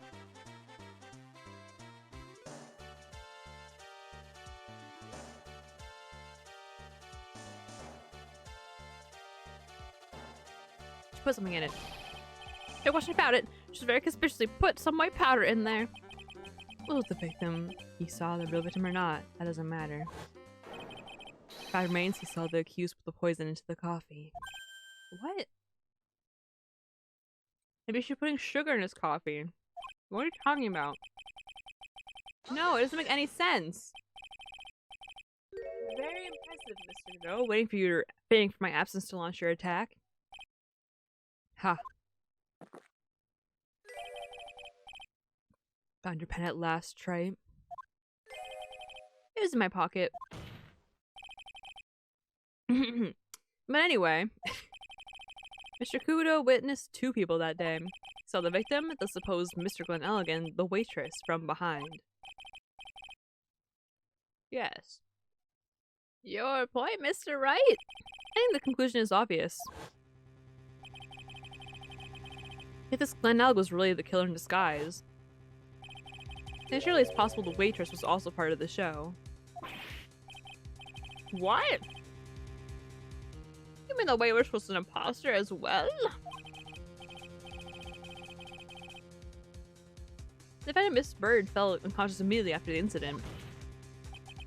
And someone used her fainting to hatch an elaborate plan to pin the murder on her. Who on earth was it? Who was this waitress that Mr. Kudo witnessed? Easy squeeze lemon peasy, it's our girl. I'm sad. I was hoping she'd be more evil. Who is this woman? Her name is Viola Cadaverini. She's an employee of Tender Lender. She's making a big mistake. Do you know who Violetta's grandfather is? Better be going home in an armored truck tonight if you know what I mean.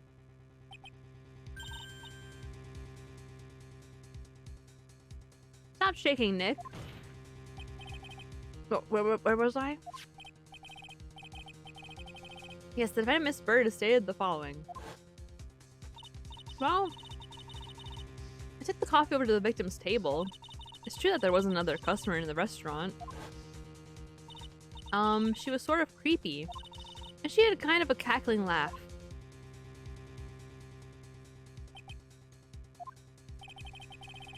There are just too many contradictions in this case. The second man at the victim's table is nobody but Miss Bird seems to have seen. The ear pierce worn by the victim in his left ear when that eardrum was ruptured. And the radio show he was supposedly listening to half an hour after it was over. There's only one logical explanation that clears up all these contradictions. The whole incident took place twice, once for real and once for show. And Mr. Frio Tigre, the only person who could have committed the crime, is you.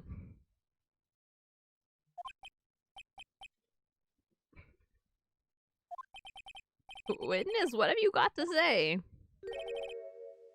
That's cute. So sorry? He was alright.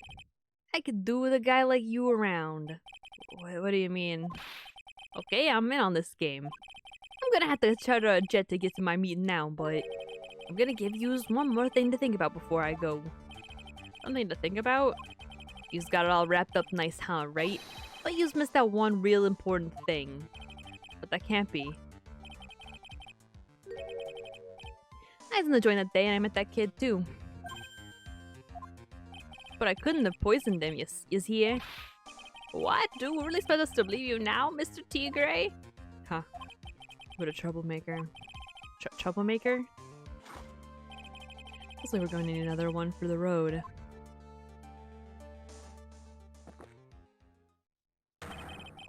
One more steaming cup of hot testimony.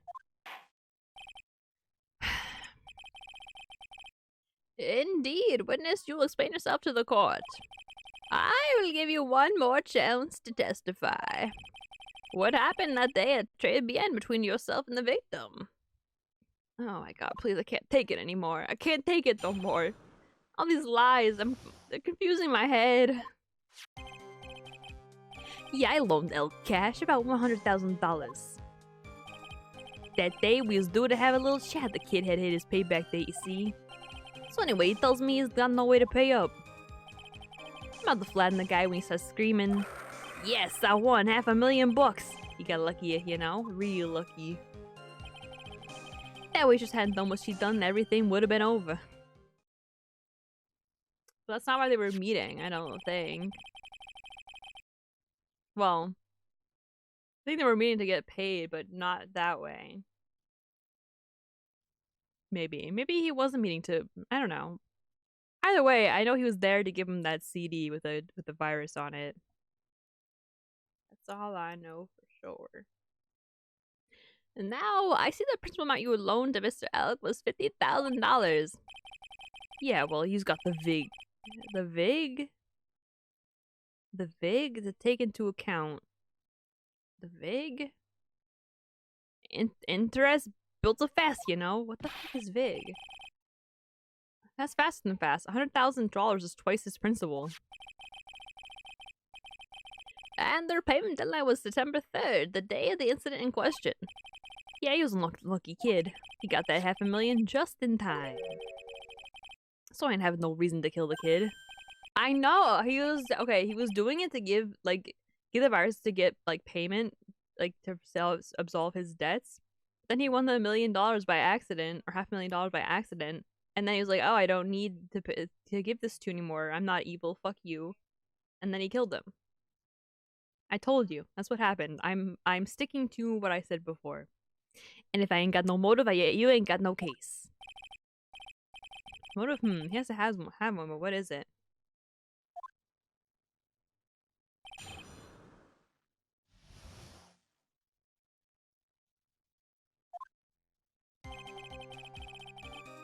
But I still can't press, I assume. Or needlessly press as it was.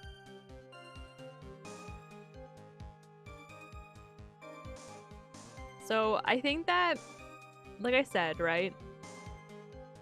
I should write down these things I'm saying so I don't, like, get confused again. He, like,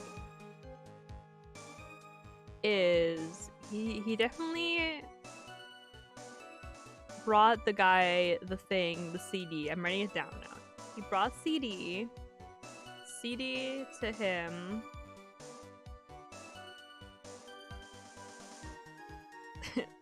To him.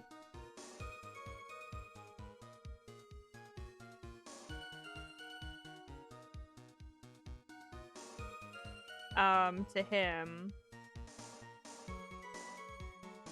But then he found money.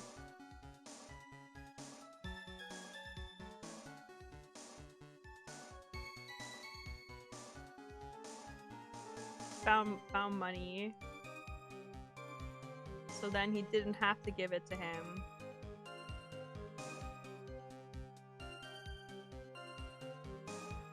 But he was also like, I'm gonna call the cops.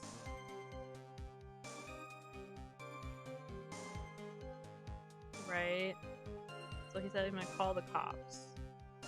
Call, and then cops. Okay. And then he was upset. So, no more giving it to him. So he killed him. So even if so he didn't need the money. He didn't need the money. He didn't need the CD anymore. He was gonna give him money. So no CD, but yes to money. Okay.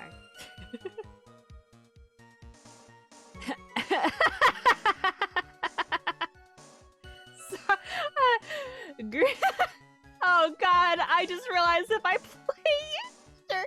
Let me say hi first. Hello, yes, it's been a while. Yes, I'm ready to rock. Sorry, reading your statement made me realize I'm the fucking, like, I didn't do a German accent for oh my god, I'm forgetting Franziska's Von Karma and Franziska. But I'm gonna have to because there's no way that I could possibly voice Clavier and not give him a German accent. But it's okay if it's a shitty German accent because canonically he's not actually German. He's just a guy who has a German accent. I think is how it is. But I have to learn how to do a German accent when I play a Follow Justice. Oh no. Oh god. Okay, well, that's the thing for future Mary. I'm gonna write that down. Learn German accent for Apollo. I think that's probably what he also said to himself. Learn German accent for Apollo. Anyway. Next time I should draw like what I'm writing down on like the screen instead of just writing it down on a notepad to show you guys later. So maybe there's no way he'd pay up. Flatten the guy when he starts screaming, yes, someone $500,000. Got lucky, you know, real lucky. If I just hadn't done what she'd done, everything would have been over. I don't think so. I think that you would have killed him anyway. Because he said that he wasn't gonna give you this CD anymore. This CD anymore. Fuck, shit. That's awkward. Shit. Okay, I'm convinced it's still the right thing, but I think that it was the wrong evidence. Okay, here.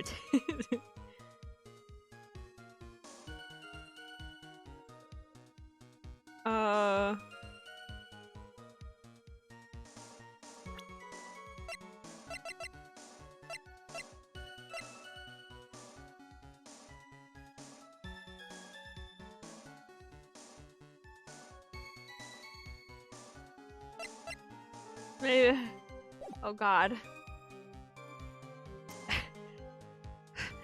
Looking at my notes again. I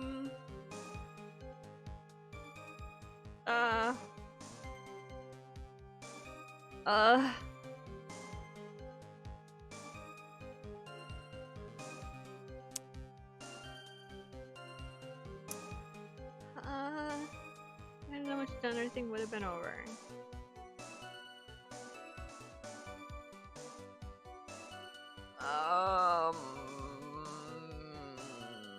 It's gotta be the disc. There's no way it's not the disc. Right? Everything would have been over. Maybe? Fuck, I'm gonna press. If I lose health, you know what? Who cares? The waitress, you mean? Oh, the glasses in the defendant's chair. Who else could I mean? If she hadn't gotten the way, things would have been bada bing, bada boom, over and done with. I thought Maggie did ask how things would have been. I thought things would have been. What do you mean things would have been over and done with? Are you so all over there or what? I'm talking about the cash. I was there to get my 100,000 books back, that's all. I'm a businessman. It was all coming together before that waitress got in the way. As far as I can tell from the witness's testimony, other than recouping his loan, Mr. Tigre had no motive for killing the victim. Everyone's getting the stupid Brooklyn accent now.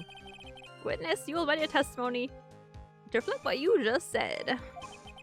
Tiger's motive, huh? Okay.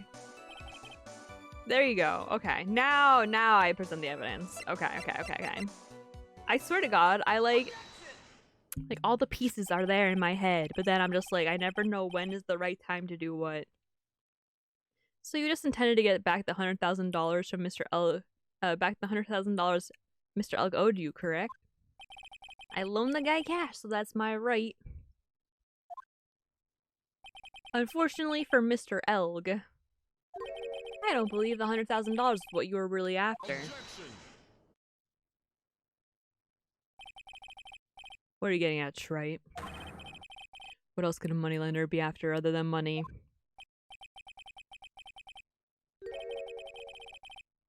Wait, maybe I am right. Maybe she is evil. Because she wanted this to happen, so that way... Well, maybe it's her grandpa. But either way, like, her family wanted to get the disc so that they could erase crime evidence at the police office. That's what I think. Oh, the moneylender was after money, but money is in a totally different league. The kind of money that a single disc like this would fetch. What is that? A computer virus, Your Honor. A virus called MC Bomber. A computer virus? What does one of those do? A virus is a program that wreaks havoc on the insides of a computer. A computer? What does one of those do? I guess the beard isn't the only part of his honor that is from the Stone Age. I'll explain to you later, Your Honor. Right now, this is the important point. A virus like MC Bomber would be worth several $1 million on the black market. Several $1 million? Lending money with no hope of ever seeing repayment would normally be bad for business. In this case, the very fact that Glen Elg had no way to repay the money is crucial. What? Glen Elg was a programmer, a highly skilled programmer. That skill was a collateral Mr. Elg put up in order to borrow the money. Trying to suggest the witness's motive was to get hold of that program. Exactly. The witness may have poor fashion sense. He's by no means an idiot, right? A man like him could get his hands on $1 million without resorting to murder. Of course he could, provided that he had time. What if he had needed the money right then? Oh, that's even more interesting. When the pressure's on, the luxury of choice tends to disappear. Seems you have a logical... I see. Right, because he needed the $1 million to pay for the surgery or whatever? It seems you have a logical conclusion for this theory, Mr. Wright. Would you care to share with the rest of the class?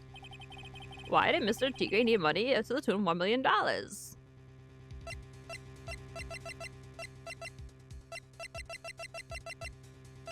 You need to pay for this. December of last year, you found yourself in need of a huge amount of money. About 6 months ago, you were involved in a traffic accident, weren't you? Maybe she isn't evil then, my bad. An accident involving a car and a scooter in which a young woman was injured. She was taken to the hospital where she underwent surgery. How much of this do you know? These medical papers document the treatment of the young woman in question. According to these, her operation cost $1 million, and yet when the payment was due last month, you somehow managed to pay it in full. $1 million? A preposterous sum! Someone should sue these HMOs. Ha! No one would pay a bill like that. The medical association got wind of it.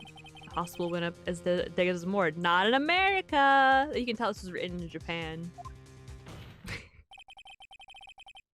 But Mr. Tigre had no choice but to pay, because his very life depended on it.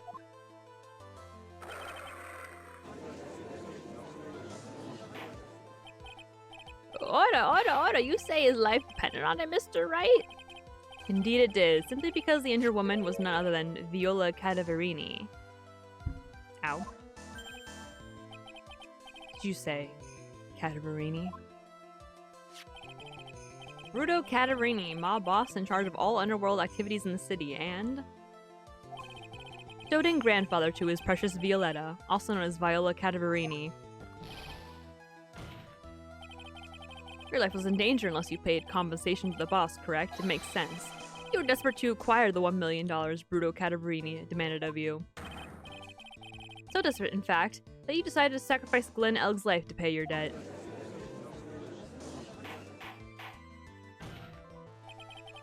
On the day of the murder, Mr. Tigre's sole intention was to get his hands on this CD.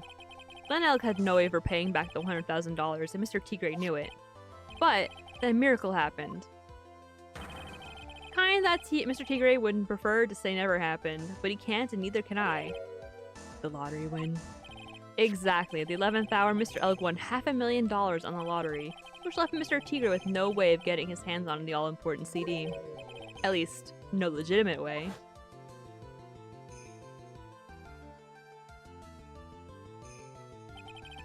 So he resorted to illegitimate means. That's crazy. He murdered Glen Elg and then made his next move, frame Maggie Bird for the crime. Mr. Tigre posed as Glen Elg, while Violetta Cadaverini played the role of Ms. Bird. And they reenacted the whole thing in order to establish a witness. The witness being the one we all heard testify yesterday, Mr. Victor Kudo. Like I said, Shrite, that's crazy. No one could pull off a stunt like that. For starters, there's no way a chef could have been kept in the dark about it. But he wasn't. He was in on it from the very beginning. Have you forgotten already, Mr. Godot? Mr. Armstrong owned the witness money too, $500,000 in fact. He had no choice but to go along with Mr. Tigre's plan.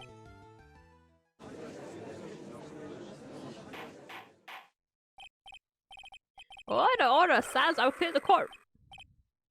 You just put on a good show, Spiky. Ow. If you want to stay alive in the loan shark business, you gotta be careful. You saying I dressed up like that kid, create a witness, and frame someone? If I did something crazy like that, I'd leave a trail as bright as my shirt. I ain't dumb enough to do something sloppy like that. I agree. You do? Despite your appearance, you are very careful. That's why you took one more precaution. One more trick to make sure Mrs. Bird had no way out. What? Another one, Mr. Right? Interesting. Why'd you fill us all in, Tripe? 4. What was this trick you say Mr. Tigre performed to frame the accused? I don't fucking know. Oh, I do fucking know. I take it back. The most absurd part of this entire thing. The fact that he fucking tried to be me.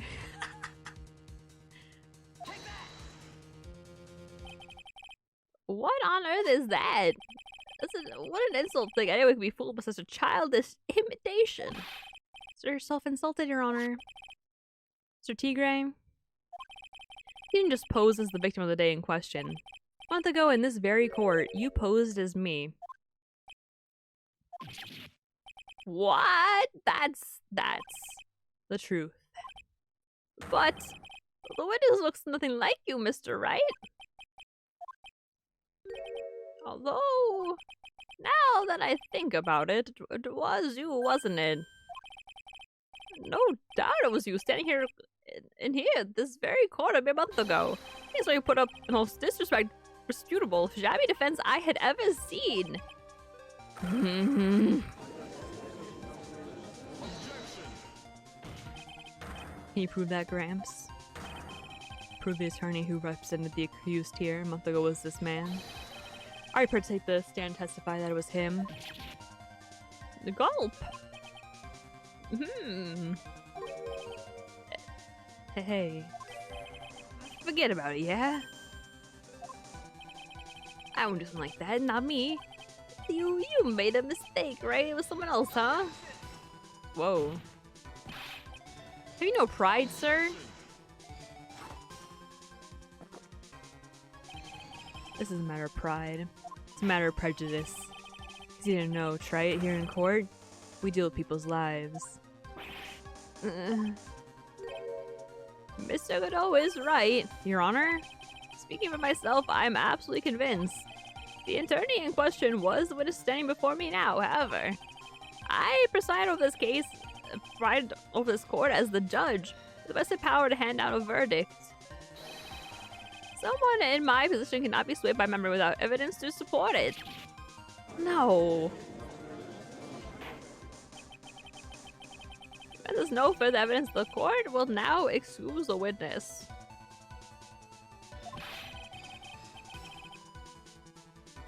The circumstances surrounding Mr. Tigre are dubious for sure, but not conclusive. But we've come so far. You say impersonated Glenn Elg. You say impersonated you. Ow. Now that adds up to a murder charge. Oh, shit. Fuck, that's kind of true. Damn. He got us for once. You never showed of evidence that the witness poisoned the victim's coffee. Nah. Huh. I guess that's true. Ha. Right? What do we have?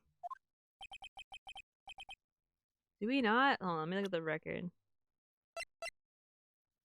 I mean, everything they met together and like he had like a reason to kill him, but no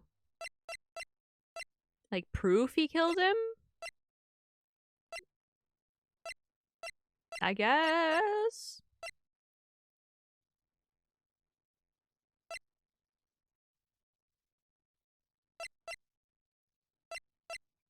Hmm.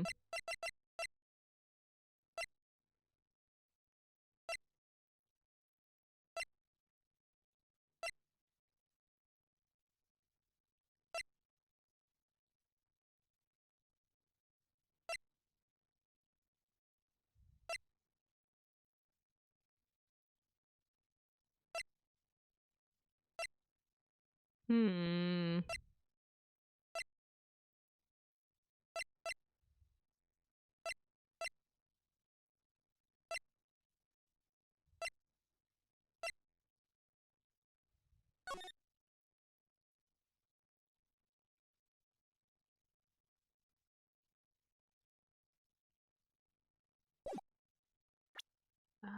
I don't know.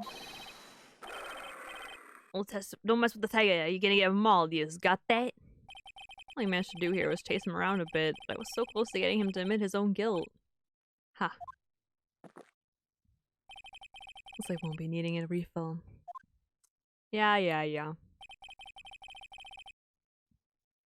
So if I just had one more piece of evidence, and maybe I could get Maggie off the hook. This witness's cross-examination is over. You are free to go, Mr. Tigray. I don't think that's a good idea or makes sense at all, actually. Yana, sir.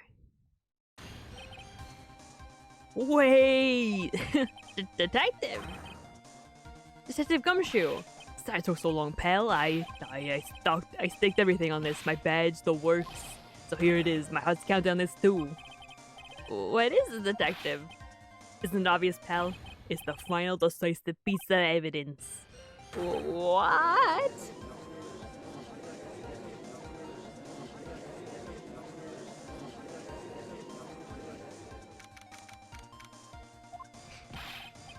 That took so long, pal. But I finally got the results from the lab. The results? But the fingerprints, pal, from the medicine bottle. Oh, so you know who the prints belong to now? You think I'm some kind of hack detective? Of course I know. So tell us. They're the tigers, right? I knew it. You bet. There's crystal all over the bottle. That be your Tigray's paw prints, all right. That's great. We've got them now, Nick. What's wrong with you? You've hardly said a word since Detective Gumshoe got here. Is everything on the line for this, Nick? I know. Look, I'm sorry. It's kind of hard to say, but it really doesn't make any difference whose prints are on that bottle now. Oh. Huh? What? Why not? We need to produce at this stage in the trial. This irrefutable evidence that the tiger put poison in Glenn Elk's coffee. He already admitted that he met the victim. The fact that his prints are on this bottle, that really doesn't make any difference now. Oh. I knew it. Great, no matter how hard I try, I'm never of any use. Hey, don't be so hard on yourself. This is the last chance to help Maggie. I've been working on some useless piece of evidence the whole time. It's alright, I'm a real loser. It's not breaking news to me, pal. Detective Gumshoe? Maggie? Been working on something for me? Sorry I let you down, Maggie. I know you didn't do it. And I'm a detective. We're supposed to be able to prove stuff like that. I'm really sorry, I'll get you out of your hair now. Detective Gumshoe, wait! He's gone. Isn't there anything we can do now, Nick? Wish there was. Gumshoe worked so hard to get that evidence. Only there was some way I could use it.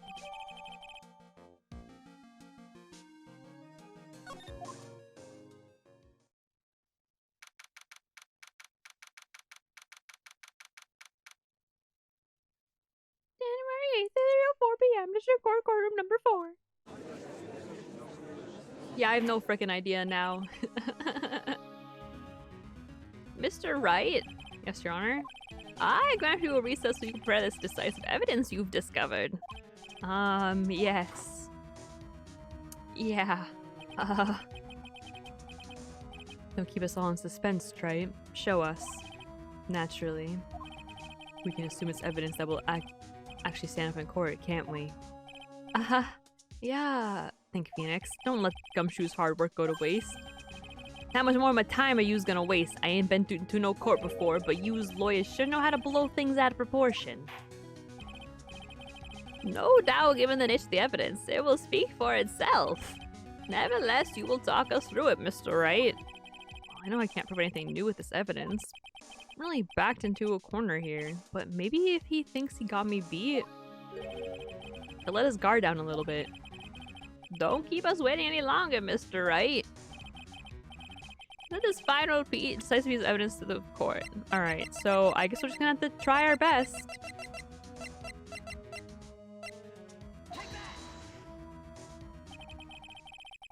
This is the defense's final piece of evidence.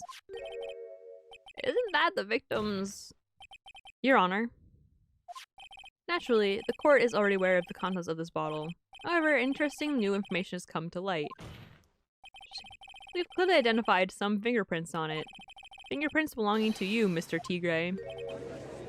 What?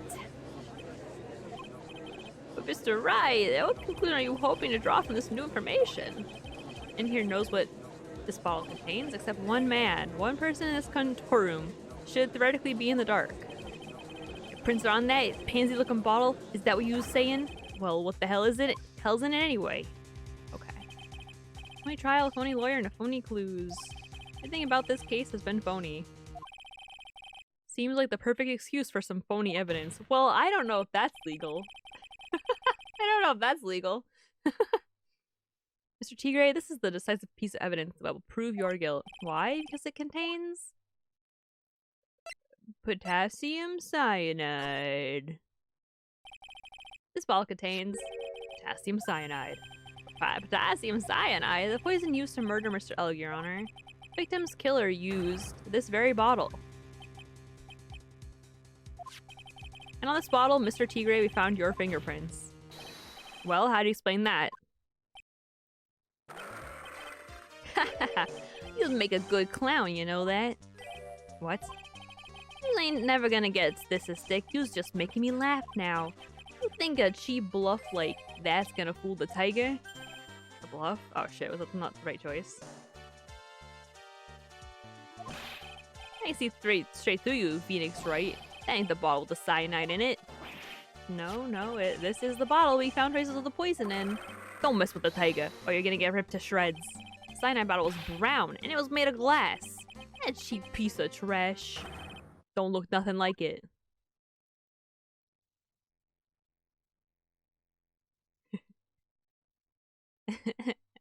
Oh, I get it.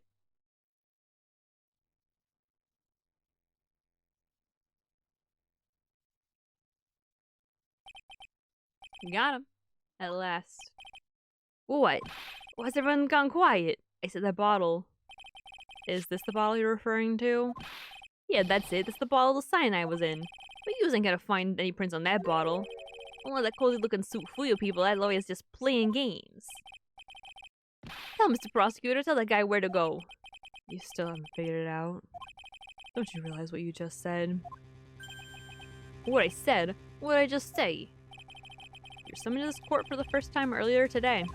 You really had nothing to do with the murder. Why'd my tracking break for a second? That was weird. You shouldn't have known all the little details. For instance, you shouldn't have known what kind of bottle the potassium cyanide was in. But just now you slipped up in front of every single person in this courtroom. You described the exact bottle used by the killer to hold the poison. Yous don't know who you's messing with. I'm the tiger. I control millions of dollars on the black market. You think I'm gonna let some jumped up suit get the better of me? Sure. Last piece of evidence was phony. But that's just what you deserve. The phony trial with a phony lawyer. It was all played out by you, the biggest phony of all.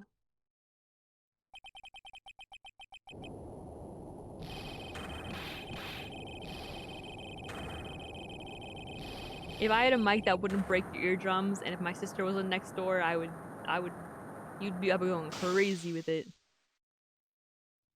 I love screaming and yelling.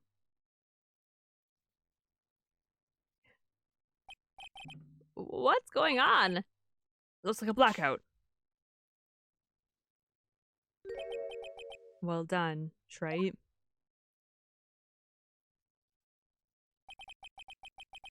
Save my 17th cup of coffee just for you. Savor it. While you watch the police restrain your prey. What? Huh?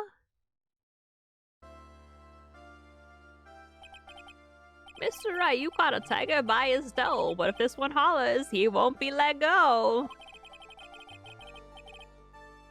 Now then, how are things going with Mr. Tigre, Mr. Godot? He's being arrested on suspicion of the murder of Glenn Elg, Your Honor. Fortunately for us, we managed to rectify a very grave error. Ms. Burr was found guilty in the absence of a genuine defense attorney. Yes, she was. In the absence of genuine evidence. But the tiger made one mistake. Indeed. He very nearly got away with everything if it wasn't for that one slip of the tongue. Tigre is truly a frightening criminal. Ha. A truly frightening one. The defense attorney over— is that defense attorney over there? You don't. Well, I am now in a position to deliver my verdict. This court finds the defendant Maggie Bird not guilty. Woo! Woo!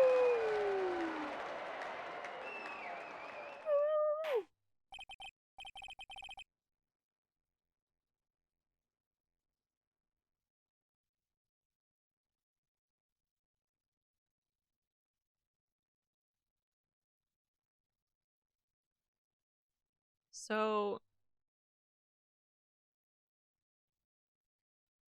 if I remember correctly, well, we'll talk about it in a second. That is all. This court is adjourned.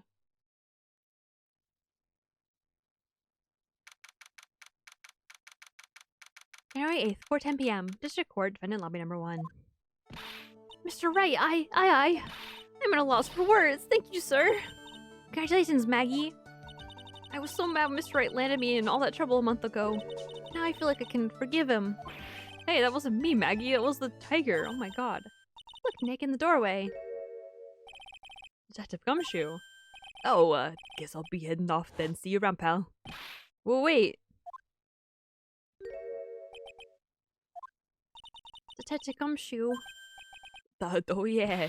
Congratulations, Maggie. Thanks. I knew you were innocent all along. Why did you say that in your testimony then? Huh? Oh, well, I was. Well, guess I'll be heading off then. See you around! Wait up, detective. He just ran off. Maggie, why are you being so hard on him? He busted his butt for you. Thanks to him that we got the medication bottle. That wasn't even of any use. But only because Mr. Wright used it so cleverly. Detective Gumshoe was just running around in circles. Poor guy. It's like she still isn't ready to forgive him. Can't you put in a good word for him, Nick? Yeah, Maya is right. I should help Gumshoe out. It's clear he needs it. Maggie, you know, Detective Gumshoe's been really worried about you through all of this.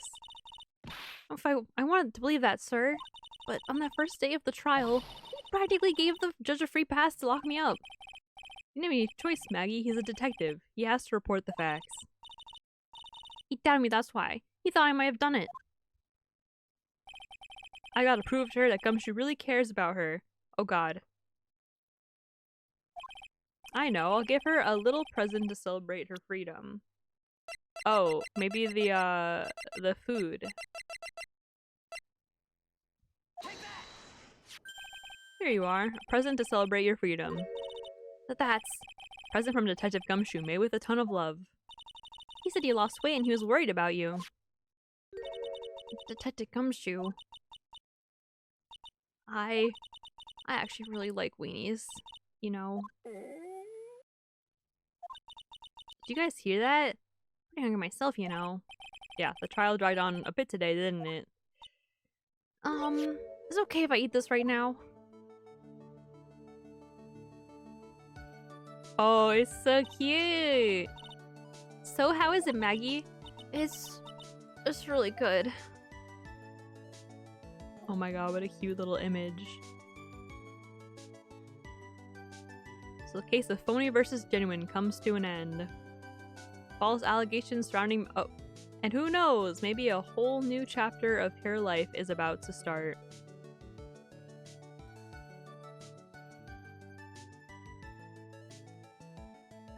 Yay! So if I remember correctly, the next section is like really, really short. But is it short enough to go ahead with it? um, mm, mm, I think so. I don't remember how. Like I don't remember how long it is. I just remember it's pretty short. Hmm. God, I'm so bad at deciding this kind of stuff.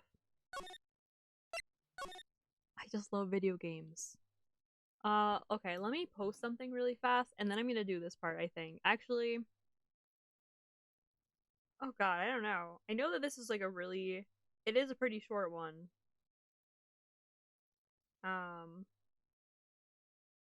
I just remember how short it is. Because it's just the trial part. It's not the other part. Like not any of like the investigation or anything. I don't know how fast I can do it. It's been almost 5 hours too. Oh god. You know what? I'm so bad at making decisions. Hold on. You know what? We'll do it next time and then we'll do like the God, I don't it's so hard. I don't know if I should do it now. And then next week we start with another trial with like the investigation first part of the trial. Because if I do it next week, I'm worried that I'll do this and then I'll do the investigation and not have enough time for the whole trial. Oh, jeez, I'm so bad at making decisions. You know what? Let's just do it. Let's just do it tonight. We'll do it tonight, baby. Well, oh my god, I'm so bad. You know what? I'm gonna do it.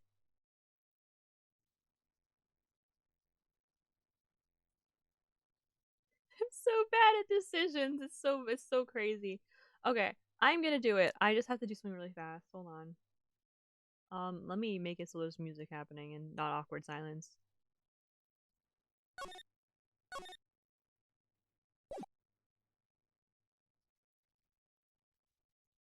Girl, let her go.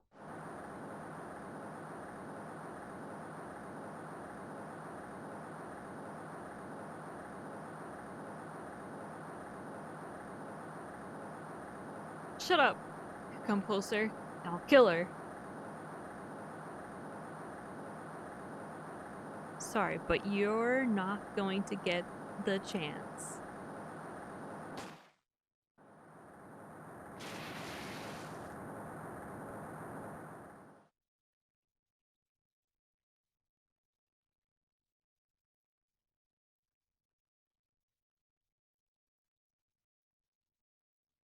I'm reading through the file of an old court case. It's the first case of my longtime mentor, Mia Fey.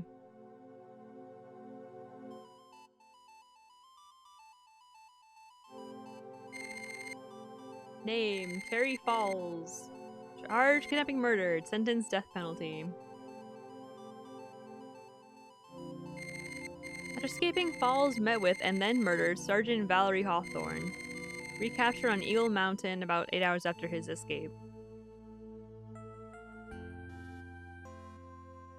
Very first client was a death row inmate who had recently broken out of prison.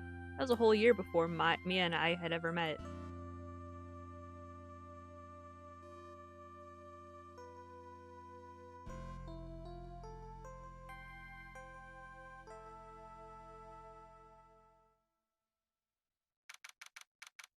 February 16th, 9:24 a.m. District Court, Defendant Lobby number 4. Okay, hold on. I'll be right back.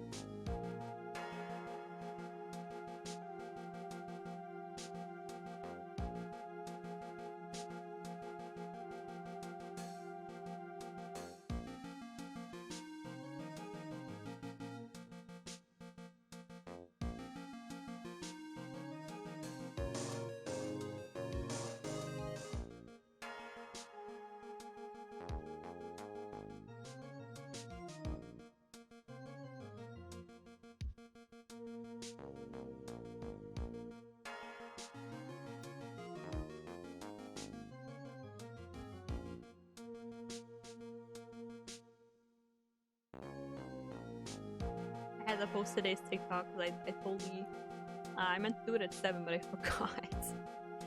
So I had to do that really fast. Don't listen to that audio. Okay. The thing is, I need to go to bed soon.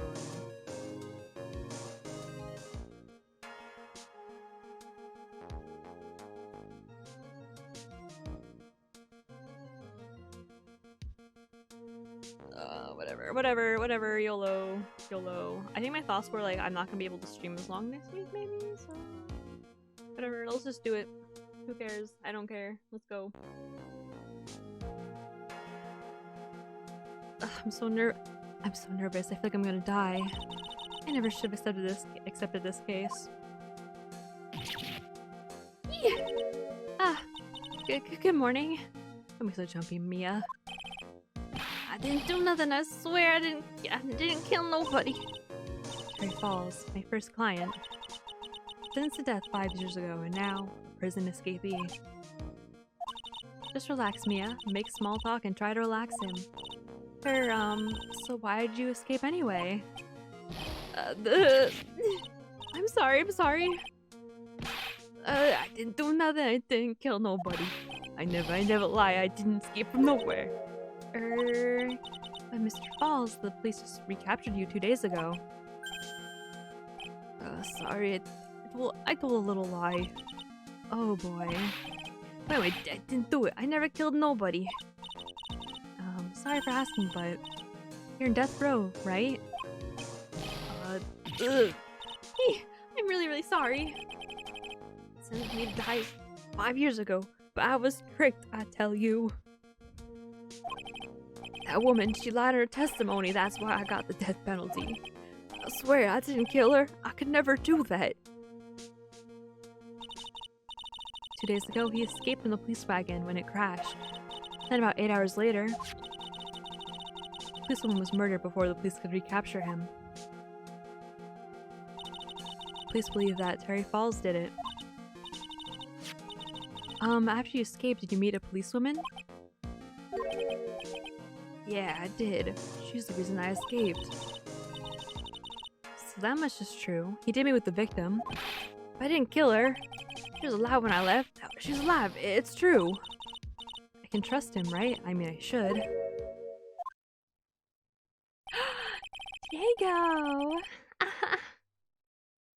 You're not gonna figure out the truth by just staring at the guy. Why are you here? I came to see how our little Kim was doing all alone in the big scary lion's den. I thought maybe you'd like someone to play with. Where's Mr. Grossberg? Ha! That man is probably still in bed. I bet he's clutching an empty bottle, mumbling in his sleep. Wait, aren't I good enough? After all, it's me, Diego Armando. I didn't say. So, Diego Armando, the finest attorney at Grossberg Law Offices, is here for me? No, you've got it all wrong. Today, you're the finest. After all, it took an amazing amount of guts to take this case. Imagine. Escaped death row convict for a first client. Yeah, thanks. I sure wish I could get out of it, though. Ha, relax, I just heard some good news. The prosecutor for today is fresh out of his diapers as well. Really? However, unlike a certain somebody who I won't mention, he has earned the reputation as a genius since beginning his law career. Genius? Well, it's about time to head in, kitten. He's so hot. Looking back on it, there's a lot of things that are really obvious to me now. Don't I feel like a damned fool? Sharpen those claws of yours, it's go time. Solitary confinement cell for the condemned must be the world's loneliest place. And that's what my client ran away from. Every other lawyer gave up on him, but not me. When I saw those overflowing eyes and heard that simple, childlike voice, I just had the feeling that he was telling the truth.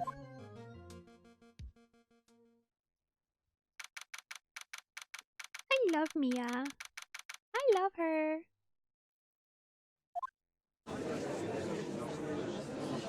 She's awesome. Oh god, this guy. I don't know how to voice this man. Court is now in session for the trial of Terry Falls. Defense is ready, Your Honor.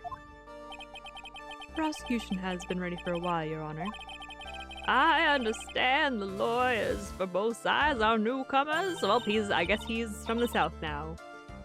Yes, Your Honor. I'm Mia Fey. Miles Edgeworth, Your Honor.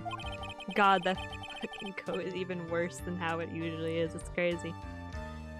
So you're the new prosecutor everyone's talking about, eh? They say you joined the prosecutor's office at quite an early age. Look at his little baby eyes. Look at the little baby eyes. Look at the little eyelashes. Little baby face. At 20, Your Honor. I guess a little kid hasn't earned herself much reputation yet, huh? Come on, Mia. You can't lose. Not to someone younger than you. Young people running a trial. I'm not too sure how I feel about that. Now then, the defendant in this case is currently a felon on death row. 2 days ago he escaped from police wagon, is that correct? Precisely. The defendant is not on trial for escaping prison. The day of that defendant, the defendant escaped, the policeman was murdered. So we're here to determine Mr. Falls was responsible for her death? You got it, kitten. Don't call her kitten. You're work associates. You know, when I was a kid, oh shit, I didn't have the volume back then. When I was a kid, I was like, oh, I wish you would call me kitten. But now I'm an adult, I'm like, oh, that's kind of weird, champ. You're co-workers. Well then, Mr. Edgeworth, let's hear your opening statement. Yes, Your Honor, it was 5 years ago. Defendant Terry Falls was sentenced to death in this very court. His crimes were kidnapping, extortion, and murder. The girl he threw off the bridge was only 14 years old. A truly horrible crime, I remember it well. There was no decisive evidence, so the trial was long and protracted. Correct, but in the end, what finally decided the case was a certain witness's testimony. Witness's testimony?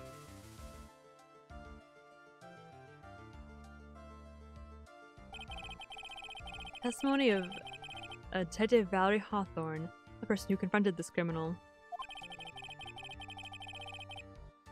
She arrested Mr. Falls at the scene and later testified against him.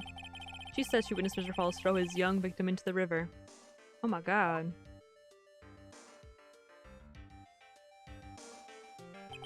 For those who are not aware, Eagle River is well known for its powerful current. Most bodies that fall are never recovered. Smith Hawthorne's testimony was the one that put him away. That police woman you just mentioned, that wouldn't be. Exactly, the victim, the same woman that was killed 2 days ago. Police Sergeant Valerie Hawthorne. Aha, I see.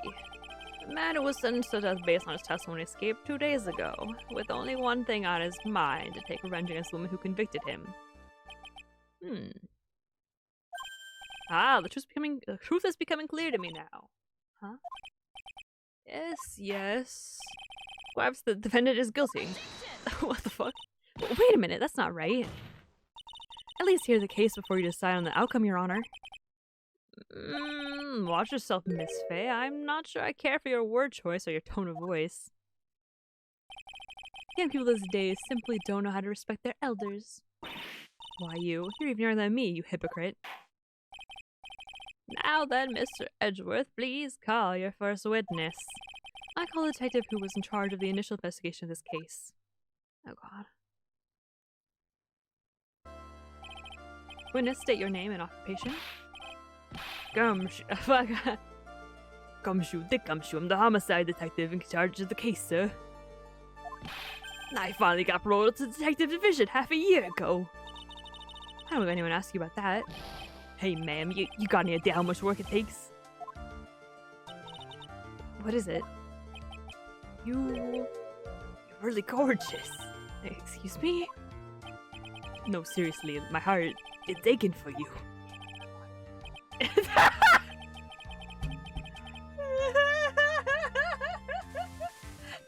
that.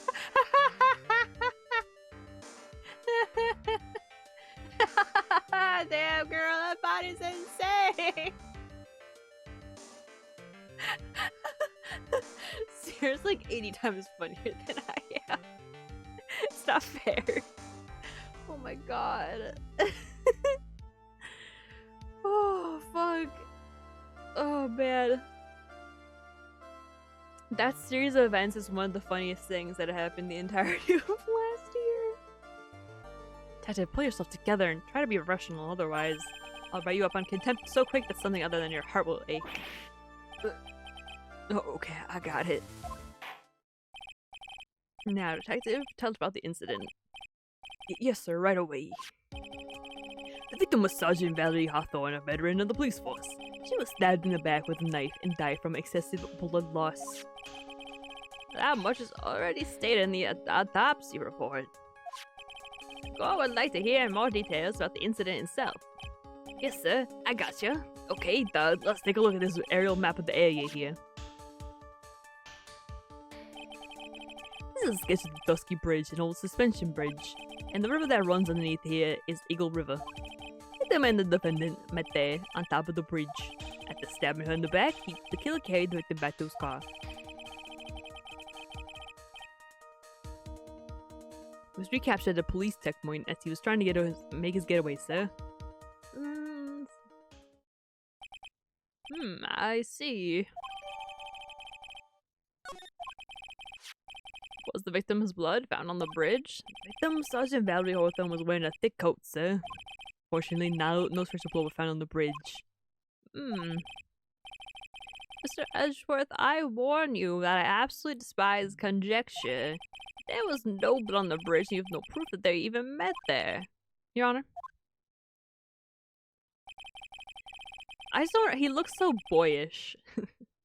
If you would listen to the testimony we have prepared, I'm sure you'll be convinced. The two of them most certainly did meet on the bridge that day.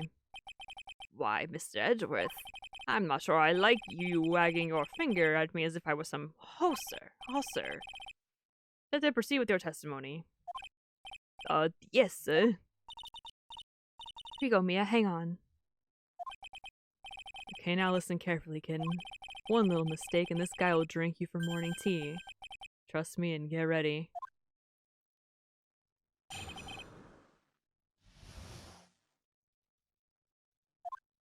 On the incident, an unknown person phoned the sergeant and asked to meet.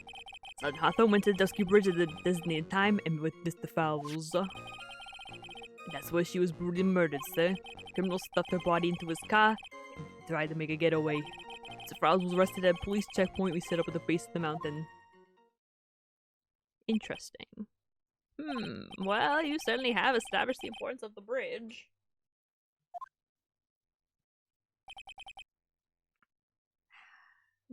Naturally. Because can you guys hear that crack? I just did that my poor neck. Now would the defense please hurry up and proceed with the cross-examination? Yes, Your Honor, cross-examination. Coming right up. Hey, settle down there, kitten. Keep trembling like that, you're gonna make me spill my coffee. I am not trembling. It's just cold in here.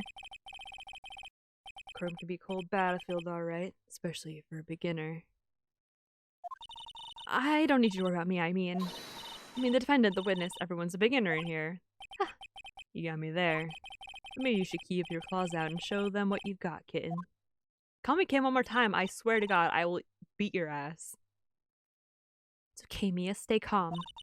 Just remember those court procedure videos you stayed up on last night watching.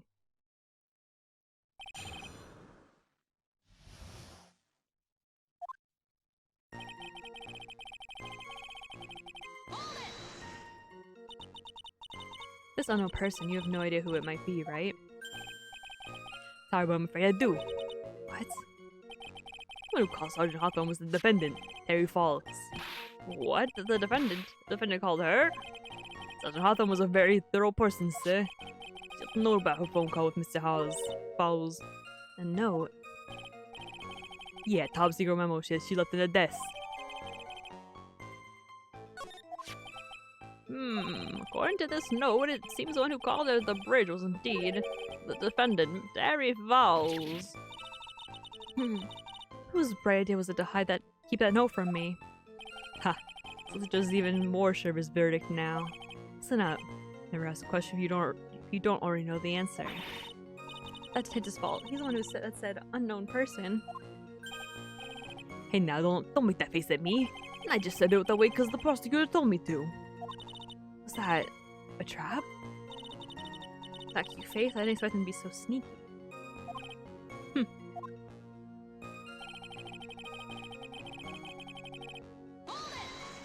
I forgot that I have to press everything, so it's gonna take me way longer, but we have 40 minutes. It'll be fine, I'm sure. A bridge up in the mountains, but why meet there? Because it is a very important place to the defendant. That's why. What do you mean by that? You remember 5 years ago, the defendant kidnapped a young girl. He was chased onto a bridge, and it was there that he killed his hostage. And the place where all this occurred is, of course, Dusky Bridge. The very place where Sergeant Hawthorne arrested and handcuffed Mr. Fowles. Ha!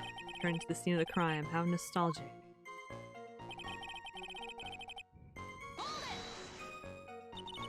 Was the body of the victim discovered right away? Yeah, we were really on the ball. We found the criminal within 1 hour of the murder. It was great. We even got to say, don't move. We've got you surrounded. Wait a second. Is there something weird about that? The location was suspension and a bridge up in the mountains. So how did they find out about the crime so quickly? Sergeant Hawthorne must have mentioned the phone call to someone else, right? Ha. That's what had happened, then she wouldn't have been killed. She never mentioned the phone call from Mr. Fowles, but she left a note on her desk about it. Only I'd noticed it earlier. Maybe she'd still be alive. wonder why she didn't mention the phone call to anyone.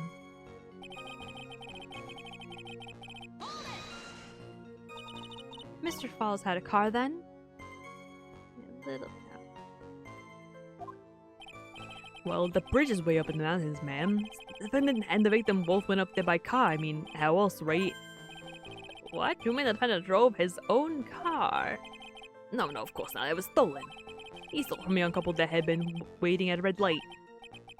Car thieves. I'm not sure how I feel about the car thieves. This guy is sure about how he feels about anything? It's the photo of the stolen car's drunk. Naturally, that's the body of Valerie Hawthorne in there. Oh, that doesn't look too comfortable. Victim. She was stabbed in the back, correct? Yeah.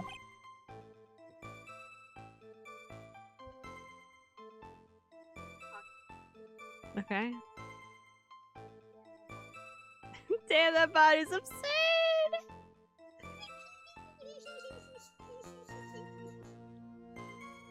For some reason, men always seem to get stabbed in the back. What about a woman here? I can't tell from this photo, but the knife was stuck in her back nice and firm. Mention the body when discovered is very important information. Detective, was there anything strange or noteworthy in the trunk of the car?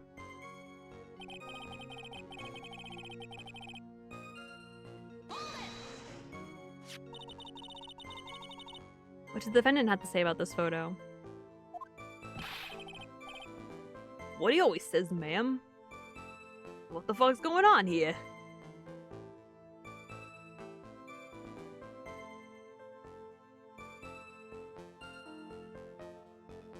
This is definitely taking me longer than 40 minutes. I might have mussed up here.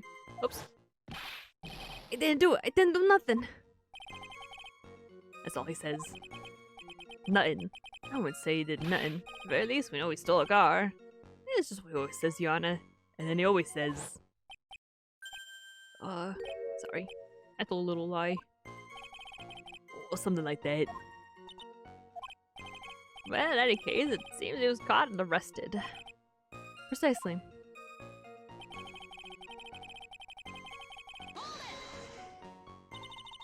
That's certainly some impressive police work. Well, no, actually it was way too close for comfort. We set up that checkpoint just after 5 p.m. I forget that Mr. Falls might try to run. What do you mean it was too close for comfort? Two of them arranged to meet at 4:30 p.m. And it takes approximately 30 minutes to go from the bridge to the checkpoint. That was kind of close. Any later, Mr. Falls would have slipped right by. Listen up, kid. There's a big trap waiting for you in that testimony. A trap? Walk into it carelessly and it'll leave more than just a flesh wound. Fun, huh? No, it's not! Well, if you don't want to have a chance at all, you'd better get some more information. You want to have a chance at all. And if you're going to get caught in a trap, it's supposed to get caught early. You can always look for contradictions afterwards. Famous contradictions. I sure hope I can find some of those.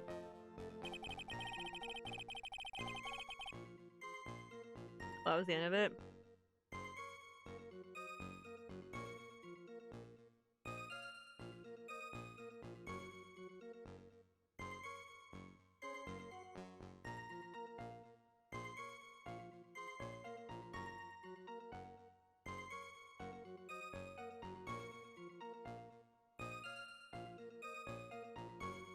Hold on, I just want to look. Ah! I didn't mean to hit you!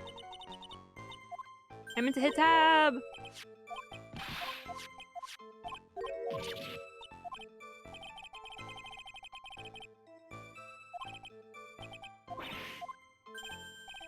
Oh, let me look at it while I'm here.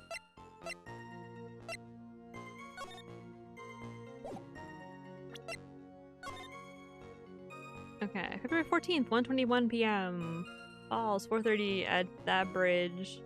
Wear white scarf for identification. Talk to Dahlia. Tell her this time the whole truth must come out.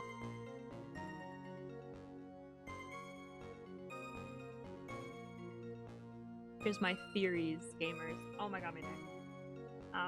Dahlia, as you guys may know of her from Phoenix's life, was the person who killed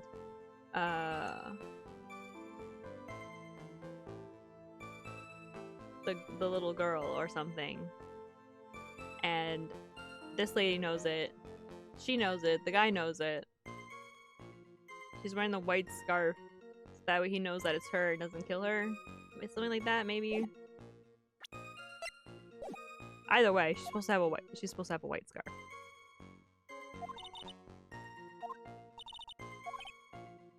Wait, what?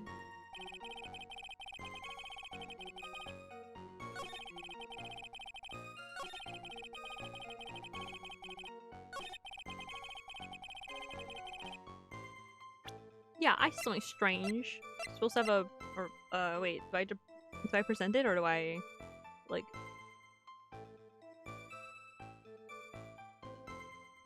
Do I present the note?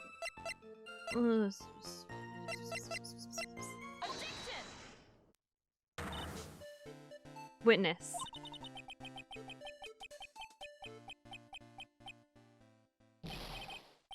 What is it? Do you have something to say, Miss Faye? I am sorry, I totally forgot what I was going to say.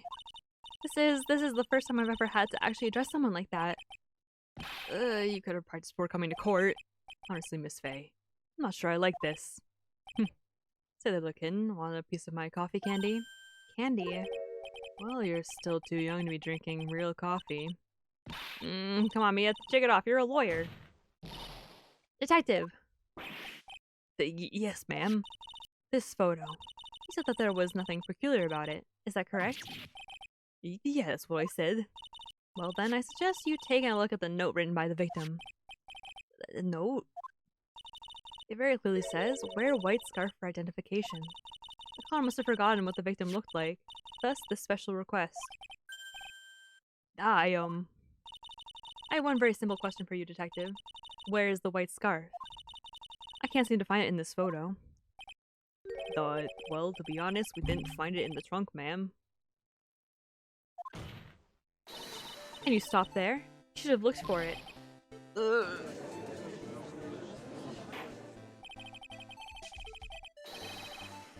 The caller told her to wear it to identify herself, so I expect she did just that. Well, Miss Edgeworth, what do you have to say about this? I see the defense is a little lacking. Scarf you were searching so just before. Is it this one, perchance? Where did you find that, sir? On Dusky Bridge. I was there first and decided to connect with my own investigation. Why didn't you tell me? I made a decision to keep all pieces of evidence in my personal satchel. It's the safest place I know. The house sure is a flare. The dramatic. It's not exactly white, as the caller requested. But as you can see, it's close enough for what it was intended for. Looks like it spent some time in the mud. Not surprising, it was drizzling on the mountain that day. Prosecutor Edward, he was intentionally hiding the scarf the whole time. Or we'll accept the scarf into evidence. Now, if there's only for the defense to finish embarrassing herself, I'd like to move on with the testimony. That is all right with you, isn't it, Miss Faye?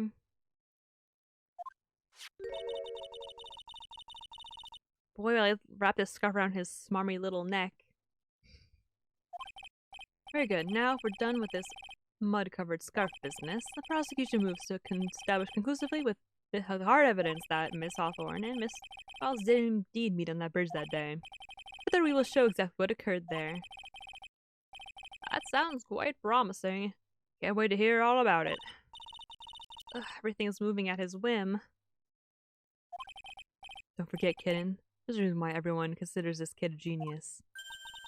A genius, huh?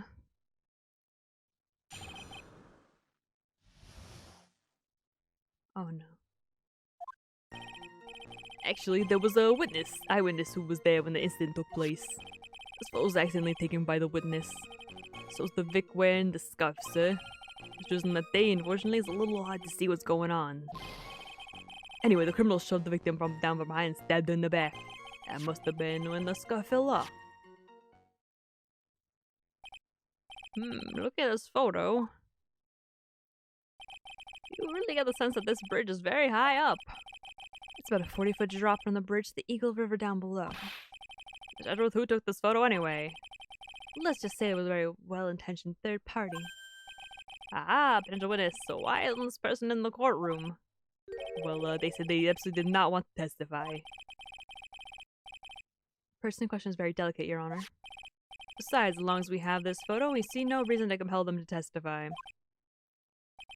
I'm not sure how I feel about that. So as you can see, Terry Falls had both the opportunity and the motive. I think it's quite clear that at this point what happened on the bridge. Aha, the truth's becoming clear to me now. Huh? Yes, it's quite obvious. He's clearly guilty. Not again, that's not fair. I haven't even done my cross-examination yet. What do you mean,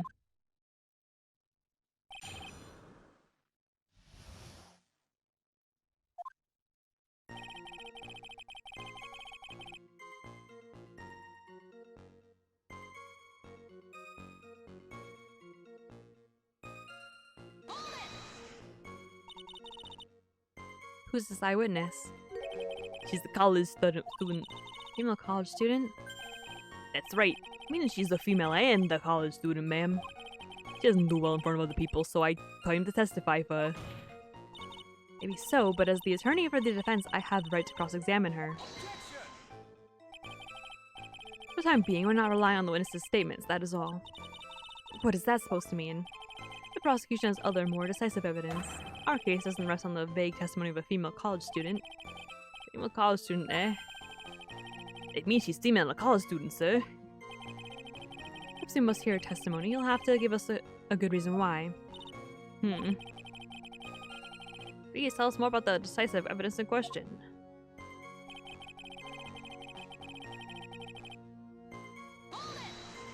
Accidentally, huh? The victim was wearing a scarf in that photo, alright. So about the witness who took this photo. What was that? What was this person doing all the way in the mountains?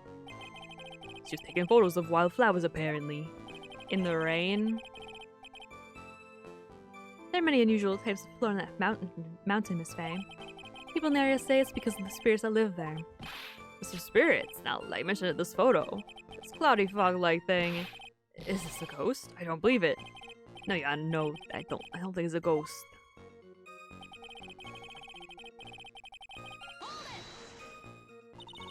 Drizzling, huh? That's right. There's a light rain coming down. The whole place was dreary. Not as dreary as the mood that's in this courtroom right now. Looks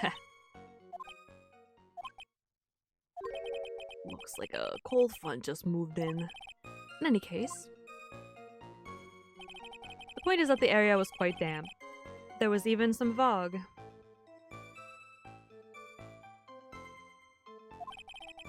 I even slipped and fell while I was on the bridge. It was really something. Anyway, the criminal shoved the victim down. Is that part of the witness's testimony as well? Of course it is. He pushed the victim hard in the back and she fell down right on her stomach. I remember that happening once myself. It was really brutal. Brutal? Brutal? That's how you... There's no way. There's no way. I learned about a Jew this time. There's no way brutal spelled that way. There's just... I know, there's no way. There's no way. There's no way.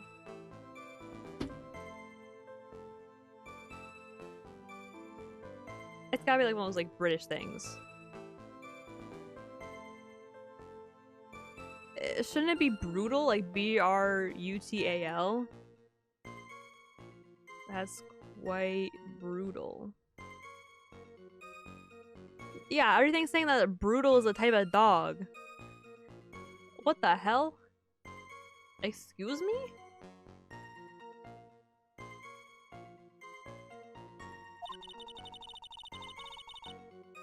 Does it mean that you push someone down like that once? His mind-boggling tales and the way he said brutal? Oh, he just pronounced it weird. I wonder if he's Canadian. Oh, he's Canadian? Oh shit. I don't know how to voice a Canadian. Ha. Save your nasty look for the right person. Huh? Take a look.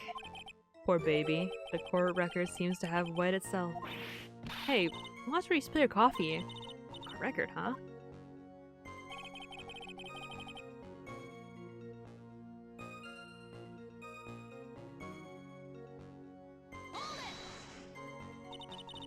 In other words, there was a struggle between the criminal and the victim, huh?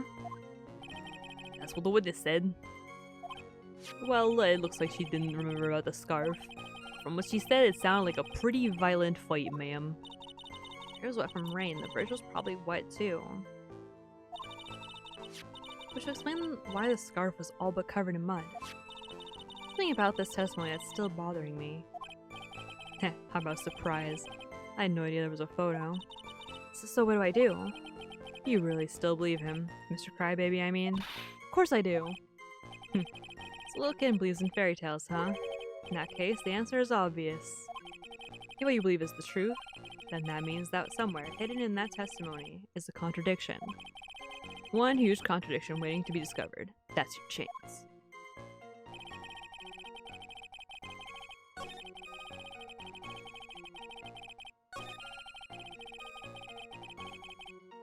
I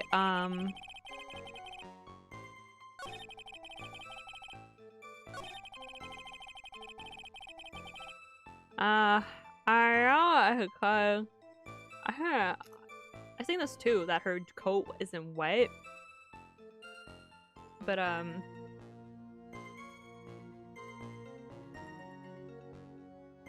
I show that? Do I just show the photo?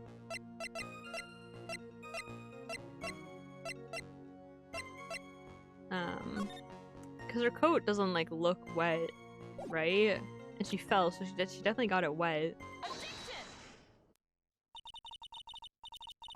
the time of the crime, there was a light drizzle coming down, correct? Yeah, and fog too. Just a generally soggy atmosphere. Well, I have evidence that doesn't go with that soggy atmosphere. But this is a photo of the victim's body that was found in the car trunk. That was me trying to do a better accent. It was me thinking about what that looks like. A photo of a drawing of my eyes? That's right, Peach. When I find your eye, when I first find myself getting lost looking in them.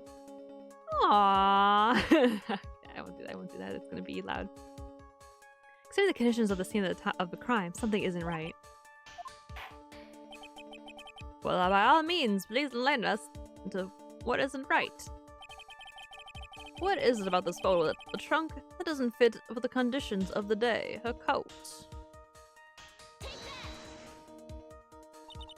Naturally, the answer is right here. The victim's coat? As far as I can see, there's nothing strange about it. About it. That's exactly what's strange. Recall the testimony. What were the conditions on the bridge that day? It was drizzling and foggy. Dusky bridge was all wet. The victim really had fallen down on her stomach on top of the bridge. Then the front of her coat should have been covered in mud. That's exactly right. The day I fell on a muddy stream was my gorgeous playoff beard was befouled. I do bet that the crime scene was quite wet that day. However, that doesn't mean that the top of the bridge itself was muddy. Your Honor had fallen in the shower instead of on a muddy street. Your glorious hockey beard pride of the legal league would be wet, not muddy. What? What was that sentence I just had to say? Fortunately, I have yet to test that. Still, your point is well taken. Can you prove that the surface of the bridge was muddy that day? Yeah. Because her scarf got muddy. Surface of the bridge, huh? Ha. Everyone wouldn't stand for a taunt like this. Yeah, what a real woman. I hate this guy now. I used to think that this guy was so hot when I was younger. I loved him. But now I'm like, okay, he's like a weird, sexist, weird creep. Wow. Crazy. Of course I can.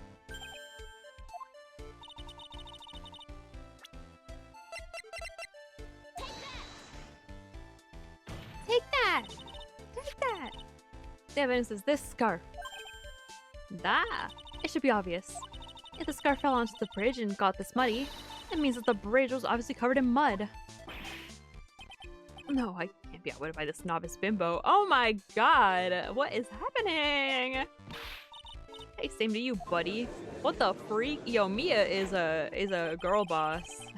What the fuck? Miss Faye's assertion makes perfect sense to me. I do bet that there appears to be a contradiction between the condition of the victim's coat and her scarf. However, the real question is, why is there a contradiction? Huh? For every contradiction, there exists an explanation. Let's look at what the explanation in this case may be, shall we? Alright. Not like he's really giving me a choice here. Ha! You're doing pretty well for a little kitten. Mr. Armando, can you fucking stop talking like that? Remember what he says? A contradiction always comes down to a lie. Either the victim discovered in the trunk,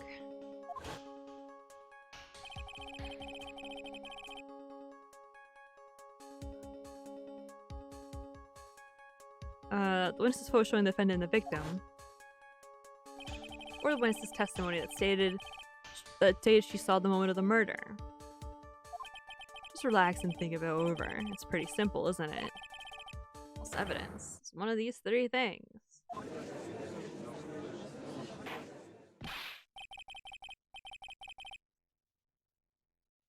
We just said just now. I'm not sure I like that. That wasn't me, Your Honor. The coffee aficionado over here that said it. This court is not in the habit of accepting false evidence, you know. Blame it on him, Your Honor. He's the one trying to slip false evidence into court. But we won't let him. We'll expose evidence as the flimsy scam it really is. Yes. False evidence in the case is the witness's testimony. It's a no-brainer. Obviously, it's the witness that's suspicious.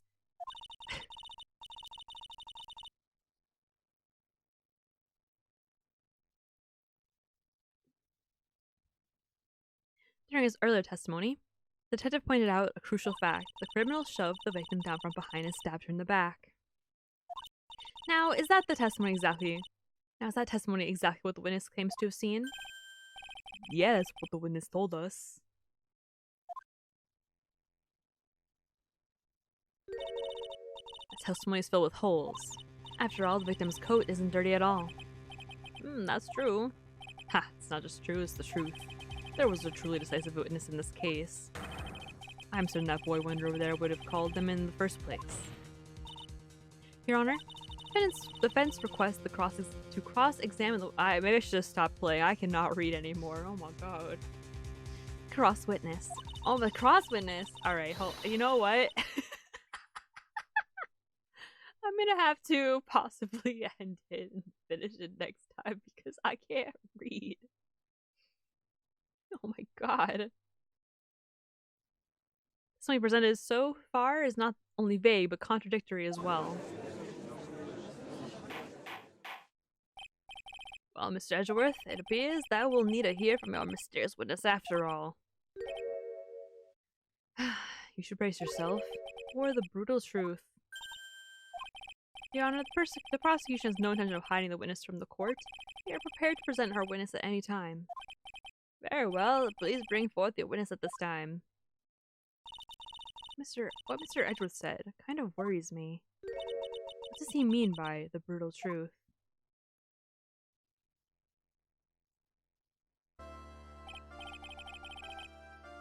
Now let's proceed with the testimony. Mr. Edgeworth, please go right ahead. Thank you, Your Honor. Prosecution summons the woman who saw the events that day with her very own eyes. This is it, Mia. The battle begins here. Witness, what is your name and occupation?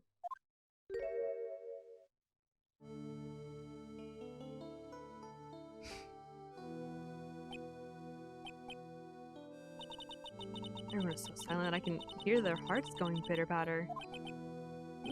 Oh, when I look at you, how can I put it? You look as scrumptious as a double in a dozen donut holes. Look, I want to hurry up and hand down a verdict just to have a bite.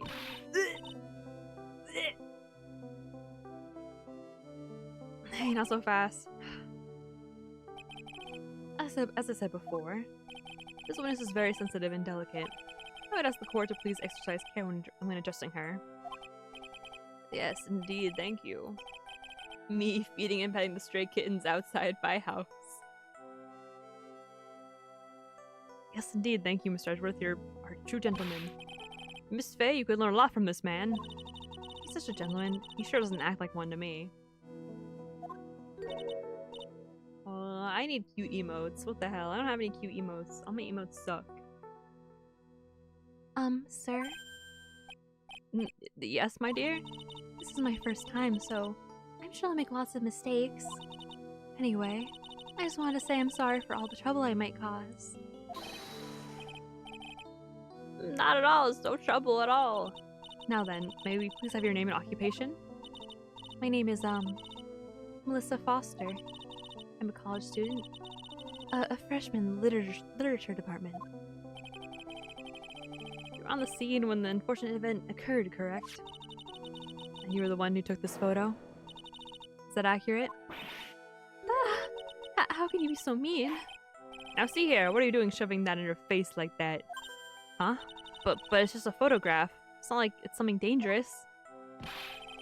Next time I'll be forced to penalize you. Oh, I don't like the turn this has taken.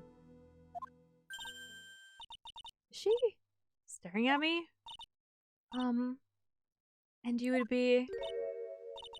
Huh? I'm the defense attorney. My name is Mia Fey. I see. So you are... Now then, no leak, you please give us your testimony? Yes, Your Honor. I'll do my best.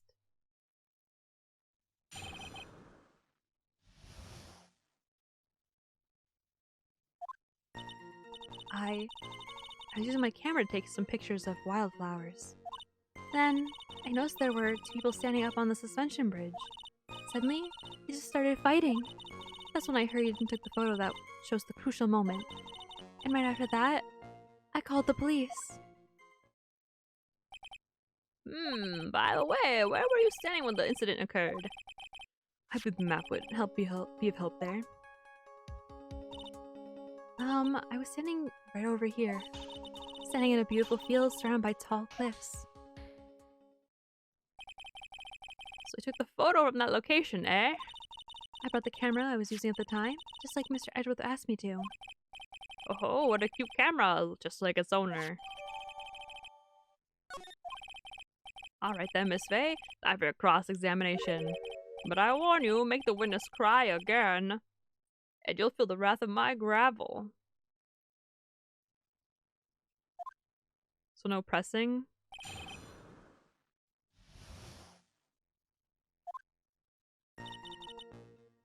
But what if I press anyway? Did you say wildflowers? Yes, the mountain is famous for its beautiful spring wildflowers. But it's only February. Well, I couldn't wait for spring to come. Oh, I know just how you feel.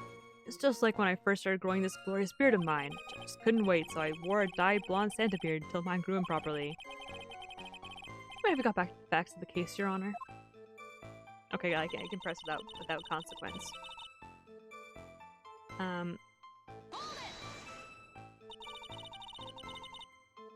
Is there anything strange about the two of them? I'm a bad girl. I know I am. It looked like they were having a really serious conversation up there. So I decided to watch them. Like some kind of peeping Tom. No, not all everyone is like that. I love watching other people fight too. In fact, I can't get enough of it. Actually, that's why I took this job in the first place. Too much info, Your Honor. In any case, it was perfectly natural for you to have kept watching them. Especially dressed as they were. Well, anyway, I was watching them very closely. Suddenly, they just started fighting. Do you have any idea what they were fighting about? No, I have no idea. Why do you ask that? Oh, I just thought that maybe you overheard them, or heard what they said.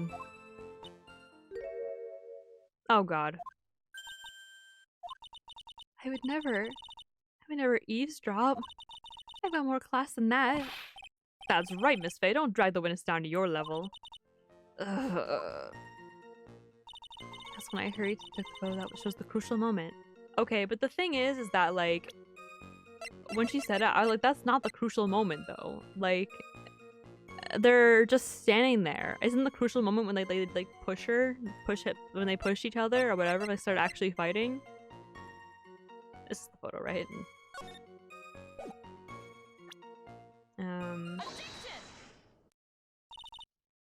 Witness? We said you took a photo of the crucial moment. Is this what you meant? All I can see in this photo are two people facing each other. You testified that you saw the two of them starting to fight? Normally that's the kind of thing we would refer to as a crucial moment. Why haven't you presented a photo like that? Well, you see... Maybe they didn't fight. The photo we presented was the only one there was. If you really wanted to capture the crucial moment, then what happened next? You must have taken a photo of it. Though. My apologies, young lady. Miss Faye's assertion is not without a certain amount of merit. He can certainly downplay a situation, can't he? I'm sorry. I'm a very bad girl. I used it all up. The film, I mean. You ran out of film? This photo was the last one. What? Fortunately, that is the truth. I personally examined all of the photographs she took that day. All the other photos are of the witness herself playing among the wildflowers. The witness herself, then who took the photos? Well, you see, my camera has a timer feature built into it.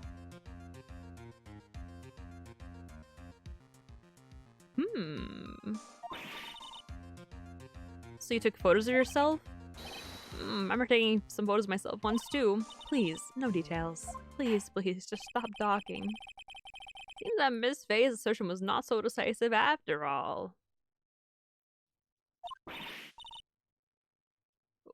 Wait just a minute. Well, if she had no film left, she couldn't very well take more pictures, eh? Miss Foster, perhaps then you could tell us about a different sort of photo. Photos of the incident you took with your very own eyes. Timer. Mr. Edgeworth, you're quite the poet. Very well then, let's get back to the cross-examination. Let's hear your thoughts on the fight that you witnessed. Yes, Mr. Judge. Boy, this guy is really a sucker for sweet talk. Ha. Looks like the other kitten in the room is the one that's getting all the attention. Yeah, it's sickening. The way you keep calling us kittens, that is. Can you stop? God, I fucking hate this guy. Wait, did we read this? I assume there were two people standing up on the suspension bridge. Suddenly they just started fighting. Every time turned around and tried to run away, but she only got about that. Okay, this is new. Wait, I thought this was old. Sorry. Is this new? Am I stupid? It is new, I think.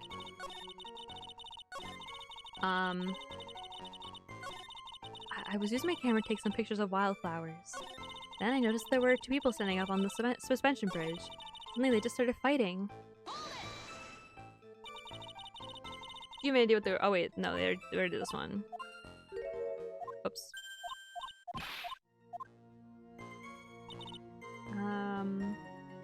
They didn't turn around and try to run away, but... Wait, why do you think she tried to run away? Their police training. She certainly knew better than to turn her back on a criminal. This is a large, powerful man with a knife. If it had been a quaggy woman like you, I'm sure she would have acted differently. Quaggy? Why you? I've never heard half these words today. Quaggy. Look that up later. If it had been me, I probably would have jumped into the river. There's still something wrong with this testimony. She only got about 10 yards before she was stabbed in the back.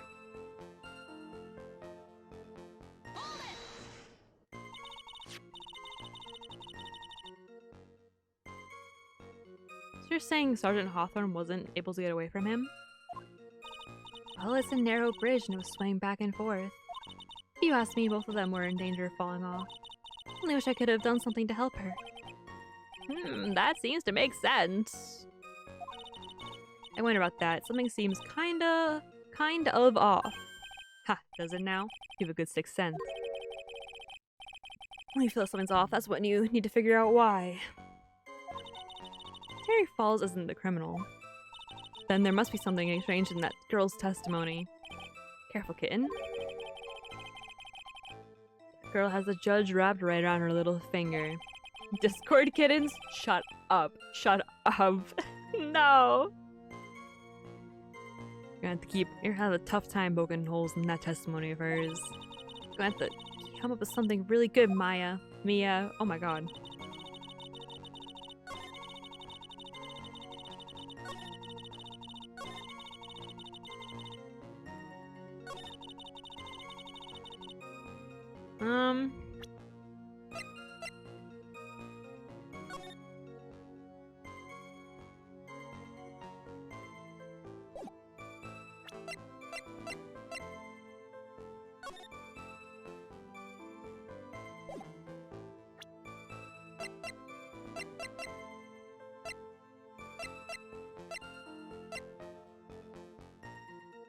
Bringed broken. That's what I'm thinking too. She said she was here, right? So if she was here, then the guy is here and the other lady's here, so she couldn't have run backwards. It's not possible. It's just simply not possible. Witness, your testimony is a joke. Huh? Well, what? But I just... Miss Faye, I thought I warned you not to make the witness cry. One short testimony and two bad contradictions. There's no possible excuse. Said there were two contradictions. It's simple. Just take a look at the diagram of the area. According to her testimony, the two of them were in the middle of the bridge. If they were, and the victim had turned her and tried to run, well then... She would have hit a dead end. She said 10 yards, but she couldn't have even ran 5. Because Dusky Bridge is collapsed on that side.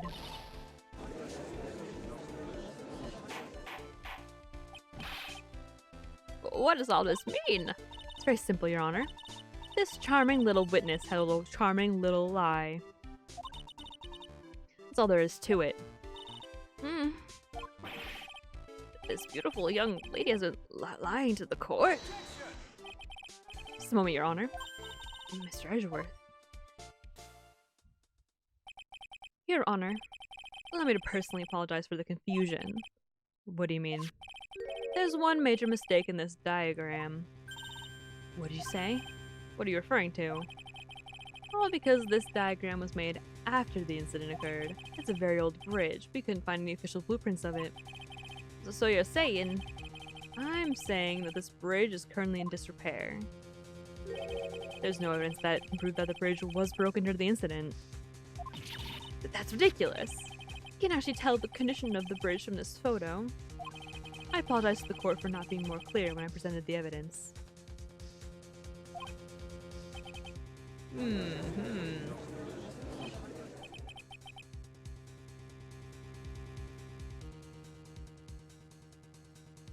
That guy's really good. That guy's good, huh? What do you mean? He planned it from the beginning. He's a genius, alright. The diagram of the bridge was his insurance policy. What? That coward. Well, Miss Faye, it seems you've once again made a reckless accusation. I'm sorry. Should have been more careful myself. No, it's not. It wasn't your fault. Now then, shall we get on with the trial? I'd like to establish once and for all what it was that the witness actually saw. Indeed. All right, young lady. May I ask you to please proceed with your testimony? But it's so hard to go on. We're all on your side, Ms. Foster. There's no need to worry. Just tell us what you saw. Yes, sir.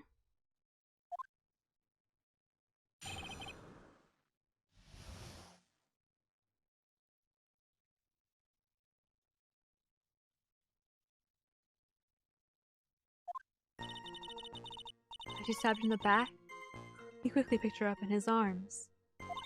Then he carried her over to the car. I suppose that was the only way he could make sure the body stayed hidden. He couldn't just leave the body on top of the bridge. Oh, I'm sorry. I'm only supposed to talk about what I saw.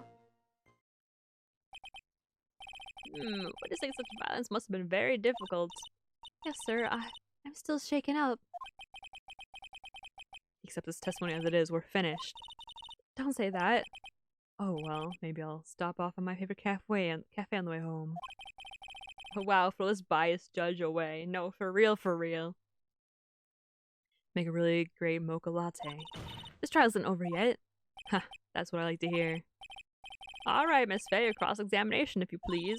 How can you, like, pick her over Mia? Mia's titties are like 40 times larger.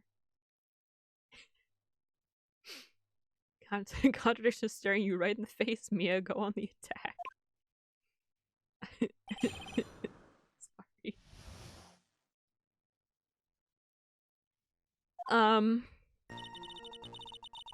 So this one's pretty obvious. I feel like I said time and time again, but I feel like this game gives it to you way easier than the other games. Because they say like very obviously like made this thing like mentioned twice in like the same witness statement. So like I suppose that was the only way he could make sure the body stayed hidden. He couldn't just leave it on the top of the bridge. Well, yeah. What he could have just done was fucking toss it in the river like he did initially. Oh, so many years ago.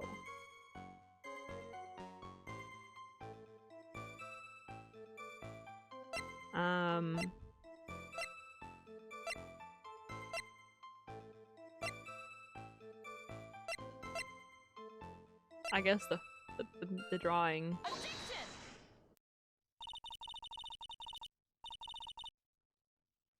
Killer not wanting his victim to be found, I can understand that. We've all killed before. However, the idea of moving the body for that purpose is clearly odd. There was a much easier way to make sure the body wasn't found. Well, what is it? Taking a look at the map of the area and you'll see how. There's a river right below the bridge. Earlier, Mr. Edgeworth pointed out something interesting about the river. For those who are not aware, Eagle River is well known for its powerful current. Most bodies that fall in that river are never recovered. Ah! In the kidnapping case 5 years ago, the victim's body was carried away and never found. If 10 murders were to occur at the same spot above the Eagle River, you can bet your boots that every other killer would have tossed that body in the water. This is all conjecture, isn't it? Order. I'm not sure if I care about the way you put that, Miss Faye, but I must admit it does seem odd not to have thrown the body in the river. Oh. Well, Mr. Edgeworth? How sad.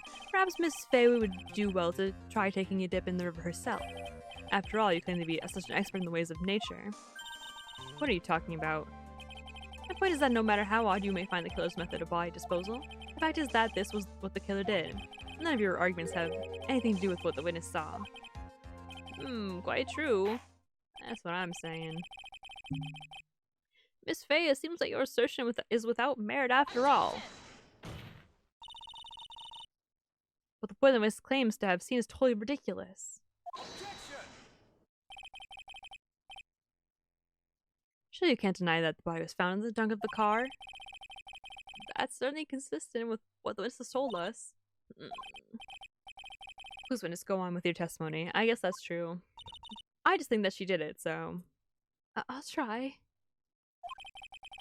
All I have to do is tell us only what you saw. Otherwise, the mean lady might yell at you again. Who's he talking about?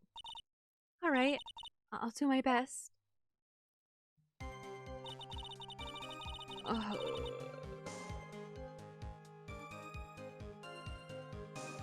he stabbed her... Alright. After he stabbed her in the back, he'll him his arm.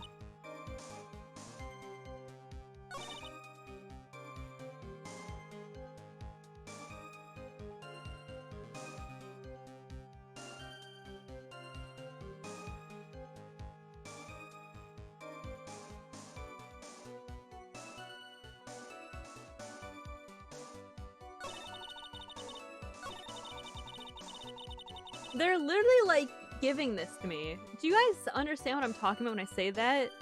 This game is like significantly easier than the other ones. don't know why it's so easy. Maybe I'm just stupid and never noticed. No, it definitely isn't. That's probably why I remember these games being so easy, because they make it really freaking obvious. He just said to only talk about what this witness has seen, or else I'm gonna yell at her. There's no way she could have seen that he broke into the car.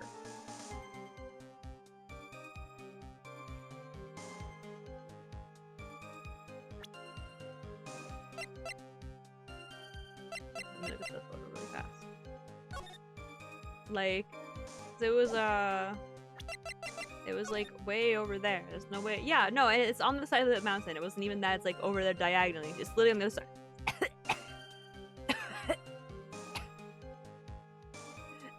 I got too excited, choking on my spit.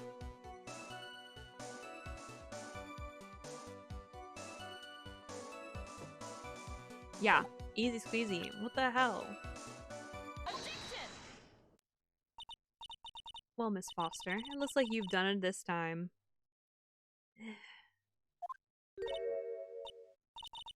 Done what? Made a crucial mistake. A crucial mistake? Like what, Miss Faye? The killer broke into the trunk of the car. A stolen car and hid the body there. You're saying you saw that, right? With your very own eyes? Yes, and? It's simple, Miss Foster. Take a look at the diagram. This place you claim to have taken the photo from that day is here. Do you see what I mean? Even if you try to see the car, this outcropping of rock is directly in the way. Ah! That's right, Miss Foster. From where you were standing, you could not have possibly seen the killer's car. I bet the diagram shows a large outcropping of rock. However, it isn't so tall that it would stop her from seeing the car. That's right. It's not that high at all. I was able to see his car just fine. I'm so sorry, but that just doesn't wash. I was the witness who presented this as evidence to the court, yes? It's the location the photo was taken from. Your own photo tells the whole story. You can literally see how tall it is. You can clearly see the left side of the bridge. But the outcropping that is being referred to is really more like a cliff. Ah! Your view should have been completely cut off by this cliff. But you still claim to have been able to see the killer's car. No! Order in the court! What's the meaning of all this ballyhoo? Your Honor, don't jump to any hasty conclusions. The fact that the escapee fled in a stolen car was reported on the news. After witnessing such a murder, I'm sure you can appreciate the witness is very upset. She must have heard about the stolen car and convinced herself that she saw it. But she was repeatedly warned before starting her testimony. She was told to testify only about what she saw with her own eyes. Oh. Mr. Judge? What is it? I think I must have remembered things wrong. Hey, wait a minute, you can't just say that.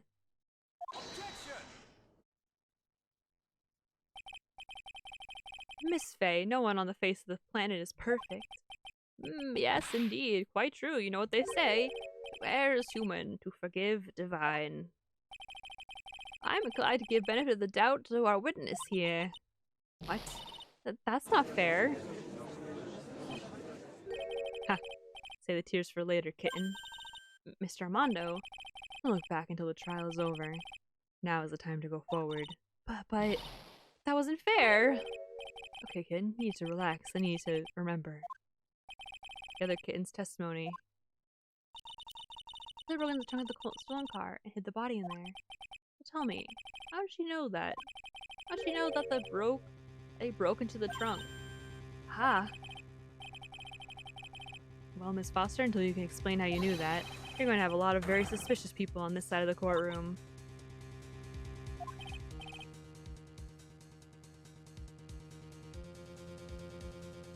What, witness? Well, I'm certain that he broke into the trunk because there are marks left on the trunk lid. I'm certain they were scratch marks from when he broke into it. What? Let me see that photo. Oh my god.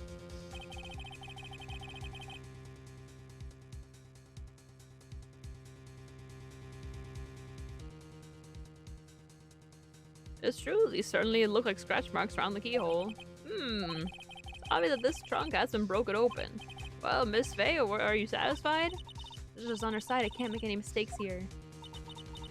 She just said, is there a contradiction somewhere in there?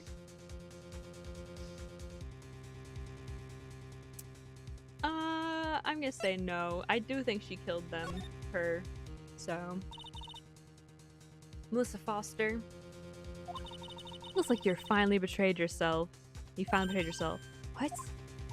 You said you were in a field taking photos of wildflowers. Even so, you knew about the scratches. The question is when. When did you get a chance to see those scratches? Finally, I finally got her.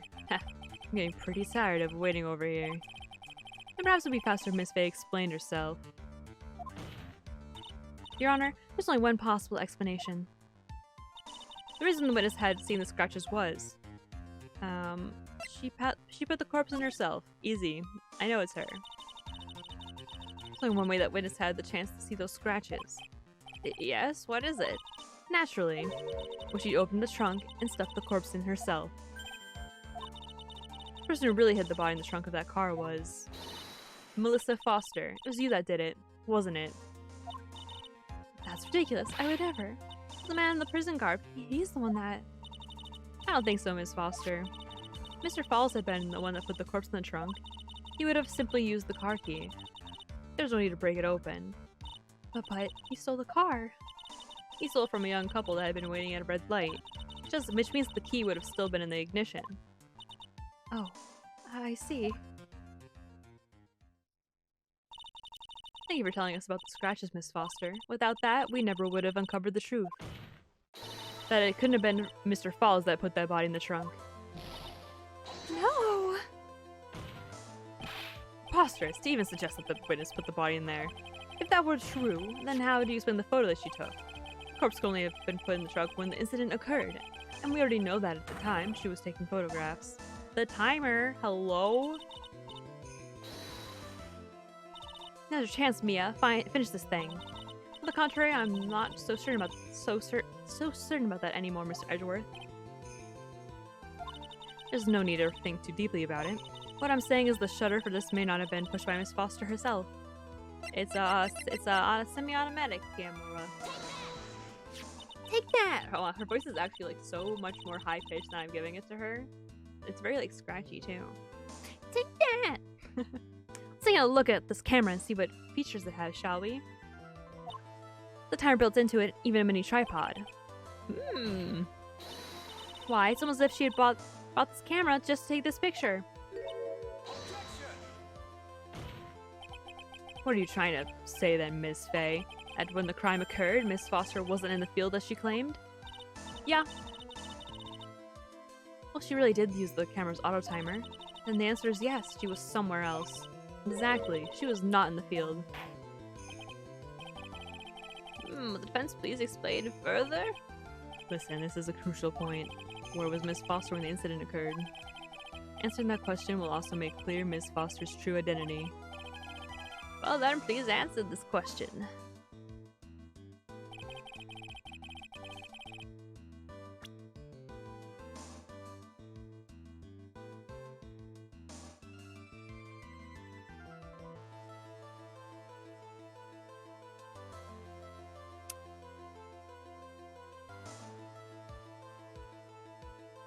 Somewhere on the bridge, but okay.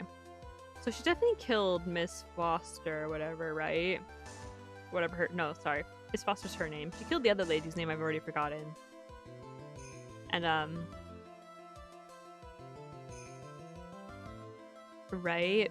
And then he shows up. So...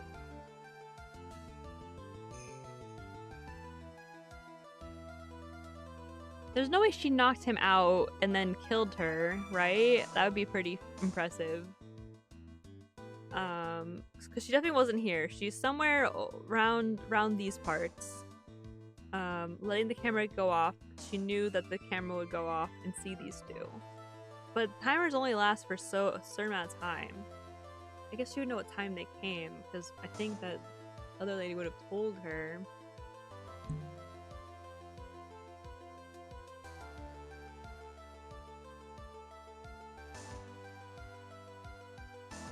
Or maybe, now hear me out. This is a wild and wacky thought I'm having.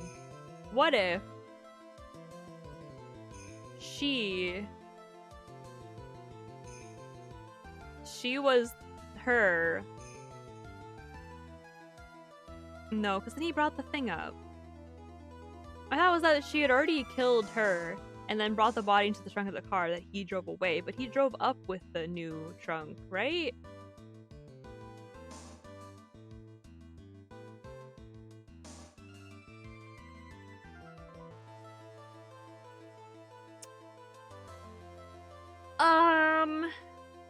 I don't know. This is hard.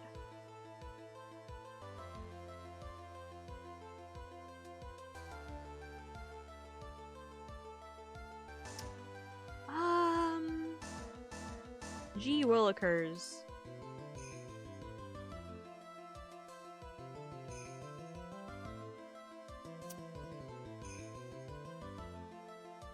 Why is 5 yards on the map? I don't know, just to show you how the distance is.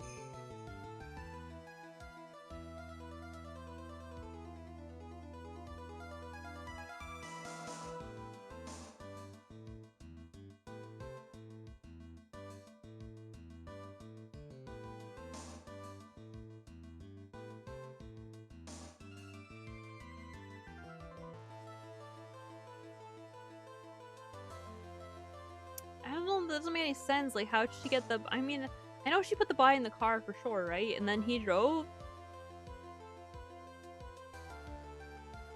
So she must have, like... But the car he drove away was the other one. Isn't it? No, okay, so there wouldn't be scratch marks on the trunk of the car if he had the key, which he had the key. But this is so hard. My brain doesn't work.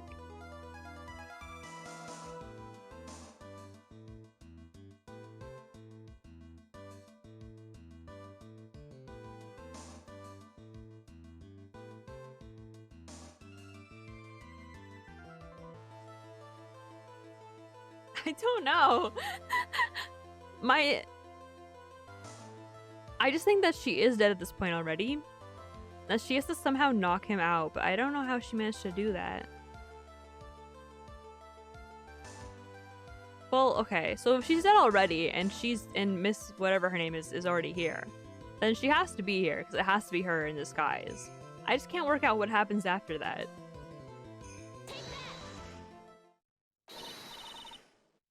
Actually, the witness was right here. What about that? That's what the victim, Miss Hawthorne, was standing. Why am I suddenly a newscaster?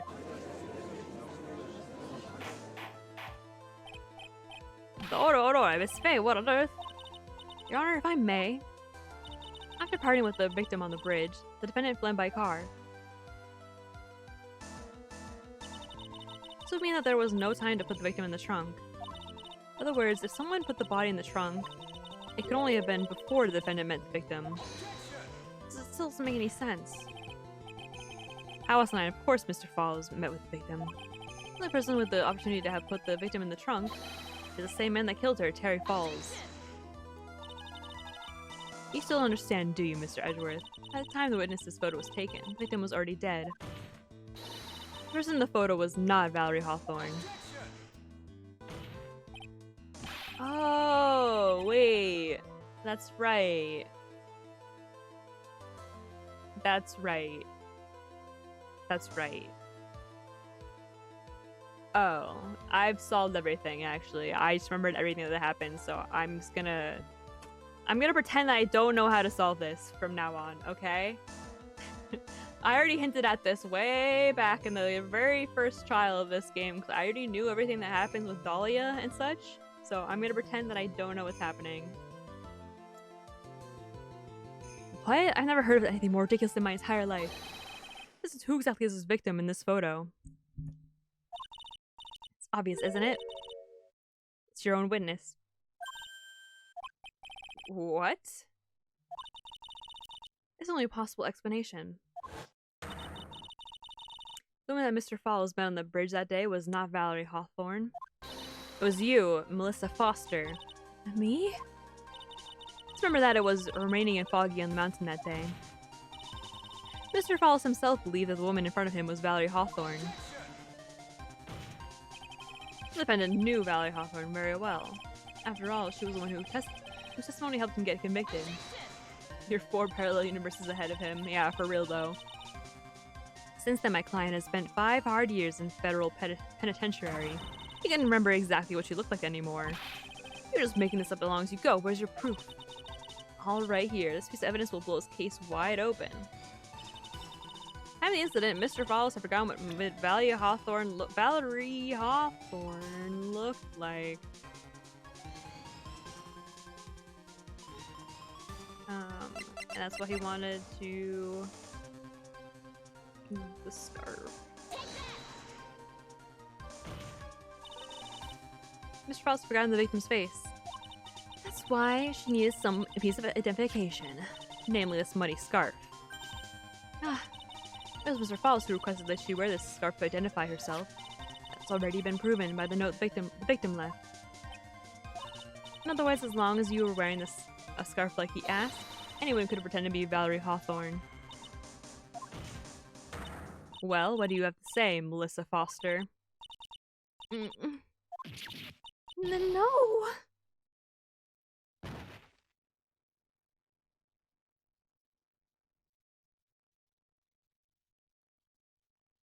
Now, can I fish the next half hour? I can speedrun it. I know what happens. I don't. Oh my god. Why did it take so long to reconnect?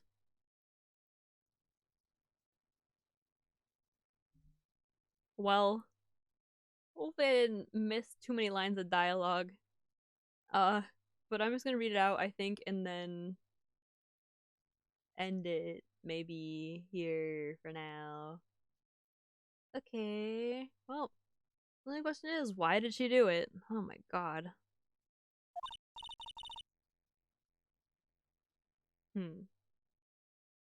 Wasn't that obvious? She's the real culprit. Ha. Well, I'll have to wait for Miss Foster to compose herself before we start again. Till then, this court is in recess. The defense and the prosecution are both to wait in their respective lobbies. Yes, Your Honor. Understood. Very well, this court is in recess.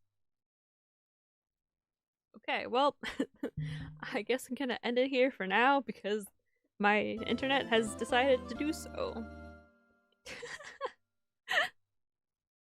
Okay, well, good stuff. Good stuff. We'll carry on next week with the second part of this trial, and then hopefully like a 1-minute stream. No, for real, LMAO. It's gonna be annoying because on the VOD, I'm gonna have to like download it and then